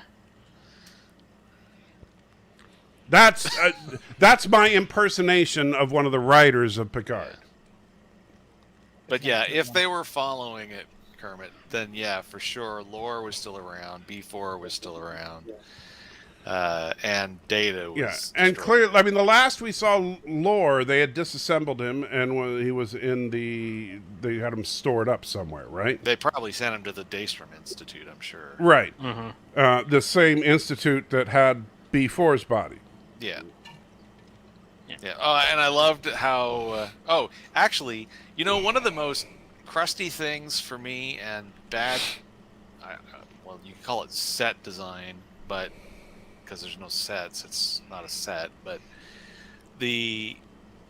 all of the foolish things that they did in Discovery. And Kermit, it says your device is not connected, so I can't bring you back into the thing until it says your device is connected properly. Go ahead. Was anything that was just abject stupid, but done for some reason that someone thought was smart in the layout of stuff. Like in Picard, you've got, well, actually in Picard and in Discovery, you've got solar panels on the Golden Gate Bridge. In a universe with freaking fusion power, let alone. Thanks. Sorry about that. That's okay. Yeah. Let alone Antimatter, antimatter reactor. antimatter reactors. You've got fusion power, just as common as all get out, and you've got a floating laboratory at the Daystrom Institute. That's got to be real efficient use of power. Oh, I know that you've got like limitless energy, and that's great, but it's just so ridiculous that they've got to have solar panels on the freaking bridge.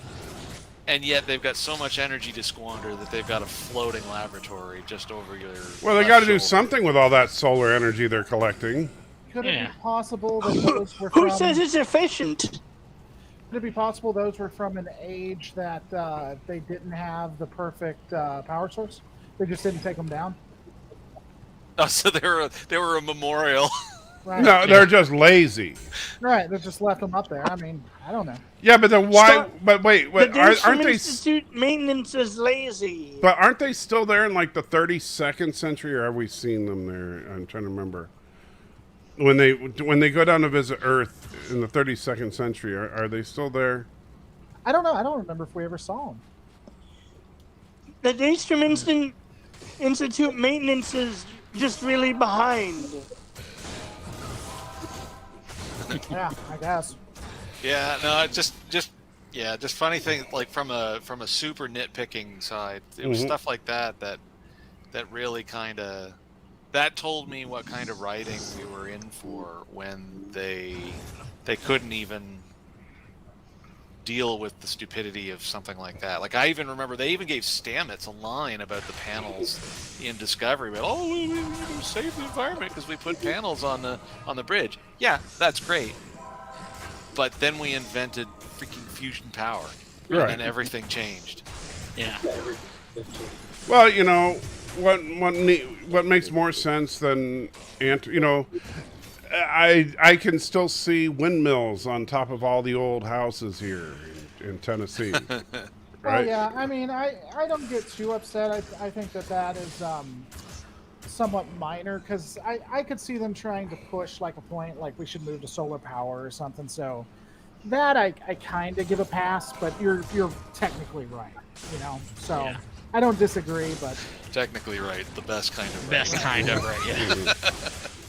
No, I know what you mean. Like, there's nothing wrong with, I don't mind the line for Stamets being in there. But what I just thought was dumb is that you've got this society that they're writing stories around with, effectively infinite power. Like, these are tier 3 species. Right.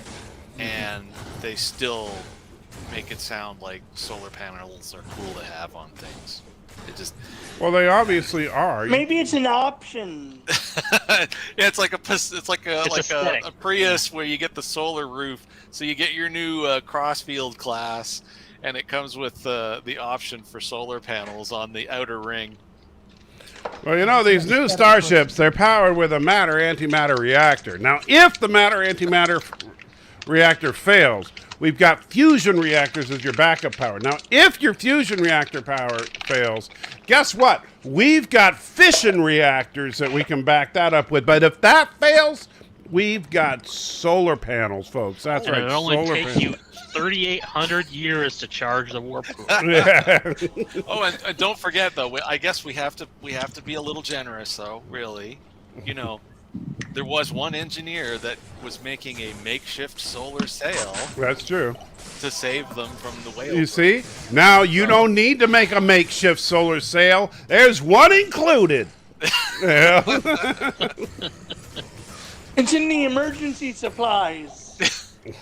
Yeah, it's in your 72-hour kit. Just roll that sucker out.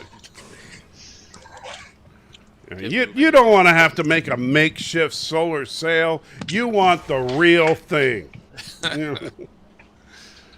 So, That would be funny if someone pressed a button and the hold opened and a solar sail came out. it'd be great as if someone pressed a button and the side of your ship just opened up. Oh, wait, they did that on Picard. Never mind. They did? Yeah. And the Borg cube.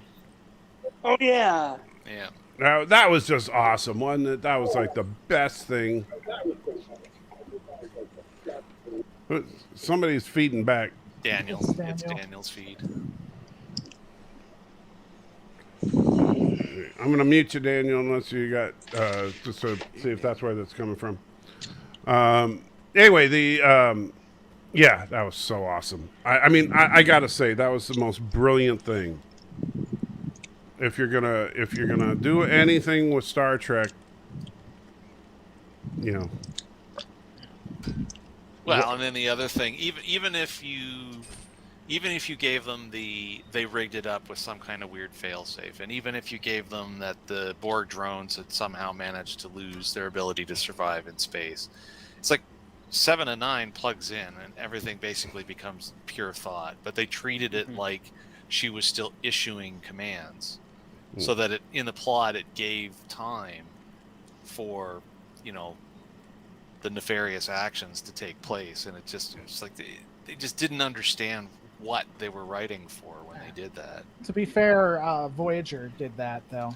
That's a Voyager Borg thing. Oh, that trope of Yeah, the Queen literally gave orders. She talked to the collective a couple. Yeah, of she times. literally gave orders. It Oh, wasn't yeah, Java. that's right. Where she would say, sphere, whatever, go. Well, my favorite though is when the collective would give her status updates. Yeah, they would And- respond back. There's Yeah. no reason for it. Yeah, they'd be like, Spear 8472 reports that this happened, and she'd be like, oh, well, then do this and this and this, and then we will comply. And it's Yeah, like, and it's like, exactly. what am I listening to? That's why No, I've that's always true. that's why I've always said while Discovery and Picard dials everything up to like 15, they haven't yet done anything that wasn't in Legacy Trek or Stage 1 Trek yet. I mean, they're working their way there, but yeah, they do stupid stuff like that. Yeah, it's really too bad. As much as I love watching the Borg on screen, it's really too bad what they did to the Borg in Voyager. They really neutered that. Oh yeah. I mean, I know there's some argument put forward that they started the neutering as far back as the Let the Iborg neutering episode. begin. but there was still a chance, and even if you look at Descent was just Odd Cube that was left adrift, and that was kind of blamed on the whole Hugh incident. Right. So at least the principal Borg collective was still some kind of threat. But then when you get to Voyager, when they decided to bring the Borg into it, they just started hacking and slashing at their deadliness. Because I mean, I think even Laura, I think you've even talked about this in a few videos over the years about how in the world is an Intrepid class going up against a tactical cube Well, as easily as they do. I mean, besides plot armor. Obviously, the Intrepid class starship is more powerful than anything that the Federation has ever made. It is the Starfleet dreadnought. A lot of people don't realize that. They think that the Intrepid class is there was some debate over whether the Intrepid class was like a science vessel or a scout ship. No, the Intrepid class is the Federation dreadnought. And so, yeah. And Yeah, it is. Is that the one that Picard serves on? no, that's the Voyager. Oh. Yeah, no, it was the it was Janeway on the California class. Jane- I'm not very good at I'm not Wow. I don't know the starship classes. That was just mean. So yeah, I don't mean, know it's the not- starship classes. The Sorry. tactical cube. Oh, it's all good. The tactical cube is so stupid though, because literally, yeah, like I think as SF Debris originally came, the tactical cube is when the Borg are scared and want to fight. It's when they're serious Yes. about an engagement, like not just assimilation, but it's when they're ready to actually start a fight. And Voyager destroys one. It's so good. Well, because, Voyager obviously is badass. Well, I mean, any ship that can make an infinite number of photon torpedoes. Not to mention replicating shuttles. Come on. Yeah. Shuttles, yeah. Yeah. To be fair, they did make at least one shuttle in the show that made it, but Yeah, but yeah. I loved. There's been and I mean, forgive me if I don't remember if it was one of the videos that you've put out, Laura or Mike, but I know there's a few different channels at least that have done the let's count the photon torpedoes, and let's count the shuttles, and let's count. yeah.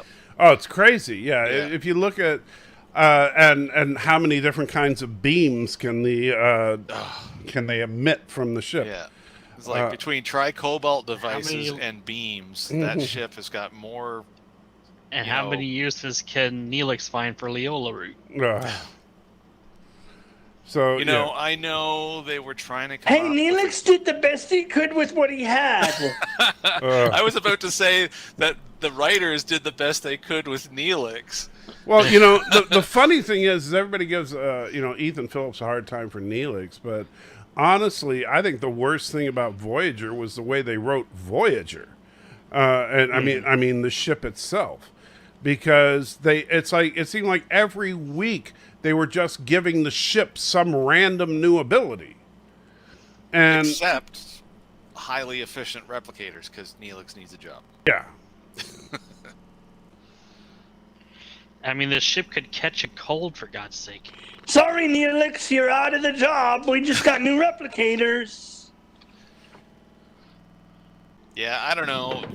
For me, when Voyager came out, I'm pretty sure we all had an idea. I think before the trailers, when the ads and the what the show was going to be about in general were rolling before it actually aired, we knew it was going to be one of these Lost in Space things, and I honestly wasn't super excited about it. And at that point in time, I'd actually started to really enjoy DS9 because I didn't like the idea of sitting still at a station with DS9, so I skipped the first 2 seasons of the show, and only ended up starting to watch it because there was that little bit of crossover with DS9. I started picking it up, and of course I started realizing just how much better DS9 was over most of the rest of the series. And Voyager, yeah, like I watched it for the first season and then I stopped for a while, and I never actually fully watched Voyager until the entire series was out and watchable either through streaming or on DVD, because it was the classic whatchamacallit there, Gilligan's Island problem over and over and over again. And Right. And for the first season, it was really bad, where it seemed like, oh, look, it's a wormhole. Will that get him home? And it's like, no, of course not. It's season 1. Yeah. We don't try to tease us with, oh, it's a wormhole to the Alpha Quadrant. We're going to make it home. No, come on. Don't even tease us with that. Let's work on, let's build up their survival. Let's build up the crew working together. Let's build up the beginnings of their journey home. They did that a little bit. No, they didn't.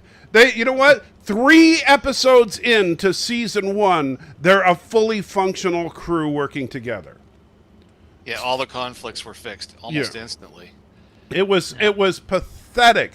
The fact that they had a Maquis and Federation blended crew should have been the source of conflict throughout the series. Instead, it was a source of conflict a couple of times.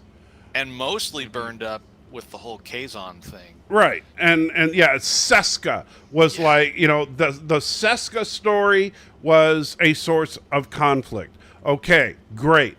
And then you have the only time, in my opinion, that it was done well was Scorpion, with Chakotay and Janeway clearly having different opinions on what to do about crossing Borg space.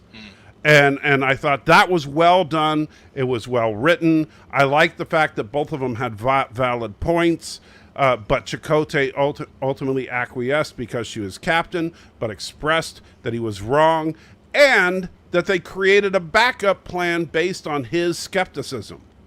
And so I really like that. When was it that Beltran realized that they weren't going to do anything with his character? I almost swear I think it was right like around that. It was like around, actually, it was a little after that. It was like around season 5, I think, season 5 or 6. When they knew they just... And you could tell Chakotay just became nothing. Yeah. Well, one of the worst things that I didn't like that they didn't capitalize on with him, or just in the story, and I know the whole trying to get home, so you're moving away from that area, but I actually really liked that episode when Chakotay was rescued by those Borg that had disconnected themselves. Collective. Yeah, and then they kind of created that mini collective. Yeah, that was an interesting episode. I really liked that. It was an interesting concept, but then they didn't go anywhere with it. Never went anywhere with it. The best we got outside of that was the whole Unimatrix Zero thing, which was interesting, but it just weakened the Borg further. Right, and the fact that it gave Chakotay a working knowledge of how the transceivers worked. Yeah. And which came in handy during Scorpion. But I think Scorpion was the high point for the series. But unfortunately, it was the only, for me at least, the only really high point of the series. Before Scorpion, the series kind of meandered along. After Scorpion, the series kind of meandered along. Didn't they also stop to fight a war? Well, that was Scorpion. For Or about a year? Year of Hell. But the problem is, Year of Hell was originally going to be a season-long arc, and it should have been. Usually, Voyager was more known for starting wars and leaving to let them Yeah. figure it out. But yeah, if Year of Hell was a season-long arc, it probably would have been a good one. But instead it turned out to be a two-parter with a magic reset button at the end. Yeah, You know? they'd have to have no magic reset. You can't do that a season and then just say it never existed. Yeah. Would be the only thing I'd say. No magic reset. But it Yeah, could've because been then good. you've got Disco season 1. Right. One of my biggest pet peeves with Voyager was how many times, and it was kind of lazy writing, but how many of the times they ran into some artifact or something that came from Earth. Oh, The yeah. It's probability amazing how much stuff from Earth ended up in the Delta Quadrant right along In their the path. Yeah. Yeah, right along Yeah. the path. Yeah. Yeah, some Klingons, Ferengi? everyone that disappeared from Earth in the 20th century. The Nova. No, they or ran the- into a Ferengi, or the a Equinox. Klingon, and Cardassian. Yeah. And the And Equinox. a pickup truck. Hey, Pickup that truck, pickup it's- truck, first of all, it was a Ford. All right, let's not forget, we got to make sure. Fixed or And, repaired. and that's when we found out that Tom Paris is an expert on 20th century history, because why not? And that's also the other thing, is that whatever they ran into, one of the main cast was an expert on it. Uh-huh. They had to have someone who is an expert. No, they didn't. That's the problem. Why didn't they Or ever someone have who knew about it. You know what? Here's the amazing thing that they did on the original series that for some reason writers forgot about in the TNG era, but especially on Voyager. You know what they did on the original series? They looked it up. They go, "Hey, computer, what is this?" It's like, They did that in the Next Generation quite a few times. a couple of times, yes, but I mean, come on. I would, that, like, even like in the original series, and it looks like we lost Lore. Hopefully, he makes it back. But in the original series, they had Khan on the ship. They had a 20th century historian on the ship, and she didn't recognize him. If Khan had showed up on Voyager, Tom Paris would have been, "Oh, look, it's Khan Noonien Singh. Big fan of his," or something.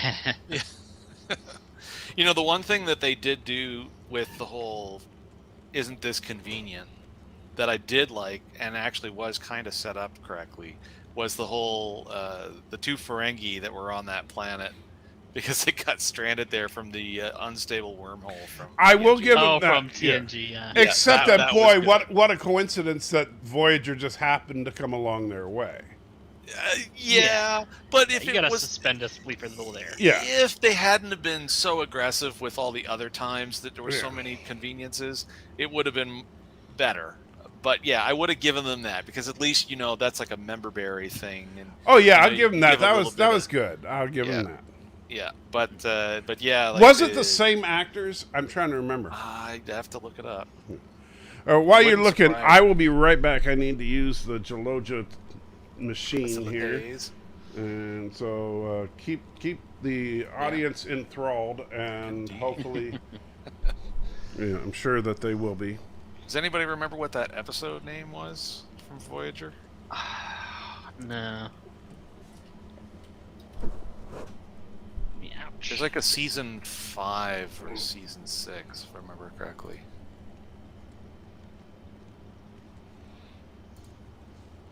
Let me see if I can. It's something to do with wealth or something. Like it was, because they set themselves up as False kings. prophets. Yeah. Profits. So let's see.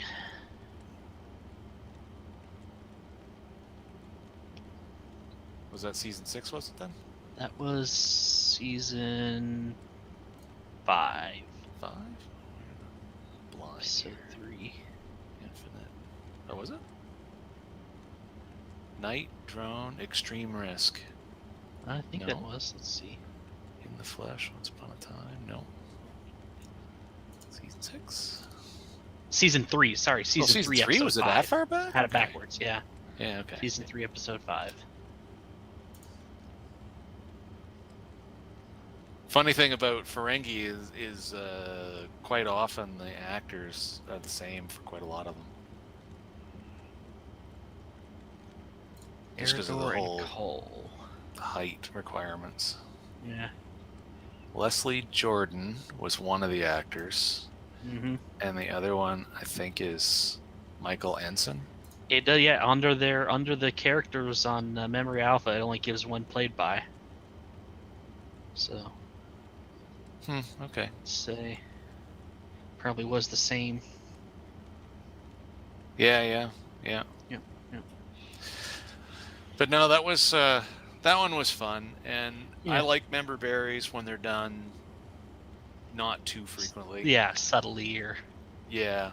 Like, I think that was probably one of the things that made Picard so insulting, was because it was they want you to watch this show. They're going to throw all these member berries, and then over here we're going to kill all these sacred cows all at the same time. Just kind of flip the whole board so hard. I mean, Discovery was... I got a kick out of the fact that they based Discovery Season 1 retconned out Discovery Season 1 right at the end of the series, or the season.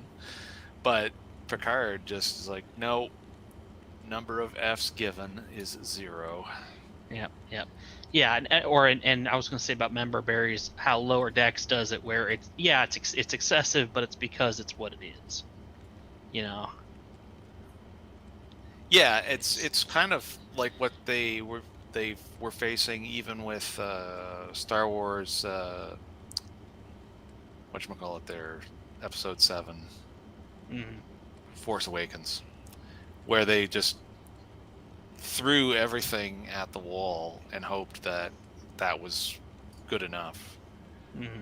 And no. Sometimes maybe a little bit, but long term not as much. Yeah. So no, you gotta stop and slow down and actually, write.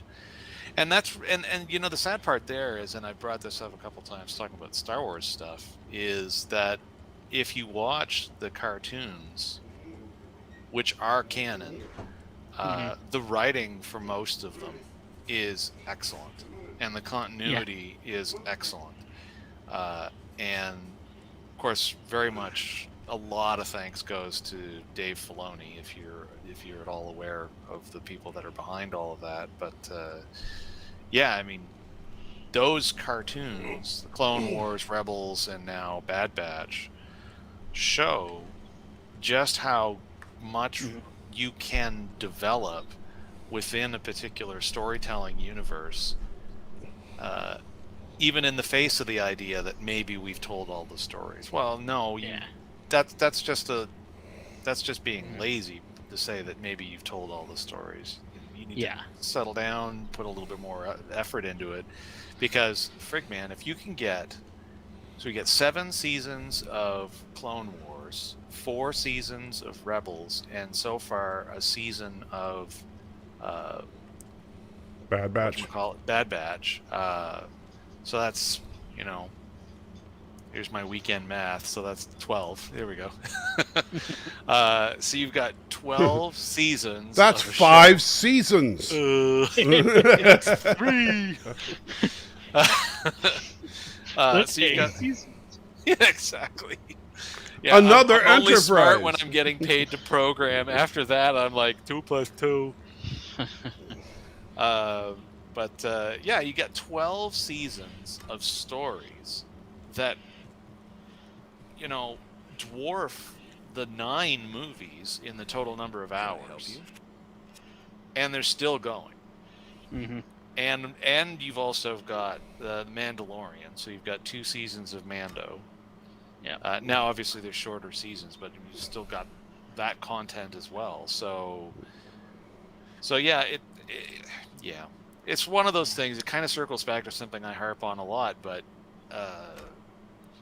any franchise where there's already a decent amount of content that's either already canonical or that can easily be tapped into. So in the case of Star Trek and Star Wars, there's lots of fiction that was written outside of the main line, and of course Star Wars, the extended universe, and to a great extent was accepted as generally part of it, even by Lucas when he was still running the show. And you can even look at other franchises that get a great deal of popularity in the way of, say, the Alien and the Predator universe. You had Dark Horse Comics produce a tremendous amount of content. You actually had video games that were produced with storyline in them that is superior to any of the movies in the Alien or Predator franchise since after the second Alien movie and the second and the first Predator 2? I liked Predator 2 only because it joined up the whole Alien and Predator universe. Yeah, the Weyland-Yutani. I gotta, well, the fact that there was an alien skull on the wall in that ship, that, I mean, anyone who was already very much a fan of the first Predator movie and the 2 Alien movies, I mean, when I saw that movie, I'm sorry, I lost my mind. I'm just like, give me more. Yeah. That's a xenomorph. That's a xenomorph. Yeah, it's like, don't make promises like that and not deliver. And then, unfortunately, we got. And then you were like, "Why did you deliver? Why?" Yeah, well, it was like what I was saying a couple days ago about, we would love to see more Firefly or a reboot of Firefly, but do you really? Exactly. Yeah. Only if it's done right. Yeah, and what does that They've mean? actually continued the book. They've actually continued in books.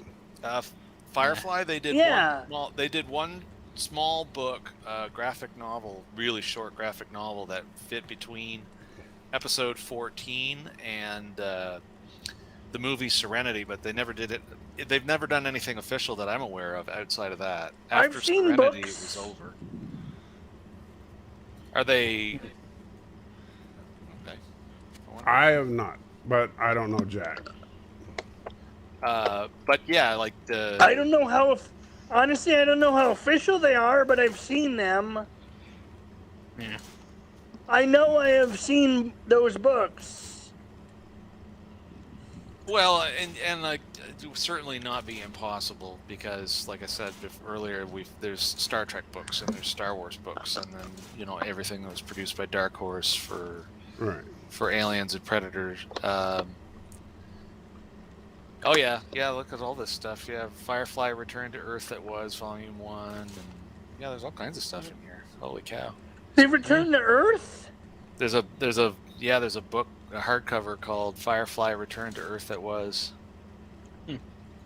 But yeah, I mean, as it relates to any of the franchises that are staying alive. I told you. Did I not tell you? Yeah, well, you did.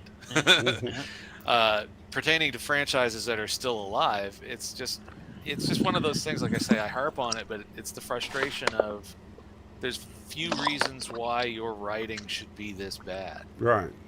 And yeah, I mean, like a lot of it, I think. Go ahead.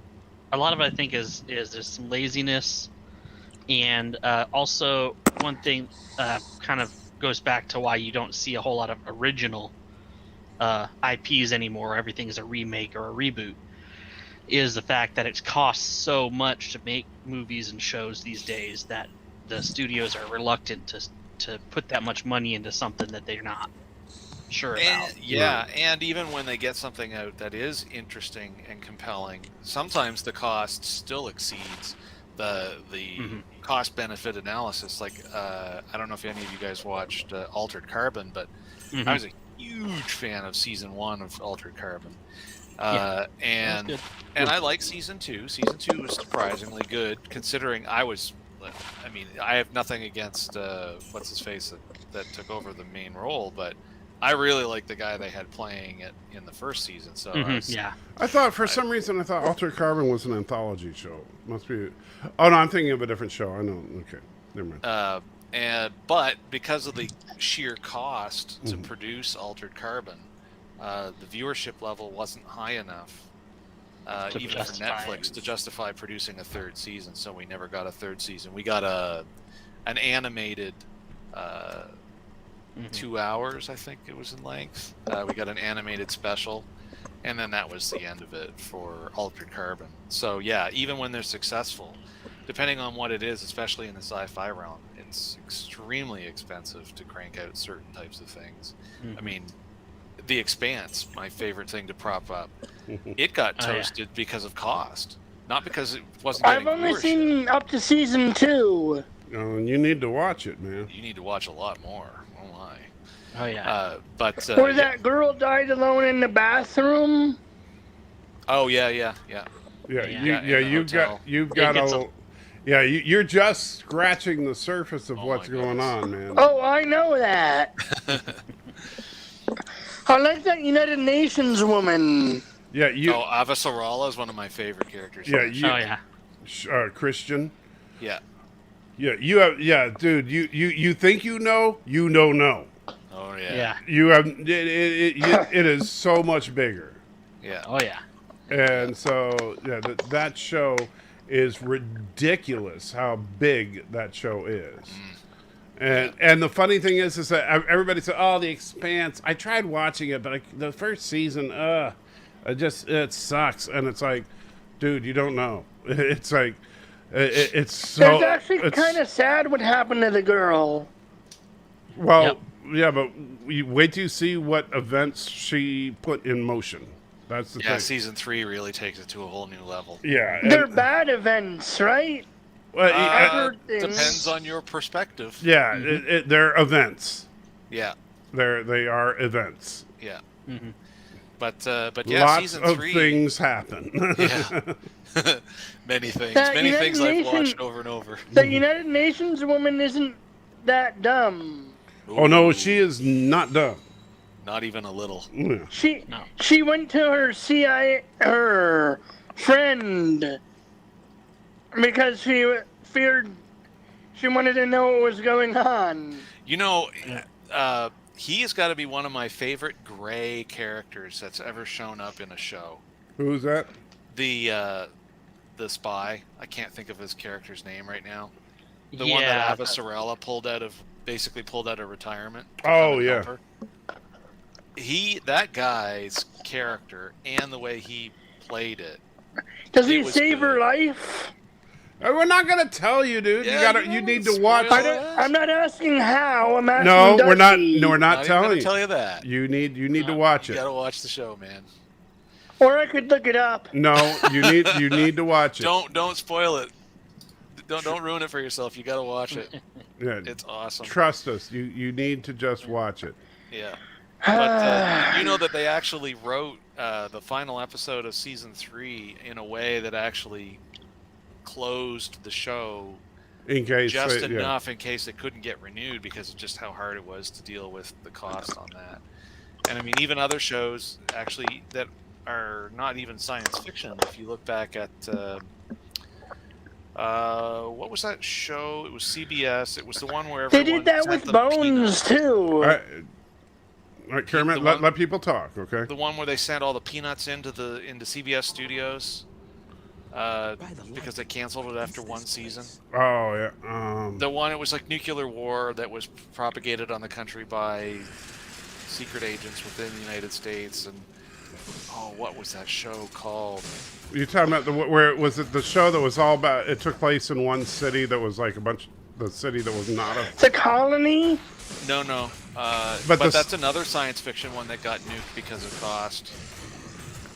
Because the Colony only went on for, was it 2 seasons or 3? And then they ended up cutting that one short. You know And what that they was actually cut? not bad.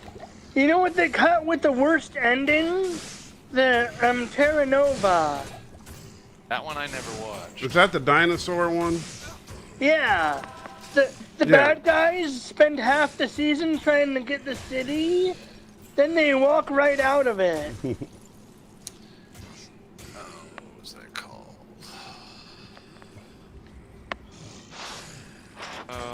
Yeah, I vaguely remember that, where Terra Nova, they just kind of, okay, yeah, we quit. Didn't they go? They went to the desert to try to get back home or whatever. Well, unfortunately, sometimes, yeah, the show, like Terra Nova, Terra Nova was doomed from the start, because that's a show, I mean, they were trying to basically do a TV series version of Jurassic Park, and it was never going to work. I think the plan, if they got more seasons, was the bad guys to be out there harassing them. Maybe so, but I don't think it was ever going to work. Just the whole. No, didn't you get that impression? You know what? It's been so long since I watched it. I don't know. I'm just saying that I don't think that the concept was going to ever work because it was too expensive to produce. Jericho, yes. That's the one with the city that was the surviving city of a nuke. Yeah, it turned out that the guy that was supposed to blow it up decided not to. That was the one that was the character that Lenny Jones played. Okay.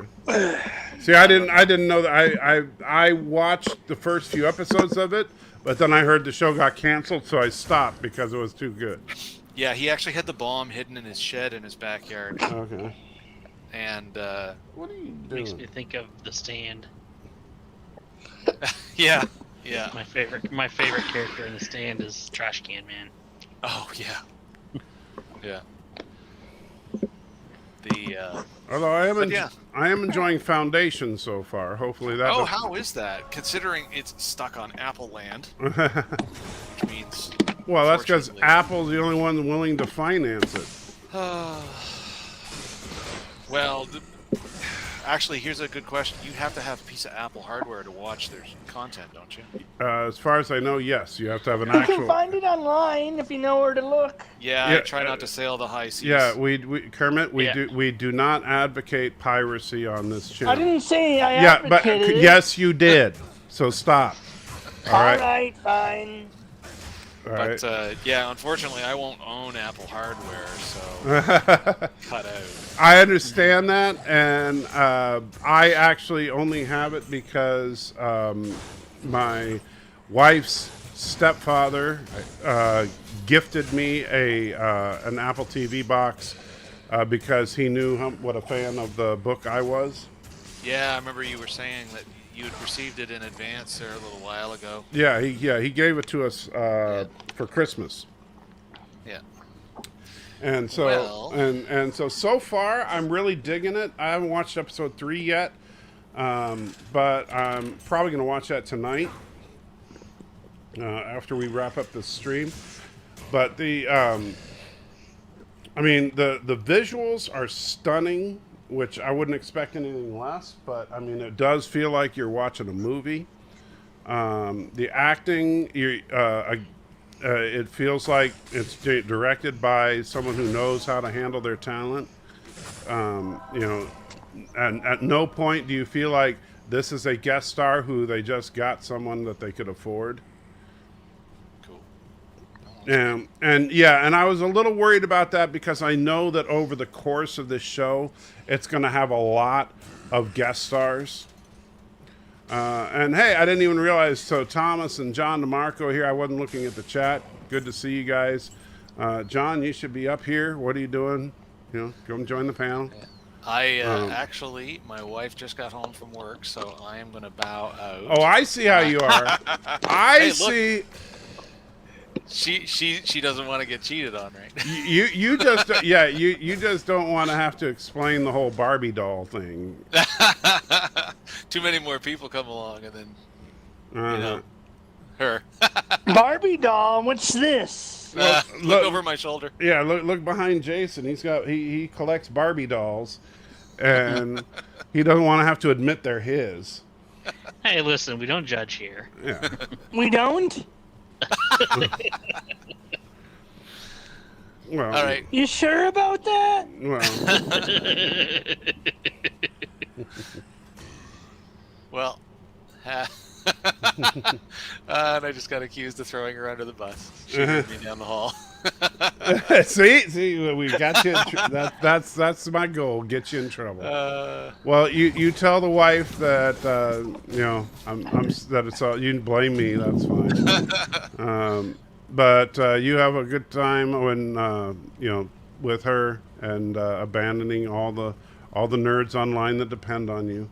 I understand that I'll do my penance later. Yeah, you can remind her that the needs of the many outweigh the needs of the few, but but apparently not in your house.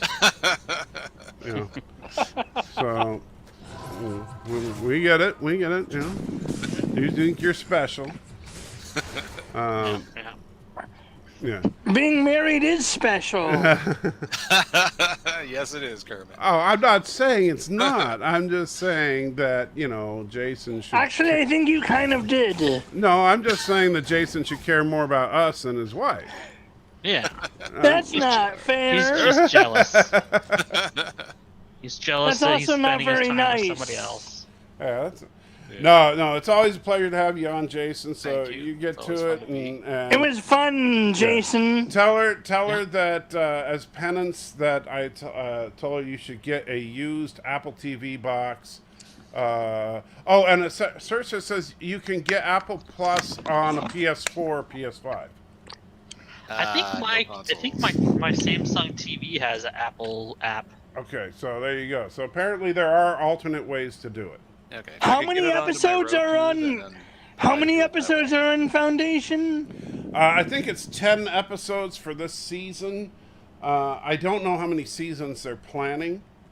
There are 3 books in the initial trilogy, obviously, so I would assume at least 3 seasons.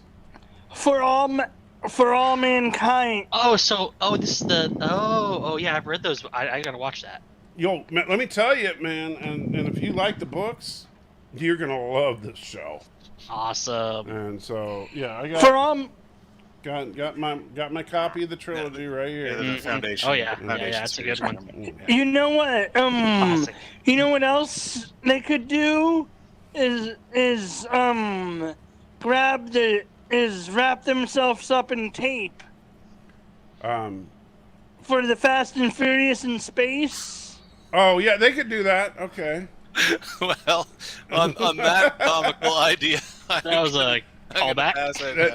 Sorry about that. I do that from time to time. Yeah. And just so you know, do you know who Jared Harris is? Oh, I do. Yeah. No, I don't think so. Jared Harris, if you're a fan of Foundation, he is Harry Sheldon. Oh, Okay.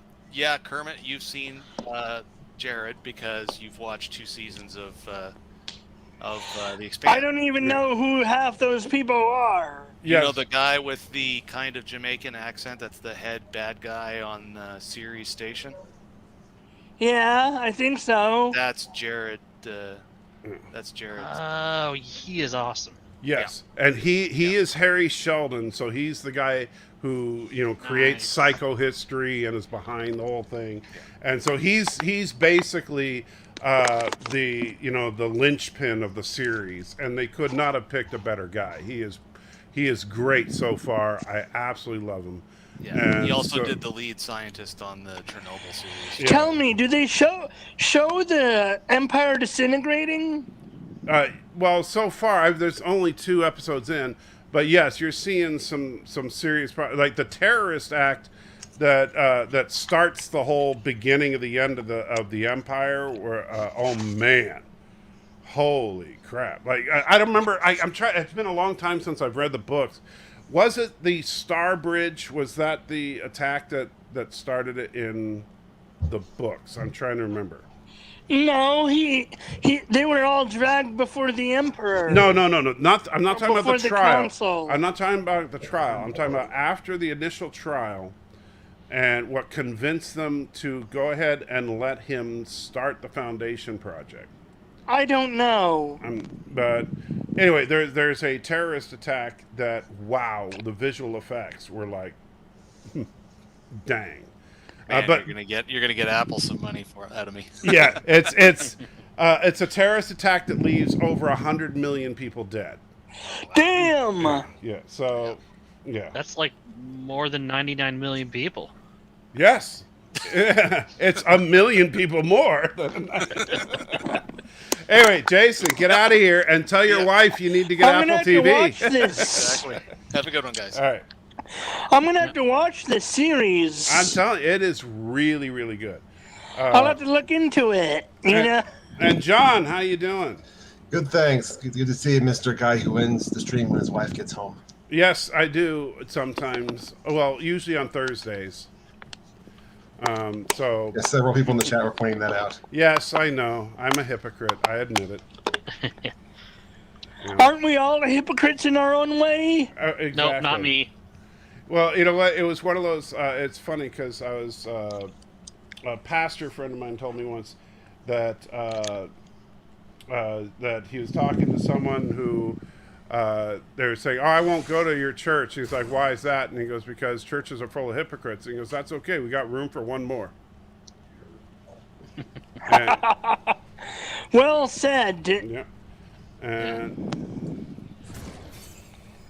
so, and I'm going to start being the Foundation series tonight, I think. Yeah, it's really, really good. It is, you know, it is definitely, you know, this is Asimov.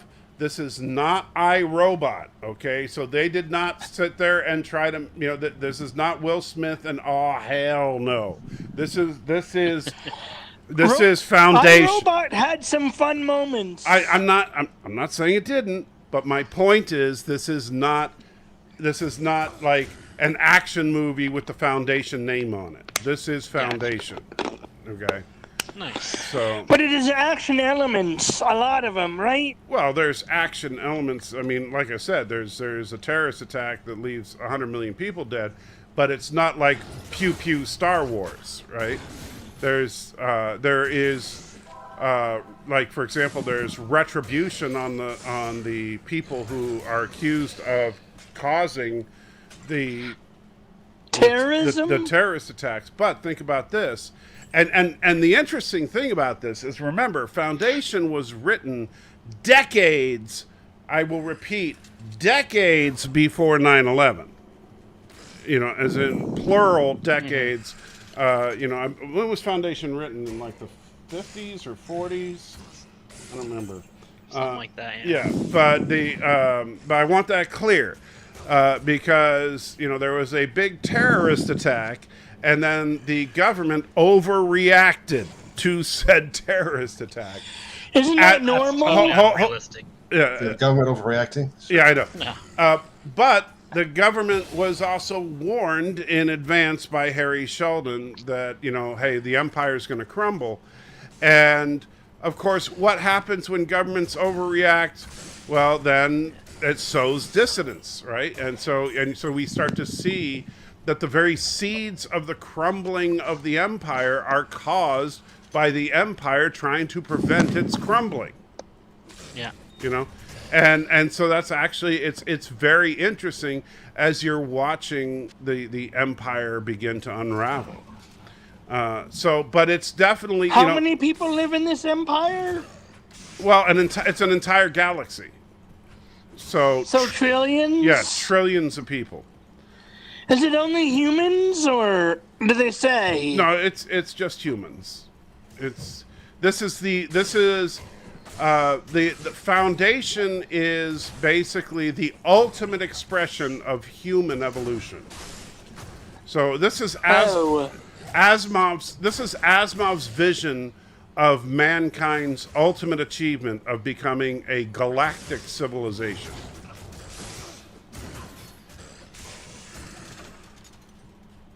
And so they curb stomp everyone else, if there is anyone else? If there was another power in the galaxy, they would have been, but I'm not going to tell you any potential spoilers from the Foundation trilogy. All right. So, there's a the books have I don't mean it. the books have been out for over half a century, but I'm not going to spoil them for you. I'm sorry. I'm not trying to be trying to be that guy. I'm just It's trying to okay, get Kermit. information. But I will tell you, Foundation is to hardcore sci-fi what Lord of the Rings is to hardcore fantasy. All right, so if you really do really like hardcore sci-fi, then you owe it to yourself to read the Foundation trilogy, or at the very least watch this. Now, I will tell you that Isaac Asimov's philosophical views are in here that I disagree with, but I still find it interesting. Mm-hmm. And that's mainly his perspective on psychohistory and his take on religion. But that being said, I find his take interesting, not as totally offensive as, say, a certain episode of Star Trek: The Next Generation. Which we already talked about earlier today. If you say so. Well, I do say so. That episode of Star Trek: The Next Generation, Who Watches the Watchers, I think is just derogatory towards religion. I just disagree with Foundation. And I think there's a difference between being straight up derogatory and expressing a belief that I can like. I think if Asimov were alive today, I could have a conversation with him and disagree with him. I don't know if Gene Roddenberry were alive today. I think that if you put him and me in a room together and said we had to talk about religion, that I would end up punching him in the face. Or he would punch me in the face, one of the two. Can't it be both? Could, but probably one of us would punch the other first. Can I punch you in the face? Can you punch me in the face? Yeah. Well, the question is, may you punch me in the face? I don't want to punch you in the okay. face. And no, you may not punch me in the face. Okay. I don't want to Just punch thought you I'd in the ask. face. Well, I'm glad you don't want to punch me in the face. Well, I'm glad that we can get along, even though I'm kind of more of, I guess, an atheist. But Right. I'm glad we can still get along. I'm okay with someone being an atheist. Don't get me, you know that. I mean, but I'm not an atheist, but I haven't been to church in years. Right. Well, and I'm not here to argue about that right now. I'm just saying that Asimov expresses some beliefs about religion that I just disagree with. Most notably, just that I think you get the feeling that he thinks that religion is more or less superstition. But in some areas it is, isn't it? Not necessarily. Religion can be, but that doesn't mean it always That's what is. I said. Some areas. There's a difference though between the problem is that there's a difference between saying that religion can be based on superstition and religion is superstition. How you doing? I played on Vile Might's Jeopardy earlier. Oh, how'd you do? I did pretty terrible. The topic was not Star Trek. It was not Star Wars. It was not the Orville. It was Bruce Campbell. And I did okay, but I didn't win. I would do horrible. I would do absolutely horrible if it was Bruce This Campbell. is my boomstick. Hey, well, Mercer, Yeah. if it makes you feeling better, I'm working on getting the Owens Bomb and one of my coworkers to play Yvette and Supernatural there. Give her a run for her money. You mean like a Jeopardy Supernatural game? Yeah, he's doing that in 2 weeks there for Yvette. Oh, nice. So I'll work on getting those two on there to play against her and give her a run for her money because they both are like super fanatics about Supernatural. I see. If Supernatural is a topic, I would score exactly 0. Yeah. I know it exists. Yeah, that's about my. I know it exists. I know that it stars 2 guys. I know that they basically are like paranormal investigators or something. And Come on, Michael, you know that there's only one paranormal investigative group, and that is the Ghostbusters. well, and I know that midway through Ghost hunters are fake. Mercer, you're forgetting Scooby Doo. I do know that midway through the show's run, they kind of did a soft reboot. I heard about that particular episode from a friend of mine who's a big fan when he was trying to convince me to start watching it. But you know more about it than I do. Supernatural there, because they did a couple episodes that were that were based on a couple towns right real close to mine there, and none of the buildings matched into the buildings in the town. It's so funny. Well, I said the show. Like now, if you did Grimm, I might do a little better. But yes, I have a question for you, Salty Trekker, that I asked via Mike during our discussion after the game.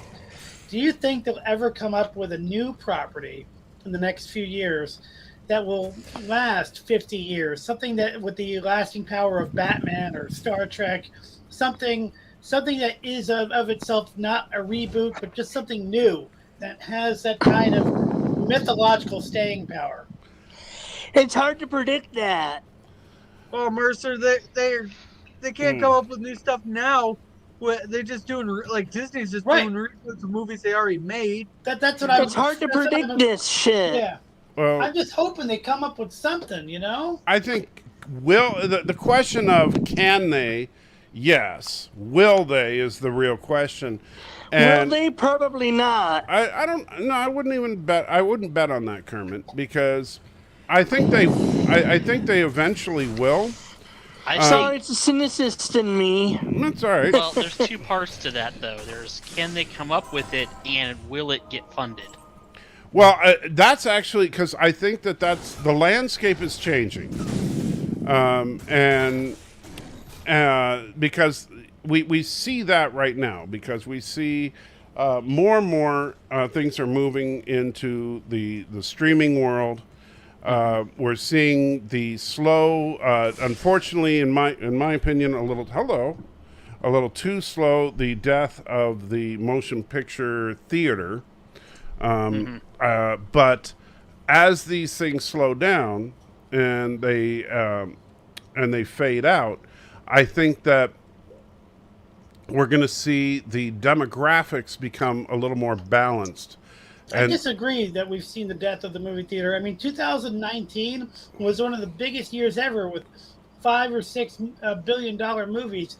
The pandemic set it back a lot, but it'll recoup.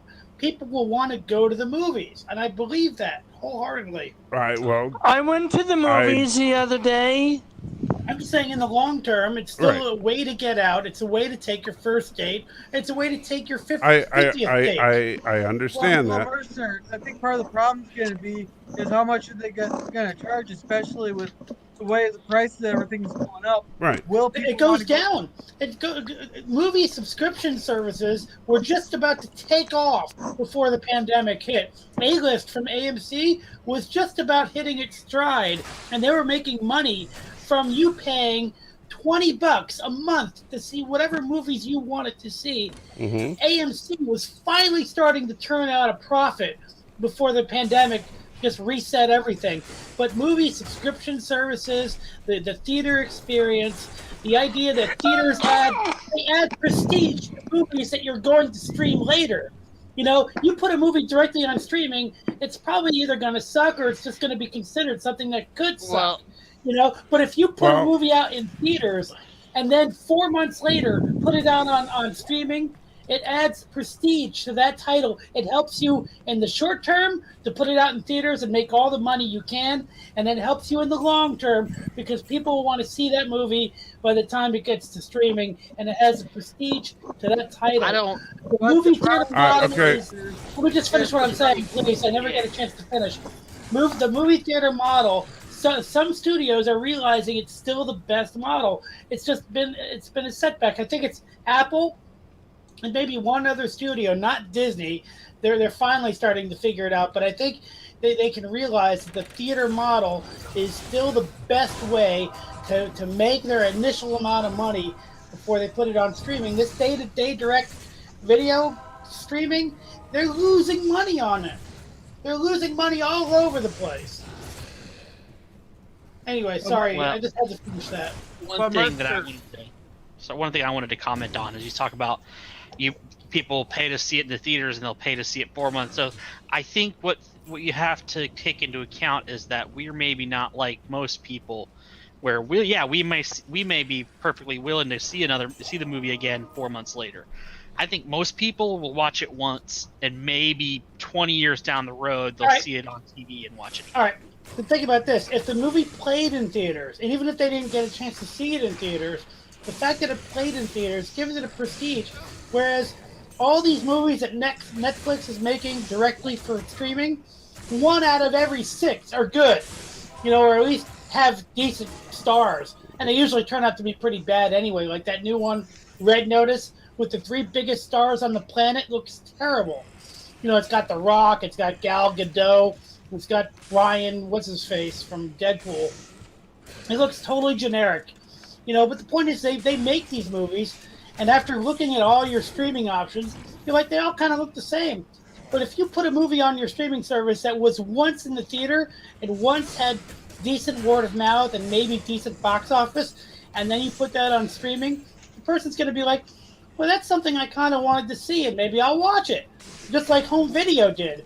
I think the movie theater model will take some time to recover, but it's still the best way to see movies. Well, anecdotally, I haven't been to a movie theater in probably 4 or 5 years. Yeah. And well,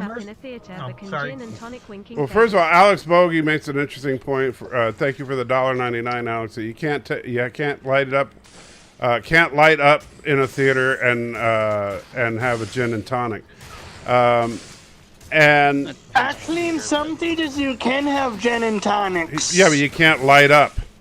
Fair enough. All right. I'll seek it in. Well, that's not an issue for me. Yeah, you might be able to have your gin and tonic, but smoking sections in theaters are definitely a thing of the past. But I will say this: I understand you're very passionate about it, Mercer. But first of all, you might think, or do you? Okay. Sorry, I didn't know why I did that. It's okay, but so I understand you're very passionate about it, and you think that it adds prestige, as you say. But the simple fact is that you're right. The pandemic has put a huge dose of poison into the motion picture theater industry, and quite frankly, the motion picture industry is doing fairly well without the theaters. And well, you know what? You can disagree all you want, but the numbers They're losing money. You know what? Okay, you know what, Mercer? I let you ramble on for 5 straight minutes without interrupting you. Okay, I'll listen. Sorry. All right, so I understand that. First of all, Shang-Chi may be the #1 movie right now, but guess what #2 is? Black Widow. All right, so don't try to tell me that streaming services are killing the motion picture. They're both way under par. Yeah, and guess what? The #1 movie wasn't even released in the United States. So what? Disney Plus is still making money hand over fist right now. The motion picture theaters aren't making money right now. But guess who is making money? Netflix, Disney Plus, CBS All Access. All these companies are making buttloads of money, enough money to finance tons of movies. Guess what? These movies are paid for. Netflix is paying for all these movies. They don't, Netflix is, you do realize Netflix has the largest cash flow of any company in this country. Period. They started out with doing DVDs. I think. Yeah, they started out. They started out with doing DVD rentals. Now Netflix, through their online subscriptions, has the largest cash flow of any company in the United States of Don't America. they still do? I don't. DVD Not that I rentals? know of, but Of course, That's- Amazon that- could buy them 5 times over, and so could Apple. Amazon is a retailer. That's a whole Well, different. but they that's also an have their own Yeah, streaming. they also have their own movies. right, and they but have their own movies. but you know what? Amazon's primary income source is through their retail outlet. I'm just saying they could buy Yeah, Netflix. but and Disney. Amazon's primary income source is not their video streaming service. All right, so let's But they get could make things it that straight. and be you very know, successful. you could no, you can't just make it that. It doesn't work that way. I mean, in time. Yeah, well, in time, that's what they're trying to do. Amazon, I think but it's you know brilliant what? that- But you know what? Amazon is trying to compete. Disney is trying to compete. Viacom, CBS is trying to compete. Netflix is still the number one. They're the top dog. Yes, they've been eroding a little bit of their market share, but you know what? These guys are making tons of money. Now I understand that the AMC isn't doing so well right now because their theaters are losing money, and I'm sorry, that does suck for AMC. But quite frankly, as a person who supports rural America, I'm glad to see the motion picture theater industry die. Because quite frankly, I'm tired of Hollywood having a false notion that making movies that lean far to the left is the only way to make money. I'm sick of Hollywood having that stupid idea. And the only way that's ever going to get corrected is that if they see the true demographics of their audience. And they're never going to see that until it all goes digital. They're never going to see that until it all goes digital.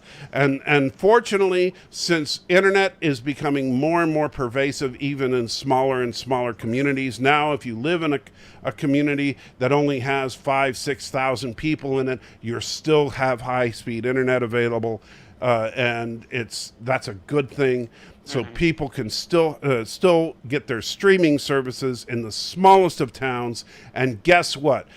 Those services see exactly who's watching what, which means that we don't have to rely on stupid surveys at theaters to find out, hold on, Kermit, to find out what people want to watch, because that's what Hollywood has been using for the last 50 years to determine what they're going to make.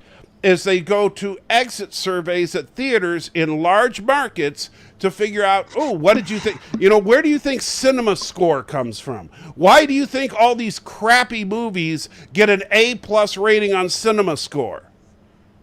It's because these movies are surveyed in major markets. Major markets mean big cities. Big cities mean leaning to the left. And until we make it all digital, that's the way it's going to be. Hollywood doesn't lean left because Hollywood executives are all a bunch of crazy liberals. Hollywood leans to the left because that's what they think their audience is. And until it is 100% digital, that's what they're going to think. End of speech. Yeah. So they're Okay, going to get rid of Venom just made 90 million. Theater movie made 90 million in a pandemic environment. Hey, Mercer. 90 million is nothing. It's better than the last few movies. Well, Mercer, a lot of people are in the same situation that I'm in, where they can't afford to go to the theater and spend $50 on tickets and popcorn and a pop. There. Sure. There's But a lot more. once we recover from the pandemic, people still want to go out, and going to the movies is still overall one of the cheapest dates you could get, or cheapest times it depends. No, It's Mercer, expensive. everybody I've talked to, we all want to do the same thing. We want to just go to the lake and sit there at the lake watching the sun set, or Yeah. go fishing. That's cool. That- That's what a lot of people are doing. We don't want to hear that. We're going to sit at home and watch a movie Netflix on left the and one traditional streaming studios. platforms.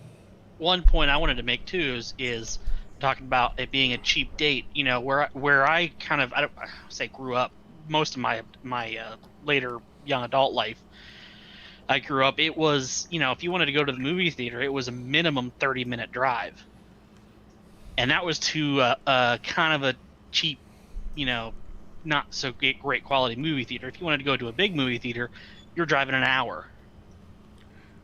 So it wasn't a cheap date. You know, you went for big movie releases that you really wanted to see day of, you'd go. But you rarely would go to just, you know, just go see a movie. And let me address this real quick. Alex, thank you for the $1.99 super chat. Says Netflix is less left than traditional studios. Netflix right now is, yes, less left than a traditional studio, but you know they're still playing to whatever their large. The problem is that internet right now is still predominantly more penetrated in larger markets. The more rural you are, the less people subscribe to high-speed internet and watch Netflix. And so it's still based on views. And so until more conservative people get Netflix, Netflix is not going to start producing more conservative content. It's not about Netflix being conservative or liberal. It's about Netflix's subscribers being conservative or liberal. Netflix content is a reflection of Netflix subscribers. I understand the point you're making there, but I'd still be disappointed if the theaters just go away because I still enjoy the experience myself. I get that, and I many really filmmakers do too. And you know, there's a certain I do understand that, and I enjoy the theaters when I go. I think there'll still be, just like there's still a few drive-in theaters here and there. I think you'll still have theaters. I just don't think it'll be the primary mode of release for movies. I agree. I think it'll become the indie. Well, I think based on what I'm seeing, they're going to recover, maybe not 100%, but 80%. And I think filmmakers like all the filmmakers will want to have their movies to go to theaters. That's why Nolan just signed with I forget who he signed with, but he signed away from Warner Brothers, and I think he's at MGM. Dennis the guy from Dune, I can't pronounce his name. He's a theater-only kind of guy. A lot of people that love movies love theaters because you can't get that experience at home. You absolutely. That's first of all, Mercer. That is complete and utter BS. Because you know what? Buy yourself a 4K projector, a 20. Not the same as having a 30-foot screen. No, you know what? It absolutely is the same as having a 30-foot screen. You can put it on any wall. If you put it on a 30-foot wall. I'm sorry, you can replicate it. I did it. All right? And so don't tell me it's not the same thing. I built a theater in this house. It's upstairs. Unfortunately, the only reason I'm not in that room right now is because I can't walk up the stairs. All right? So yes, you can absolutely replicate it. You can put in a full surround system. You can put Let me ask a question. Side question. When you went to see Endgame. Do you remember Endgame with the Avengers, you know? And then there was a scene where, you know, the hammer goes right to Cap's hand and, you know, the crowd crowd reacted. Can you get that experience of being opening day on Endgame where everybody's involved, everybody's cheering, they don't know what's going to happen, but they're into every minute of it. Can you really get that experience at home? For me personally, watching the movie with my wife and us, just the two of us going, yes, is just as good as being in a room with 150 people saying yes. I understand that some people want the crowd ambiance and all that. I don't begrudge that, but don't try to tell me that I can't enjoy a big screen when I have one. I do too. I'm probably going to see Dune at home. I'm not. Yeah. I'm just saying that the people that are making films are making it. Of for course, the theaters, you know why they. That's what I'm saying. But you know what, Mercer? Though, first of all, they're not telling you that because of some grand artistic vision. They're telling you that because dollar signs. All right, they're telling you that because they want the money in their pocket. That's the only reason they are telling you that. Don't kid yourself. Oh yeah, everything is about money. Every Star Trek episode you've ever watched is about money. It's not about any vision, Gene Roddenberry's or Coons. I'm just saying the reason when someone says, "Oh well, if you don't see it in the theater, you're not really getting the experience." I wasn't trying to say it that simply. I was simply saying that they are making, especially if you watch Liar Liar, it doesn't make any difference. Well, it does, but if you're watching Dune or Endgame, there a lot of people would really like to see those in the Right. theater. If But they in can, because in when 19 you get to a theater and you're in this communal experience, it's exactly what I said, an experience. in 1982, I would totally agree with that argument. All right. And that's, I mean, in 1982, I would completely and totally agree with that type of argumentation, because in 1982, home theaters didn't have the technology to replicate the theater experience. But in 2021, there's really, I mean, you can even get active 3D. And by the way, I have that on my projector, and it looks every bit as good as going, because I bought the Avatar Blu-ray to test it. It looks just as good. All right, Yeah. so And there's another part to the communal aspect that you're ignoring, which is when you have the annoying people, the annoying, frat boys up front yelling at things, and or whatnot. people on their phones. Last time I was in the theater, I got candy thrown at my head. Well, and that was for Shang-Chi. But the flip side of all that, so don't get me wrong, I'm not dissing the theater experience for people that enjoy it. And what I think will happen is, I'm not saying the theater, I think that the theaters will still exist. But what they're going to end up being... They always will, to an extent. Right, but what they'll be is, I think they're going to be refined to a point where people will go to the theater for a fine experience. So you'll order for dinner and a movie. Right, you might get a fine adults kind of theater where you'll get a fine wine or a brandy or whatever. You'll be sitting at a table with a little candle on it. You'll get good food and enjoy it at your seat. Yeah, that started. You started to see that even before the pandemic. Right. You started to see theaters that come out like that. Luxury theaters, I think, will be in your seat. Right. Not in. So I think luxury theaters will continue. I think they'll thrive, but I think that for common movie experience, I think that people will opt to stay home and use subscription services, and I think that'll make sense. Yeah, I think it'll be bifurcated somewhat. You'll have You'll have two groups. You'll have the group that wants to stay home and watch it at home.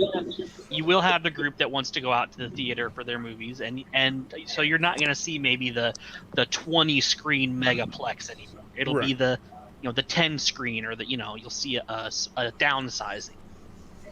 So what were you starting to say, Daniel? Yeah, theaters are dying, I hear. Yeah, I tend to think that and I think they're going to evolve. Yeah, they're dying. And I do think, like I said, I think that the luxury theater everything evolves or dies. Right, it has to, because think about it. Entertainment has always changed. And 100 years ago, people went to a stage play. Right? You didn't go to a movie because movies didn't really exist. Well, they did, but they were in their infancy. And, I mean, it's kind of weird to think that movies are over 100 years old now. But, yes, I know. We're talking about movies, huh? We're being all loud. But I think that movies, as far as why would people... You're just a crazy little thing. Why would people pay to have an experience as far as the fidelity no better than what they can get at home, unless it's something like you were saying? Well, great place to take a date. Well, yeah, but people don't take people on a date all the time. As for the fidelity, though, I don't know about everybody else, but getting a theater ticket is a lot easier than getting a 4K TV and all the other required technology to reproduce it at home. It depends on everybody's if you have the space for it. Aren't as expensive as replicating a home theater. It's Depends on actually how not many movies you go to. Yeah, it does depend on how many. Like I was going to a lot of movies, and when I built my first home theater, it turned out that it was just a lot cheaper in the long run to get a projector if you knew how to. Projectors are actually, if you shop around, you can get a projector for a decent price. How do you get a 3D projector? How does it do 3D? What do you have to look for? The same way as any other. Polarized. It says 3D projector on it. Yeah, you can get if you shop around, you can find them, and It'll probably do it at like 60 hertz instead of 120 Right. or something like that. and then you have to it may buy not the be that expensive, depending on how much you shop around. right. Yeah.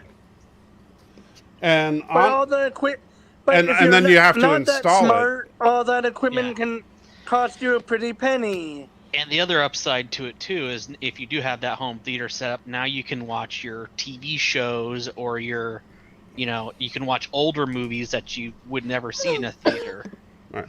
Have you seen those new projectors that you can put right next to the wall and they throw the image upward? I've seen them. I haven't actually played with The one. problem with those is it's going to be limited in your resolution just because of the optics of it. Right. No, the new ones are really good. The brand new ones that are like thousands of dollars. You don't lose resolution with those. Well, and that's why it's thousands of dollars, is because they have really, really high resolution right. LCD, whatever their technology is to. I'm learning a lot tonight. But yeah, these projectors are awesome, and I will tell you, I tried the 3D once, and I was like, okay, it's cool, and then I never used it again. Yeah, I was never that big on 3D either. Yeah, I didn't really care. 3D hurts my eyes. Well, I just don't Some care people about does. it. Yeah, it doesn't hurt, but I just didn't. Virtual reality also hurts my eyes and stuff. I just don't think it's worth it. I mean, I know. The funny thing is, the only reason that 3D was Some coming people out. only go to the movies for 3D or IMAX or whatever. The movie I've seen that did 3D the best was Tron. Yes. Avatar and Tron were the two ones that I think. Tron, Tron Legacy was the only movie where. Did you hear that they're making a new Avatar Last Airbender live action show? No, They're making and 5 Avatar movies. yeah, and I don't care about either of those. I liked. You know what? I liked Avatar: The Last Airbender. The live action or the TV show. Yeah, the live action was terrible. That was a movie. Yeah. If you think about it, they killed a few 100,000 people. Yeah. Well, but yeah, they just didn't show it in the movie. That's it. That's the ending of the first season. Not sure. By the way, one thing that I think has declined is my desire to go to like Disney World or theme parks. That's declined. I used to be like a huge fan. Like more than anything, I want to go on that Falcon ride just to be in the cockpit. But now my enthusiasm for going is at an all-time low. I hear that you can't even get on a ride unless you go on a digital queue using an app, and even then you have to sign in the first minute it opens, and by the next minute it's already full. So it's like you have to pay to get into a park, and you have no chance of getting on the premium ride. I think that industry has screwed itself in the foot with technology. It depends on where you go, honestly. I've been to Coney Island. That was. Oh, I'm talking about like Disney World. I'm talking about. I think Universal's doing okay, but what Disney has done to their own theme parks is inexcusable. I've actually been to Disney before the pandemic. Yeah. I think it was, and it was like a year or two, and it could have been because of it was early evening, but I didn't notice there wasn't a lot of people, as many people as there always is. Yeah, but now it's different. Now if you want to get on Rise of the Resistance or the new Spider-Man roller coaster. God, why would I want to do that? I heard it's a very cool ride, whether you like the new Star Wars or not. The point is that you can't even get on unless you get in the queue digitally through the app. And a lot of people just like part of theme parks is waiting on the line for a little bit. I don't know Maybe anyone meeting that some new likes friends. waiting in line at the theme parks, but But at least you have a chance of getting on. well, I Maybe meet some new friends. first of all, thank you, Alex. Because I Hold don't- on, Kermit. Hold on. First of all, I want to say thank you, Alex, for the $1.99. It says 5D was getting big before the pandemic. Think it'll stay. I don't know what 5D is. Is that I'll like? look it up. I don't know what you're talking. Was that where they were adding smell or something? That's 4D. Yeah, That's 4D. I have no idea. Oh wait, is it 5D? Wasn't that like in Kentucky Fried Movie where What? they like in Kentucky Fried Movie they had like the people standing behind you and they were like grabbing you and stuff when you were watching the movie. Bird of Prey is back and says, "Oh my God, the stream is still going." And Bradley's like 5 hours and I'm still working on 6. Yeah, I don't know what's wrong with me. So 5D is where they add like smoke, bubbles, lightning, raining, snowing kind of stuff. Okay, well, Vibration, feedback, stuff like that. Trying to figure it out, but you're probably right. yeah, I don't. You know what? They'll try to Higher resonating. They'll try to do whatever they can to get people back into theaters, but I think people will see it for what it is. That it's just a gimmick. You know? Yeah, and like I said with 3D, it got treated too gimmicky in too many movies where it was like, and it really actually kind of took away from the 2D experience because you have all these scenes that you can just tell, oh hey, that was obviously put in for 3D because this thing just lunged at my face. Right. You know. Now, granted, some of the old 3D movies were great when they did that. You know, because it was so stupid They and have campy. special seats for 5D. Right. Right. 6 hydraulic cylinders, 2 iron platforms, engine, control unit, air cooler, Revelation 7:12. And Yeah. I looked, up and down, They even upper have platform 9 moves. and the sun became as black as sackcloth. And the What they moon don't was realize black. is that those aren't They have special technically effects speaking system. dimensions.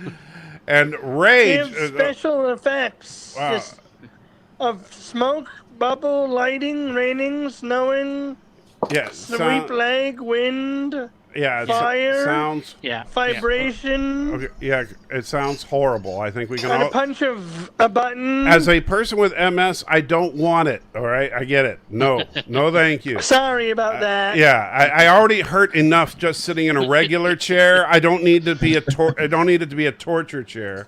You don't have a vibrating chair that shakes you violently back and forth. No, that's really not my idea of a great entertaining time. And Ray donated $1. It said, "I remember Revelation 7:12 and looked, I looked, and he opened the 6th seal, and behold, there was a great earthquake, and the sun became black as sackcloth, and the moon became as blood." Gee, I wonder who that could have been. Yeah, that was Ray from Ghostbusters because I'm sorry about going all in about that. I That's- said I'd look into it, and I did. I understand, but yeah, it's. And you know how I can get once I say I look into I things. understand, but yeah, let's gotta let other people talk. Basically, it looks like you move Yeah, it with sounds the movie. right. Sounds That's it. horrible. It sounds They like also my. have 90 where you're It's fully like Star immersed. Tours. It's like that Star Tours ride from Disney World. Yeah, basically. You ever been on that? It No, looks it's like 90. They have 90 movies Yeah, no, thank you. where you're fully immersed. It's it on a looks roller like. coaster. It looks. Oh no, it's simulating a roller coaster. Right. Well, you guys can My have your brother always got 5D sick on these movies. rides. I will just gladly stay at home and you know. I agree. I don't think 5D movies are fun. I want regular movies. I'm sorry. For me, it doesn't help that I don't really have anybody to go out to the movie theater with. You just ask your girlfriend, man. Yeah, I that's, just get He's a bored and stuff. physicist, please. yeah. I'm a nerd, man. I don't have a girlfriend.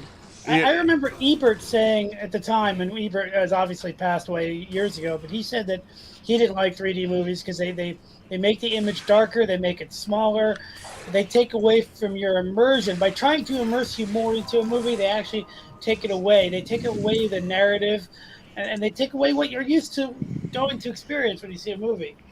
Yeah. So I think he was right. I think Avatar and maybe Tron are the exceptions, but almost every movie. And that was would be because better they used without it 3D. as a not as a device to say, hey, look, it's 3D. It was more just something to add depth to the scenes. Well, the interesting thing about both of them, with Avatar in particular, I can't even find a place to watch. Kermit, you got to stop cutting people off, buddy. You got to stop Yes, sorry. And so, but with Avatar, the interesting thing about it was the way they filmed it, and it was a clever idea, was to double the frame rate so that you didn't darken the image. Yeah. And so that did compensate for it, and it did a good job.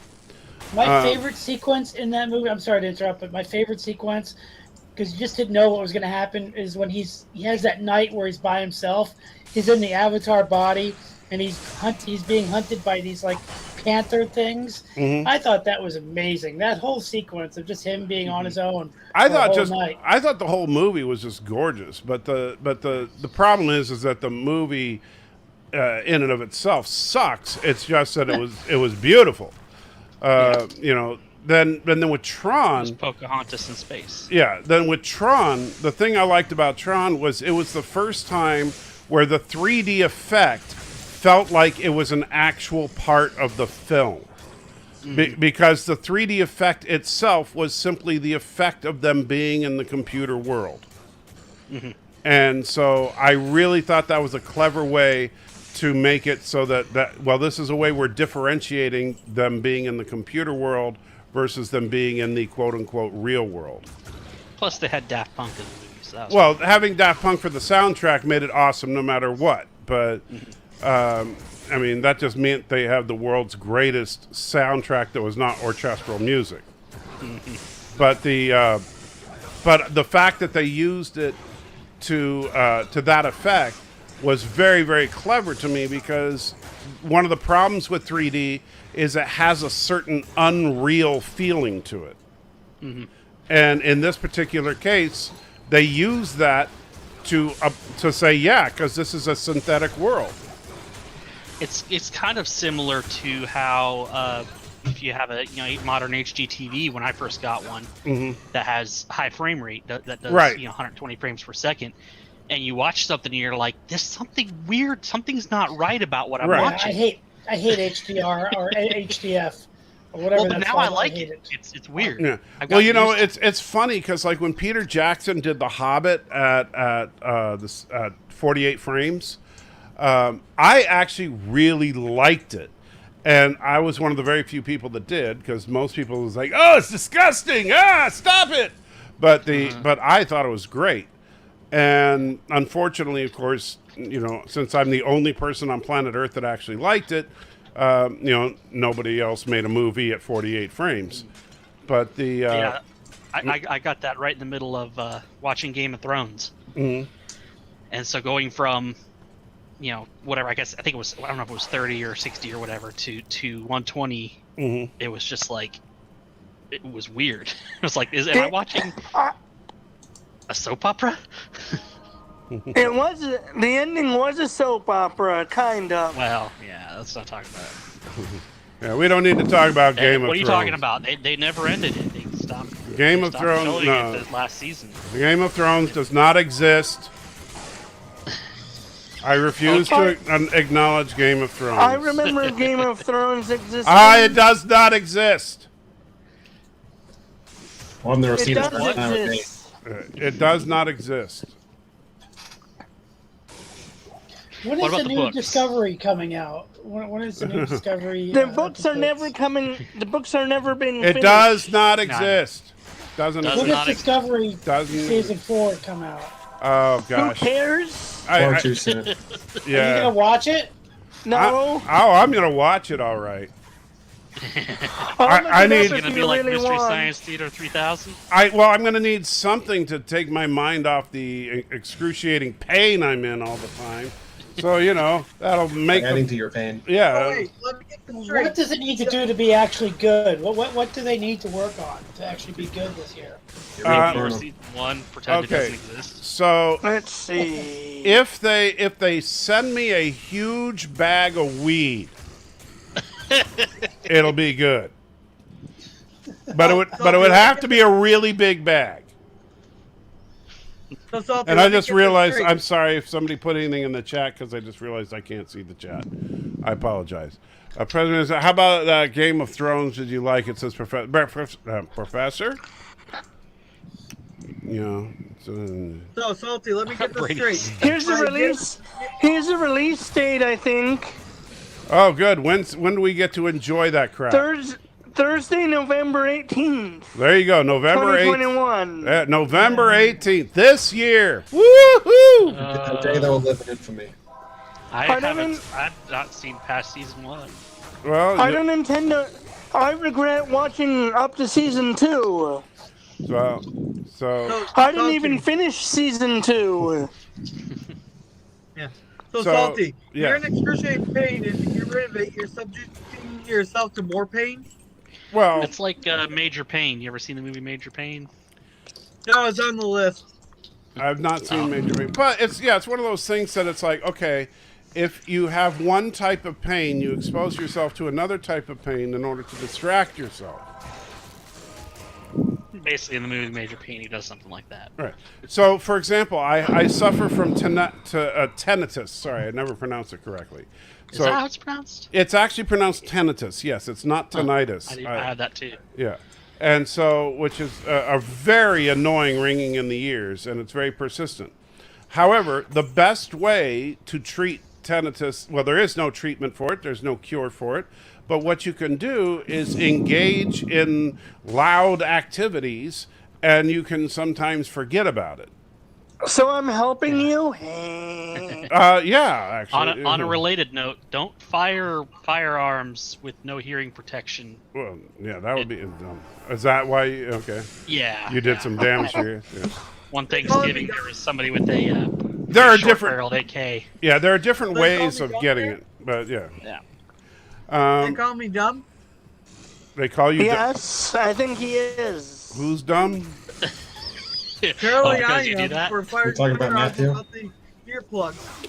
It depends on the firearm, but yeah, something like a short-barreled AK, yeah, that's gonna. 30-06. Yeah, I've done that too. Wow, that would be bad. Yeah. I want to see that movie about the moon crashing Fallout? to the earth.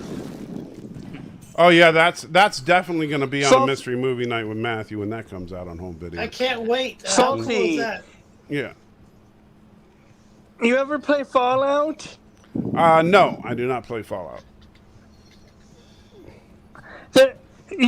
You shoot guns in enclosed spaces. Well, are you a fan of retro games? Without ear protection. Then Fallout sounds like a very stupid game. And no, I'm not really into retro games. You can also blow people up with nukes. Well, nukes are fun, I guess, in certain circumstances. And ironically, nukes ended the world. Well, I don't see how that's ironic. Yeah, who would have thought? Yeah, that you may not know what irony means if you think that's ironic. It isn't. Yeah. Makes me think of the song "Actually Ironic." Hello, Bird. Oh, you mean Alanis Morissette? Hello, Bird. The spoof of the Alanis Morissette song. Oh, okay. Have you heard of the literal version of the Aha song? You know, you guys didn't let Bird finish his spiel, right? Sorry, Bird. Go ahead. No, it's okay. I gave it. Go ahead, Bird. We were waiting for it. I was about to cut him off. You guys were so. You're all talking over him. He's like, you're not letting him get a word in. I'm not fighting it. I purposely gave a short. Okay. Hello, world. It's Birdo Prey 5. Kapla. I'm trying to. I'm as constant as the Northern Star. I'm trying to get some semblance of order going. Up. Yeah, there you go. Order, what's that with me in here? Well, and we're wondering about that. You but, know, yeah. all warriors are cold warriors, Bird. In space, all Yeah. warriors are called warriors. Yes, but in Karoga, all warriors I'll are say, cowards. On the Genesis planet, some warriors are lava hot. There is no beaming. There's no electronic frontier. Disobedience Aurora means Pensée. going to the surface and you Oh, will die. I forget the speech, but it was pretty damn awesome. Somebody knows it. Somebody here knows that speech. Welcome to Repente. At YouTube. The exile to It's the on YouTube, surface. and they have a funny thing. I won't talk much about it, but if Star Trek had Pokemon Go incorporated into it. Well, if Star Trek had Pokemon Go, Bird would definitely be I a would Pokemon. just shoot myself. So I actually saw something really funny back when Pokemon Go got really popular at first. It was a car that had some pretty obvious damage on the rear bumper, and then it had a sign in the back window that said, "This car stops often for Pokemon." Oh. So they obviously had tried to stop and get something, got rear-ended.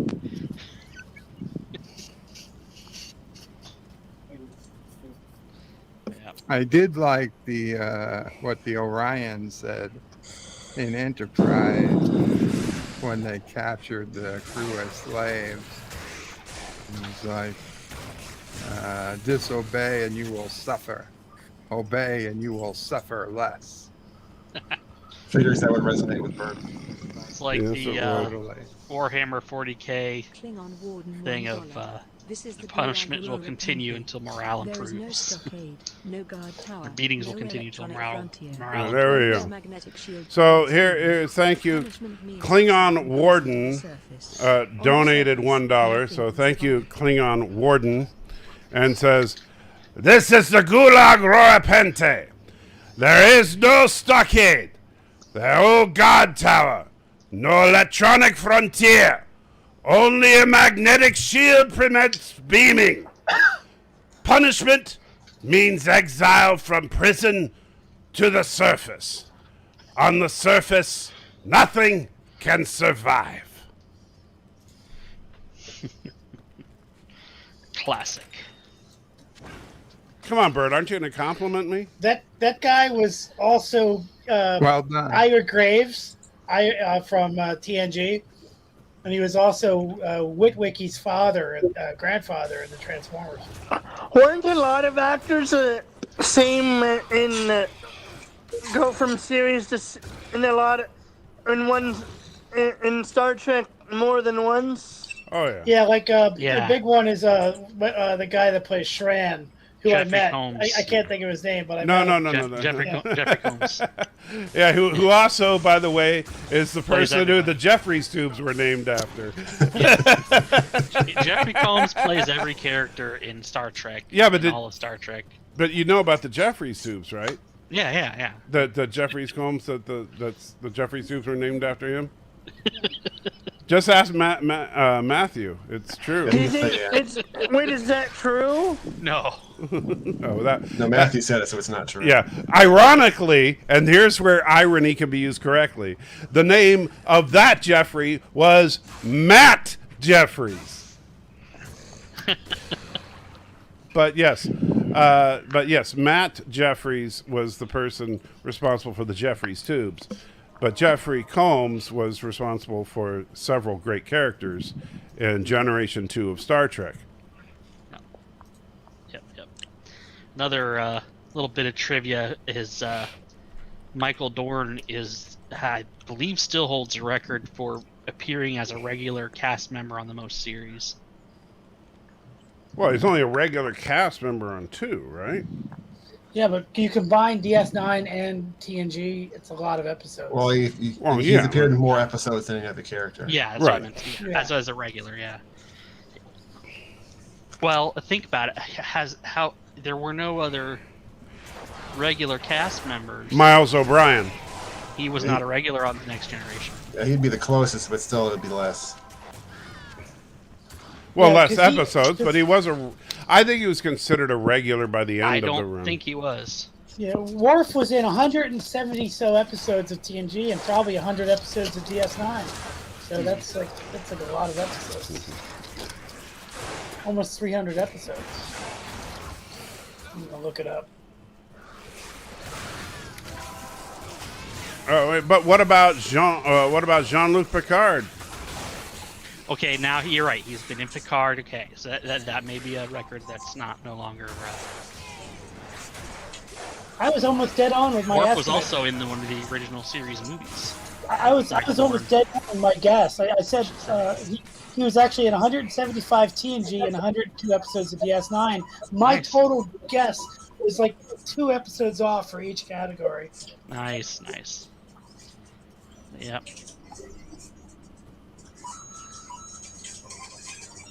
Is somebody playing Super Mario or something? Oh yeah, sorry. That's just. I love my Dr. brother Mario. playing Super Mario in the background. I actually love Dr. Mario. That's a fun Oh, game. me, my Super Mario. Or sorry, how is it properly said, Bird? Murdy-gurry-gog? Is that how you say it? There's actually Mercuriac? Mario. Macriag? Mario. Macliog? Well, there's actually a comic where they have the doctor, I think they call him Bones from the original trilogy, actually treating illnesses and stuff. I got a deloge. I'll be right back. They actually have a comic about that. So you're playing Super Macliog Brothers. Oh man, did anyone ever play? Did you Burger hear Time me, back Salty? in the day? Huh? They have a comic where Bones is actually treating aliens and stuff. Well, Bones did that for a living. No, but they have a comic that has it. Okay. Well, there's a lot of Star Trek comics. I don't know the one you're talking about specifically. Yeah, and none of them are canon. No, I have some of the old Gold Key Star Trek comics. Oh, yeah, see there, Brainy says O'Brien was not a main cast member in the opening credits of TNG. All right, fine. But you Yeah, can't. he's But just you an can't. unnamed- But you can't deny Patrick Stewart was. Yeah, no, you're right. Like I said, and now that Picard. Of course, can we pretend Picard doesn't So exist? what though? Picard had what, 10 episodes? Yeah, but Picard is still an ongoing series, and you know, Well, they could and you know, have we know that They we know could that have 5 seasons. They're not going to have more episodes. Oh, come on! You know Picard's good Hey, for at Andy least Trigger. 10 seasons. Plus, Maybe they propped his him character up died. and made him animatronic. What was O'Brien doing when he wasn't transporting people? Waiting to transport people. Yeah, that's pretty much his whole Yeah, job. pretty much. Do you really want to know? Butt. What if he was playing a game on that console? I'm sure he was. Yeah. Does anyone remember Dr. Mario? It's like the origin of the coronavirus. No, it's Dr. Macliog. That's what Bird says. Why do you call him? Why do you call him that, Bird? Why does Why do I Bird? call Mario by his correct name? Why do you call him Dr. Macliog? I don't Yeah. want to call him Dr. Mario because Mario It's is how you Macleod. pronounce the name. Then you're lying, Salty. I watched. He just said it. He IndyCar just said He is. Dr. He's a dirty Macliog. liar. It's Mario Andretti. I've heard him say Mario. I know All the it's American Mario. We know it's announcers Mario, always said but Mario. Bird says Macliog for some reason. No, he said Mario. Someone's not telling the truth. That's always Salty Trigger. Who's the one not telling the Dirty truth? liar. Not gonna lie, it's probably salty. Well, you know, it's been a long day. I'll give you that. It's I cringe possible. every time- I cringe every time somebody says it's been a long. Or You know, it's been a long road. You know. getting from there. Like, so to there. so I'm so happy for the skip intro button. Is there a Wait, reason? where are you from, Physics? Where are you from? Sorry. Originally from Florida. I'm lived in North originally from Carolina for a Florida. while. I'm sorry. Where are you I'm a from now? recovering Floridian. That is Where a are you from horrifying thing, isn't it? I Charlotte, left North when I Carolina. was a kid. I left when I was a kid. Does Florida I have a lived lot in of Florida people for a named while, but now I'm MacLeod? living in Pennsylvania. Gotcha. Yeah, I moved up to originally to Boone, North Carolina. Lived there for a while. Went to App State, and moved down here for work. I heard Where do you live Murfreesboro is a now? place to live. What's that? I heard Murfreesboro is a place to live. I think it's called. Murfreesboro, you mean? Yeah, Murfreesboro. I heard that's the place to live. I don't know. Some of the people who live there are kind of meh. Yeah, Law My Reloaded town lives is- there. It's pretty bad. My town is kind of boring. Yeah. The only Boone is a nice the only place, though. decent person in town's moving out, from what I hear. Are you really moving, or are you just thinking about moving? No, we're gonna move because, you know, as much as we love this town, we actually really do. But when we sell the house, if we were to in order to do what we need to do, which is to basically be debt free, then we would have to live in a condo. Yeah. You And need help moving? Well, we probably will, but we don't know when that's going to be yet. If I could help, I would, but you're probably going to get a moving company. Probably. Don't know exactly how we're going to do it yet. Is there I any? hope it works for you. Sorry, Kermit. Go ahead. Is there any? Do we know the reason why Bones actually got his nickname of Bones? Yeah, all doctors used to have that Yes. nickname. During Well, the no, war. we know now it's because of the divorce, remember?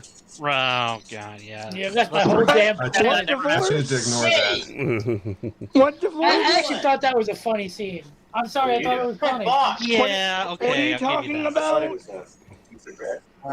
It's a scene in Star Trek 2009 where Dr. McCoy tells then soon to be Cadet Kirk that the reason he was joining Starfleet was because his wife took everything in the divorce and all he had left was his bones. Oh. Yeah. I thought it was funny. And Carl Urban is great. Yeah, and it Carl Urban updates told it for a. The question is, generation what that is there doesn't to know take? what Bones is. Huh? The question is, what is there to take? Don't they not have money? Well, they do, but they Except pretend they that don't. they do, Yeah. except for when they don't, because writing is stupid. Because the Federation is a socialist utopia. Except for when it's not. Yeah. Are you suggesting coconuts migrate? You know, it's a socialist utopia. Of a coconut and you're banging them together. It's a socialist utopia, except for when it's a capitalist dystopia. Doesn't that make perfect sense? We live in a non-communist commune. Everyone else is being repressed. Help! Wow. I'm being Is it the violence repressed. inherent in the system? Yeah. See the violence inherited in the system. But that's my question. What? I thought they had no money, so what was there to take? They don't have money, except for when they do. Get it right. Get it straight now. And it's a socialist utopia, except for when it's a capitalist dystopia. Listen, Yeah, strange makes women perfect lying in sense. ponds, distributing swords is no basis for a system of government. Supreme Actually, it executive is. power derives from a mandate from the masses. Yeah. The only problem is that they engaged in a land war in Asia. That's what happened. The classic blunder. Wait, who did? This The is the guy who blocked. Starfleet. It was in a private little war. He's a good guy to talk to, but he's When blocked was me. this? Why did he block you? When No, did they have a ground war in Asia? that was in the episode, a private little war. You know, I really like how the Mandalorian blows his Oh, first I was paycheck talking on about improving his character stats. Gets better armor, you know, he just blows his entire first paycheck on just getting buff armor. Well, you know, You people tend to do that when they get paid. You get excited. Yeah, And I then mean, all where's that the- gear where's is the outdated food by the money? time they level up a couple times. Right. Yeah, what about the food and Well, gas? he we all needs for- we all do it. I mean, I keep doing it in this game. It's like you get all excited. You got some gold. You buy some new armor. You level up a couple of times. You realize your armor's already out of date. You're like, oh crap. Does Navarro have gas pumps outside that little crappy town that Grief Karga lives in? Yes, probably. Anti-tracker. Yes. You don't like to play Grand Theft Auto, but you play Doom. I haven't played Doom in a while, but yeah. Isn't Doom worse than Grand Theft Auto? Like in Doom, you go to hell and kill demons, right? everywhere. You Which see, I don't even know how. again, you're missing the general point, and I don't understand why people struggle with this whole idea. What are you trying to do in Doom? Kill Go to the Mars. devil or whatever. Kill things. Well, Go to Mars. well, can you get more specific? What are you trying to kill? The devil. Well, Evil. you're trying. Ostensibly demons. But there's not enough of a story to You're really. well, there is a story to Doom. Yeah. I mean, it's not Doom is not my favorite game. Don't get me wrong, but in the basic premise of Doom is a portal to hell somehow gets opened up, and a demonic horde is coming out and invading the universe, and you're trying to fight back, wipe out said demonic horde, and then go to hell and basically take it to them.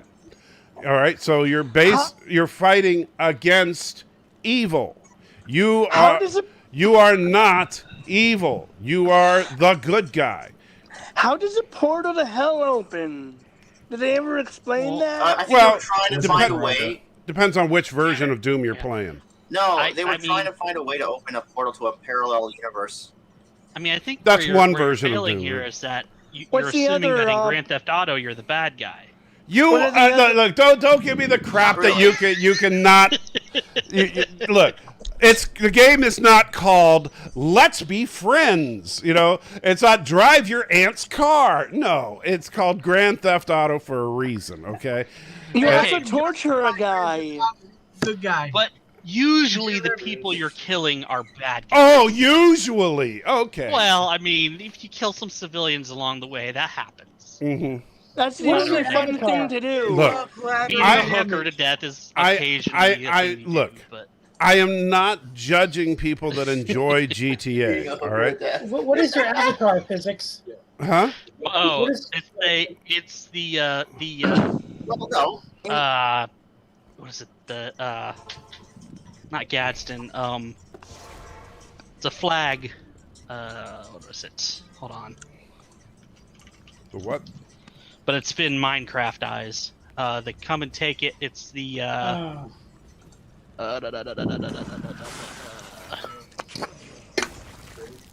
why can't I not see Gonzalez? Gonzalez flag. It's a Affleck. Is that what he said? basically the people of this town were being asked by the Mexicans to surrender this cannon, and they made a flag that's What are you the cannons talking that about? Come and take it. Talking about his avatar. By the way, I love Yeah. the message that's in private chat. The reference to Halloween 3 because Halloween is coming. Oh, I can't see the private chat there. Four more so- weeks to Halloween. Silver. Oh yeah, Shamrock. Andy Trekker. You gotta sing the song this year. Why do you want me to sing Four this more song? weeks to Halloween, Halloween, Halloween. 4 more weeks to Halloween, Silver Shamrock. First I of love all- that song, man. well, first of I all- try to get Andy Trekker and what's his name, Captain Foley to sing that every year. That movie is so good. Well, depending on Matthew, I'm gonna. Depending on Matthew, I'm going to try to get him to watch that movie the Halloween weekend, but I got to try to get him to be okay with it. So, but I don't know if he's going to be willing to watch it. Did you like Arachnophobia? I like the beginning where they had Julian It was all right. Sands. Not my favorite movie, but it's all right. I was never a big horror movie fan, so. Well, I think that movie is kind of like horror for teenagers, like young teenagers. It's more of a Kurogan film. Yeah, definitely. It's not fun to make fun of him when he's muted. Yeah, I know. He's probably asleep. He probably Mike is. Myers wasn't in Halloween 3. Bird of Prey 5, you there? He was in Austin Powers too. Does Bert just come on here to fall asleep to us? He usually Probably. does. He Did like, anyone see The Hidden? You remember The Hidden? About these robots that steal cars? nope. It was an old cult movie called The Hidden about these android killers that steal cars. Very cool 80s movie. Oh, that sounds like something you'd enjoy since it's Grand Theft Auto. Yeah, look it up. It was a cult movie. You probably recognize it. It's kind of like They Live. It's kind of like along that line. They Live. But anyway, so who was asking me about GTA? It was Daniels originally. Was it Daniel or was someone? Oh yeah. But anyway. I think I was gonna say in GTA 3, you're a bad guy in GTA 3. In Vice City, the second one, which is a prequel, you're a bad guy. But in San Andreas, which is like set in the 90s, you're not a bad guy. You're just a guy who lost his mom and he wants. Okay, so you're completely innocent. You don't do any criminal activities at all. You don't break the law. Well, no, you kill bad guys. Oh, so you're a murderer. Hey, I'm pretty sure the Doom guy stole a bunch of guns that weren't technically his. What was the That's Doom? breaking the law. Hold on. What was the Doom guy's occupation? He was a soldier. Uh-huh. Was he issued? Wait. What was the Doom guy's assignment? Since you know he's a soldier. By the way, specifically, he's a space marine. Yeah. Wait, was there any? Who was left to give him an assignment? He was given an assignment in the game. Yes, he was. Okay. Uh-huh. Fair enough. But he does not break the law. No. Is there anyone left to Depends on whose enforce law the you're talking law? about now. Well, if you're talking about Hell's Law, yeah, I'm okay with breaking Hell's Law. Okay, yeah, I'm kind of okay with that. That implies he's not the first soldier to go in there. He's not. Others have failed. Yeah. But who's giving him the orders? Aren't they all dead? Your commanding officer, who's back on Earth. The general guy. Don't they all die? Don't they all don't they invade Earth too eventually? I think yeah, they do. I think, but the story's kind of a mess. But the general it's not idea, much of a story. yeah, the general idea is, look, the demons are trying to take over, and you're stopping them. That's the story. Okay, that's basically all you got to remember. And like any shooter, yes, there's lots of ammo lying around and stuff like that. But yes, it's kind of silly how amazing it is that there's guns lying around everywhere. I think it's kind of Because presumptuous to assume others that it's went okay in- to kill all the demons. They may not have all been bad. They're Demon lives matter. Well, you can believe that all you want, but I don't. I will actually say that demon lives are intrinsically less valuable. Taco demon lives matter. Well, I disagree with that. I will. Haven't you seen I like the original Lucifer? Doom. Oh, not all demons are evil. Awesome Yeah. narrator $1. Actually, I'm Knight starting to watch Rider, a Demon shadowy Slayer. Flight into the dangerous world of a man who does not exist. So awesome. To defend demons. Yeah, Bird actually wakes up specifically to defend not just demons but Lucifer. Haven't you seen Lucifer? He's awesome. Yeah. I like Lucifer. Hey, we gotta go. I promise. I don't drink. Where's Lucifer? He's my buddy. Hey, So hold on. I guess so. Awesome narrator donated a dollar, which means hold on. Let me. I don't know if I can do this one, but I will try. Knight Rider, a shadowy flight into the dangerous world of a man who does not exist. Michael Knight, a young loner on a crusade to champion the cause of the innocent, the helpless, the powerless, in a world of criminals who operate above the law. There you go. That's So he's taking out the rich people. well, rich bad people. And Cinnabon has actually come on. I'm shocked. Welcome, Cinnabon. But what? Wait, Kermit. Everybody be quiet. I want everybody to be quiet. Cinnabon has the floor. Cinnabon, what do you want to talk about? Because Cinnabon is always not coming on when I ask him to come on. What are we talking about, Cinnabon? Because, you know, Cinnabon's always trolling, so I'm waiting for Cinnabon to say something. Eddie drops. I knew it. I knew it. I think Gorilla wanted to say something. All right. And one of the Night Riders. Hold on, Kermit. Yeah. All right, I gotta go. I promised Kid we'd watch Tarzan and Jane. All right, man. Before we leave, we got one thing to say to you. I am a gorilla. I'm a gorilla. All right, Gorilla. What a Have cute fun. kid. Hey, kid. What a cute kid in the back. What a cute kid. Have fun. But in the Tarzan movie, don't they? I mean, not Tarzan. Knight Rider show. When he has plastics, when he gets shot in the face, and he gets plastic surgery, doesn't he essentially look almost the same, if not the same? No, he looks different in the first few scenes of the show. It's hard to tell for me. But yeah, he looks a little different, and then he has surgery, and then he's David Hasselhoff. It's kind of like Remo Williams. You remember that movie, Remo Williams, where the guy, Fred Ward, gets into a fight, and then they drown him, and then they bring him back so that he could fight for this secret organization, and they change his face, and it's got Joel Grey as his trainer, and he's going to train him to do martial arts. Remember that movie, Remo Williams? I've heard of I've seen the poster. Yeah. I've never seen the movie. It's almost the same premise as Knight Rider, except there's no car. It's him doing like martial arts. Well, with and no shit. car, who cares? How can it be the same premise with no car? I'm just saying, like the background of the story. Yeah. The car is the premise. But yeah, Michael Knight's got to have his magic car. Remember? Or I'm sorry, what was it? His magic boat. Block me on YouTube. But yeah, Knight Rider's got to have his car. Come on.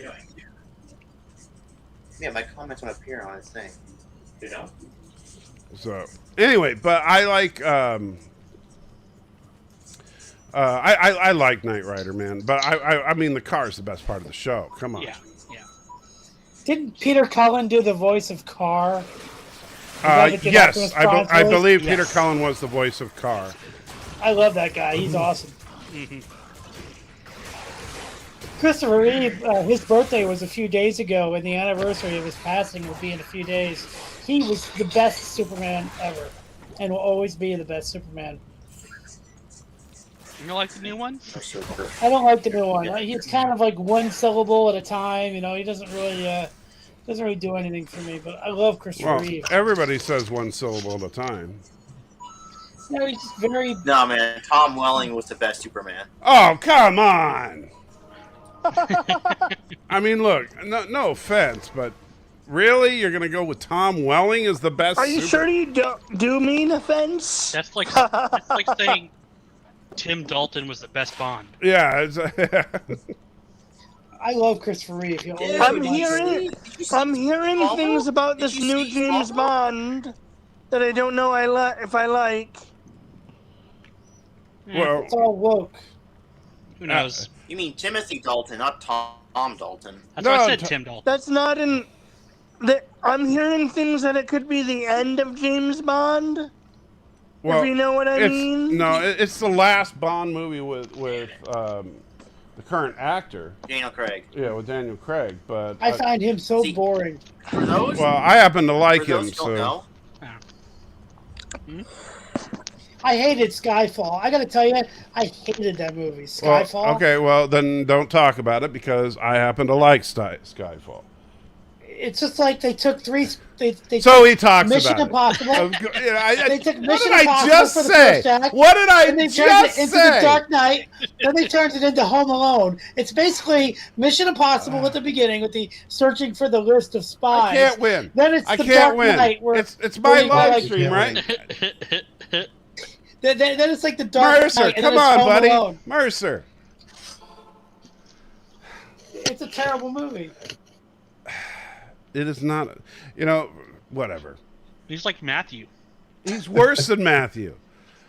At least. It's a terrible. Although it's possibly worse than Matthew. Well. Yeah. You get. Yeah. Look, it's your little Bird of Prey 5 toy. Yeah, get your Bird of Prey 5 toy. Yeah, there you go. Skyfall was the most unoriginal movie I've ever seen. Oh, stop! That is not true. Just You have stop. not seen very many movies. What Bird of Prey 5 toy? Oh yeah, she has a little stuffed Bird of Prey 5. See, it looks just like you. Just almost. It doesn't look anything like me. It's got your hair. It's way better looking than him. Yeah. Oh, that's a pretty little doggy. And we're training her. Check this out. Watch this. Okay, you see? Here's Bird. There's Bird. Come on, get him, get him. See. All right.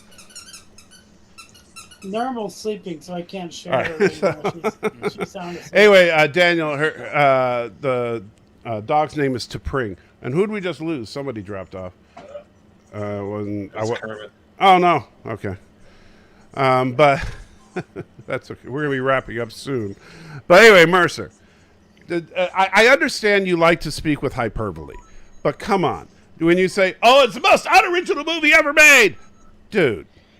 That's the epitome of hyperbole. Well, think about it. The beginning is basically Mission Impossible because he's going after a list of spies. Because he doesn't have another mission. There are no spy missions anymore. So he's got to go after a list of spies, which is exactly the same plot of Mission Impossible. Then it becomes like a replay of The Dark Knight, where their version of the Joker is putting scenarios around the city. I've only seen it twice, but and then the last act is like, oh, it's Home Alone in this farmhouse.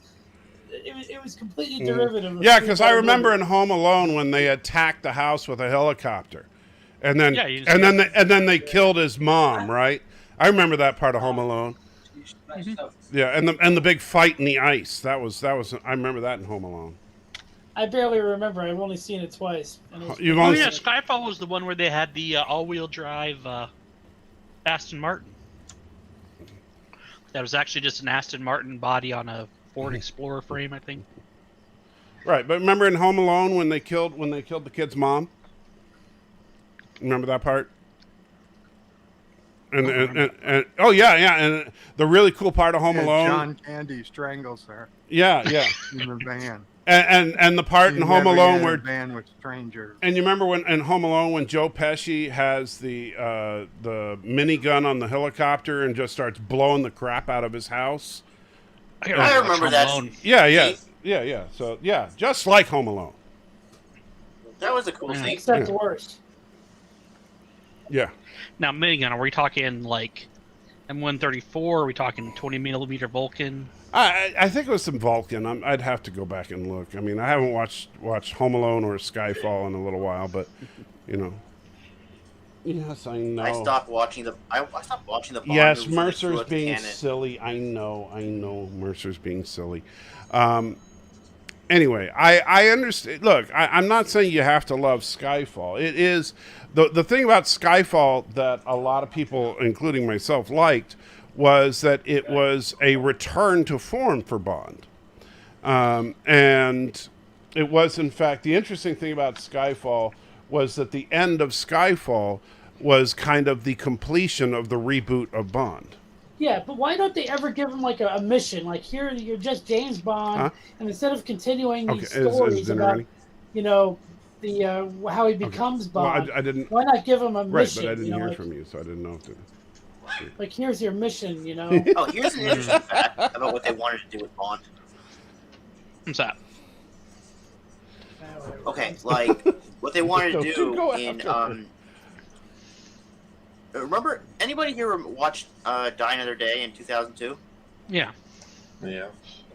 Okay, what they wanted to do was they wanted to make James Bond a code name, right? There's been many Bonds, Yeah. right? There was a Sean Connery Bond, the Roger Moore Bond. So they said, okay, there's been many people with that code name, James Bond and 007. It's a code name. So what they wanted to do was they wanted to have Pierce Brosnan meet up with Sean Connery. No, it's the same time. There's no time travel in Bond. Okay, so like, yeah, yeah, they wanted to do that. They wanted to make it a code name, but then for some reason, it didn't come through. Well, it actually already wouldn't work because in the Roger Moore era, they already referred to Bond's dead wife. So it wouldn't, and in fact, Roger Moore was visiting his wife's grave, if you remember when he took care of Blofeld. So I remember that. Yeah, but all the Bonds are different. Every single Bond movie every single actor is basically a reboot. They're not connected. Well, the name of the character. Except that they are. No continuity. The continuity sucks, but they are connected. They try to say that they're the same character, even though they're clearly not. It just like you see the fact that Moneypenny is the same throughout the entire franchise until that actress passed away. Same with Q. Same with M.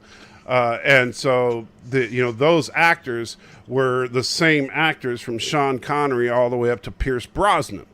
And so but then, but until the actors either retired or passed away, and they tried to make it that there was one continuity, and even though Bond would be like 150 years old, and so with Daniel Craig was the first actual reboot of Bond. Yeah, Cinnabon says "dead wife" was a code name. It didn't have to be. It didn't have to be. But originally, they wanted to get. I understand that, Daniel, but they did make reference to Bond's dead wife in multiple films, and because as that Bond had a soft spot there. But anyway, but with the Daniel Craig Bond, they actually did an actual reboot. I think they handled it well. And by the way, for those that think that, oh no, it's woke, because people freak out about that crap, I suggest you look at the Critical Drinkers videos on it, because even he's saying, yeah, it ain't that bad. So, for everybody that thinks that, oh no, black female 007, clearly this is woke town. And, I watched some of his live stream last night that he did after seeing the film, and he was like, actually, he didn't find her character nearly as annoying as he thought he would, and he thought that she and Bond had some great exchanges, and they did some tit-for-tat scenes that he thought were really good, and he got her as much as she got him as far as the little comments and stuff like that. And I see in the backstage there, Stephen, but I do need to wrap up the live stream because the wife just poked her head in and said, I told you we were having dinner at 7 and it's 7:30. And I was like, oh crap. So I apologize, Stephen. So I don't want to bring you on just to kick you off, buddy. Just blame Matthew. I do blame Matthew 100%. I got my tickets for the Titanic tomorrow, so I'm going to tail away. Oh, sure. You think Skyfall's the worst movie ever, but I got tickets to the Titanic. Woohoo! I didn't mean the movie. I mean the ship. I'm going to go on the ship and go across the ocean tomorrow. Have fun. Of course you are. Hey, all right. Oh, what I was going to say. Did you know that Pierce Brosnan was supposed to be in Casino Royale, but he overpriced himself? He wanted like $50 million to return. That makes no sense. You know what? No actor gets $50 million even today for a film. Unless you're Scarlett Johansson. Nobody gets that kind of money. Nobody. Anyway. But if Pierce Brosnan was whatever. There, it wouldn't have been a reboot. If Pierce Brosnan was in there, it wouldn't have been a reboot. Tom Cruise doesn't get $50 million for a movie. That doesn't make sense. Anyway, guys, take care. Have a good one. And it was good talking to you. Yeah, you are the salt of the earth, and I am the salty trekker, and that's just the way it is. And if you don't like it, well, I don't care. Talk to Bird. His name ain't Mark Cleo. It's Mario. So suck on that, Bird. I thought it was something else. No, it's not Mark Leo, Bird, or Mark Malaria or Malaria, whatever. Why does he do that? McClunky. McClunky. Macaca. Yeah, McClunky. Stop calling him McClunky. Oh, Bird. Yeah, just say something if you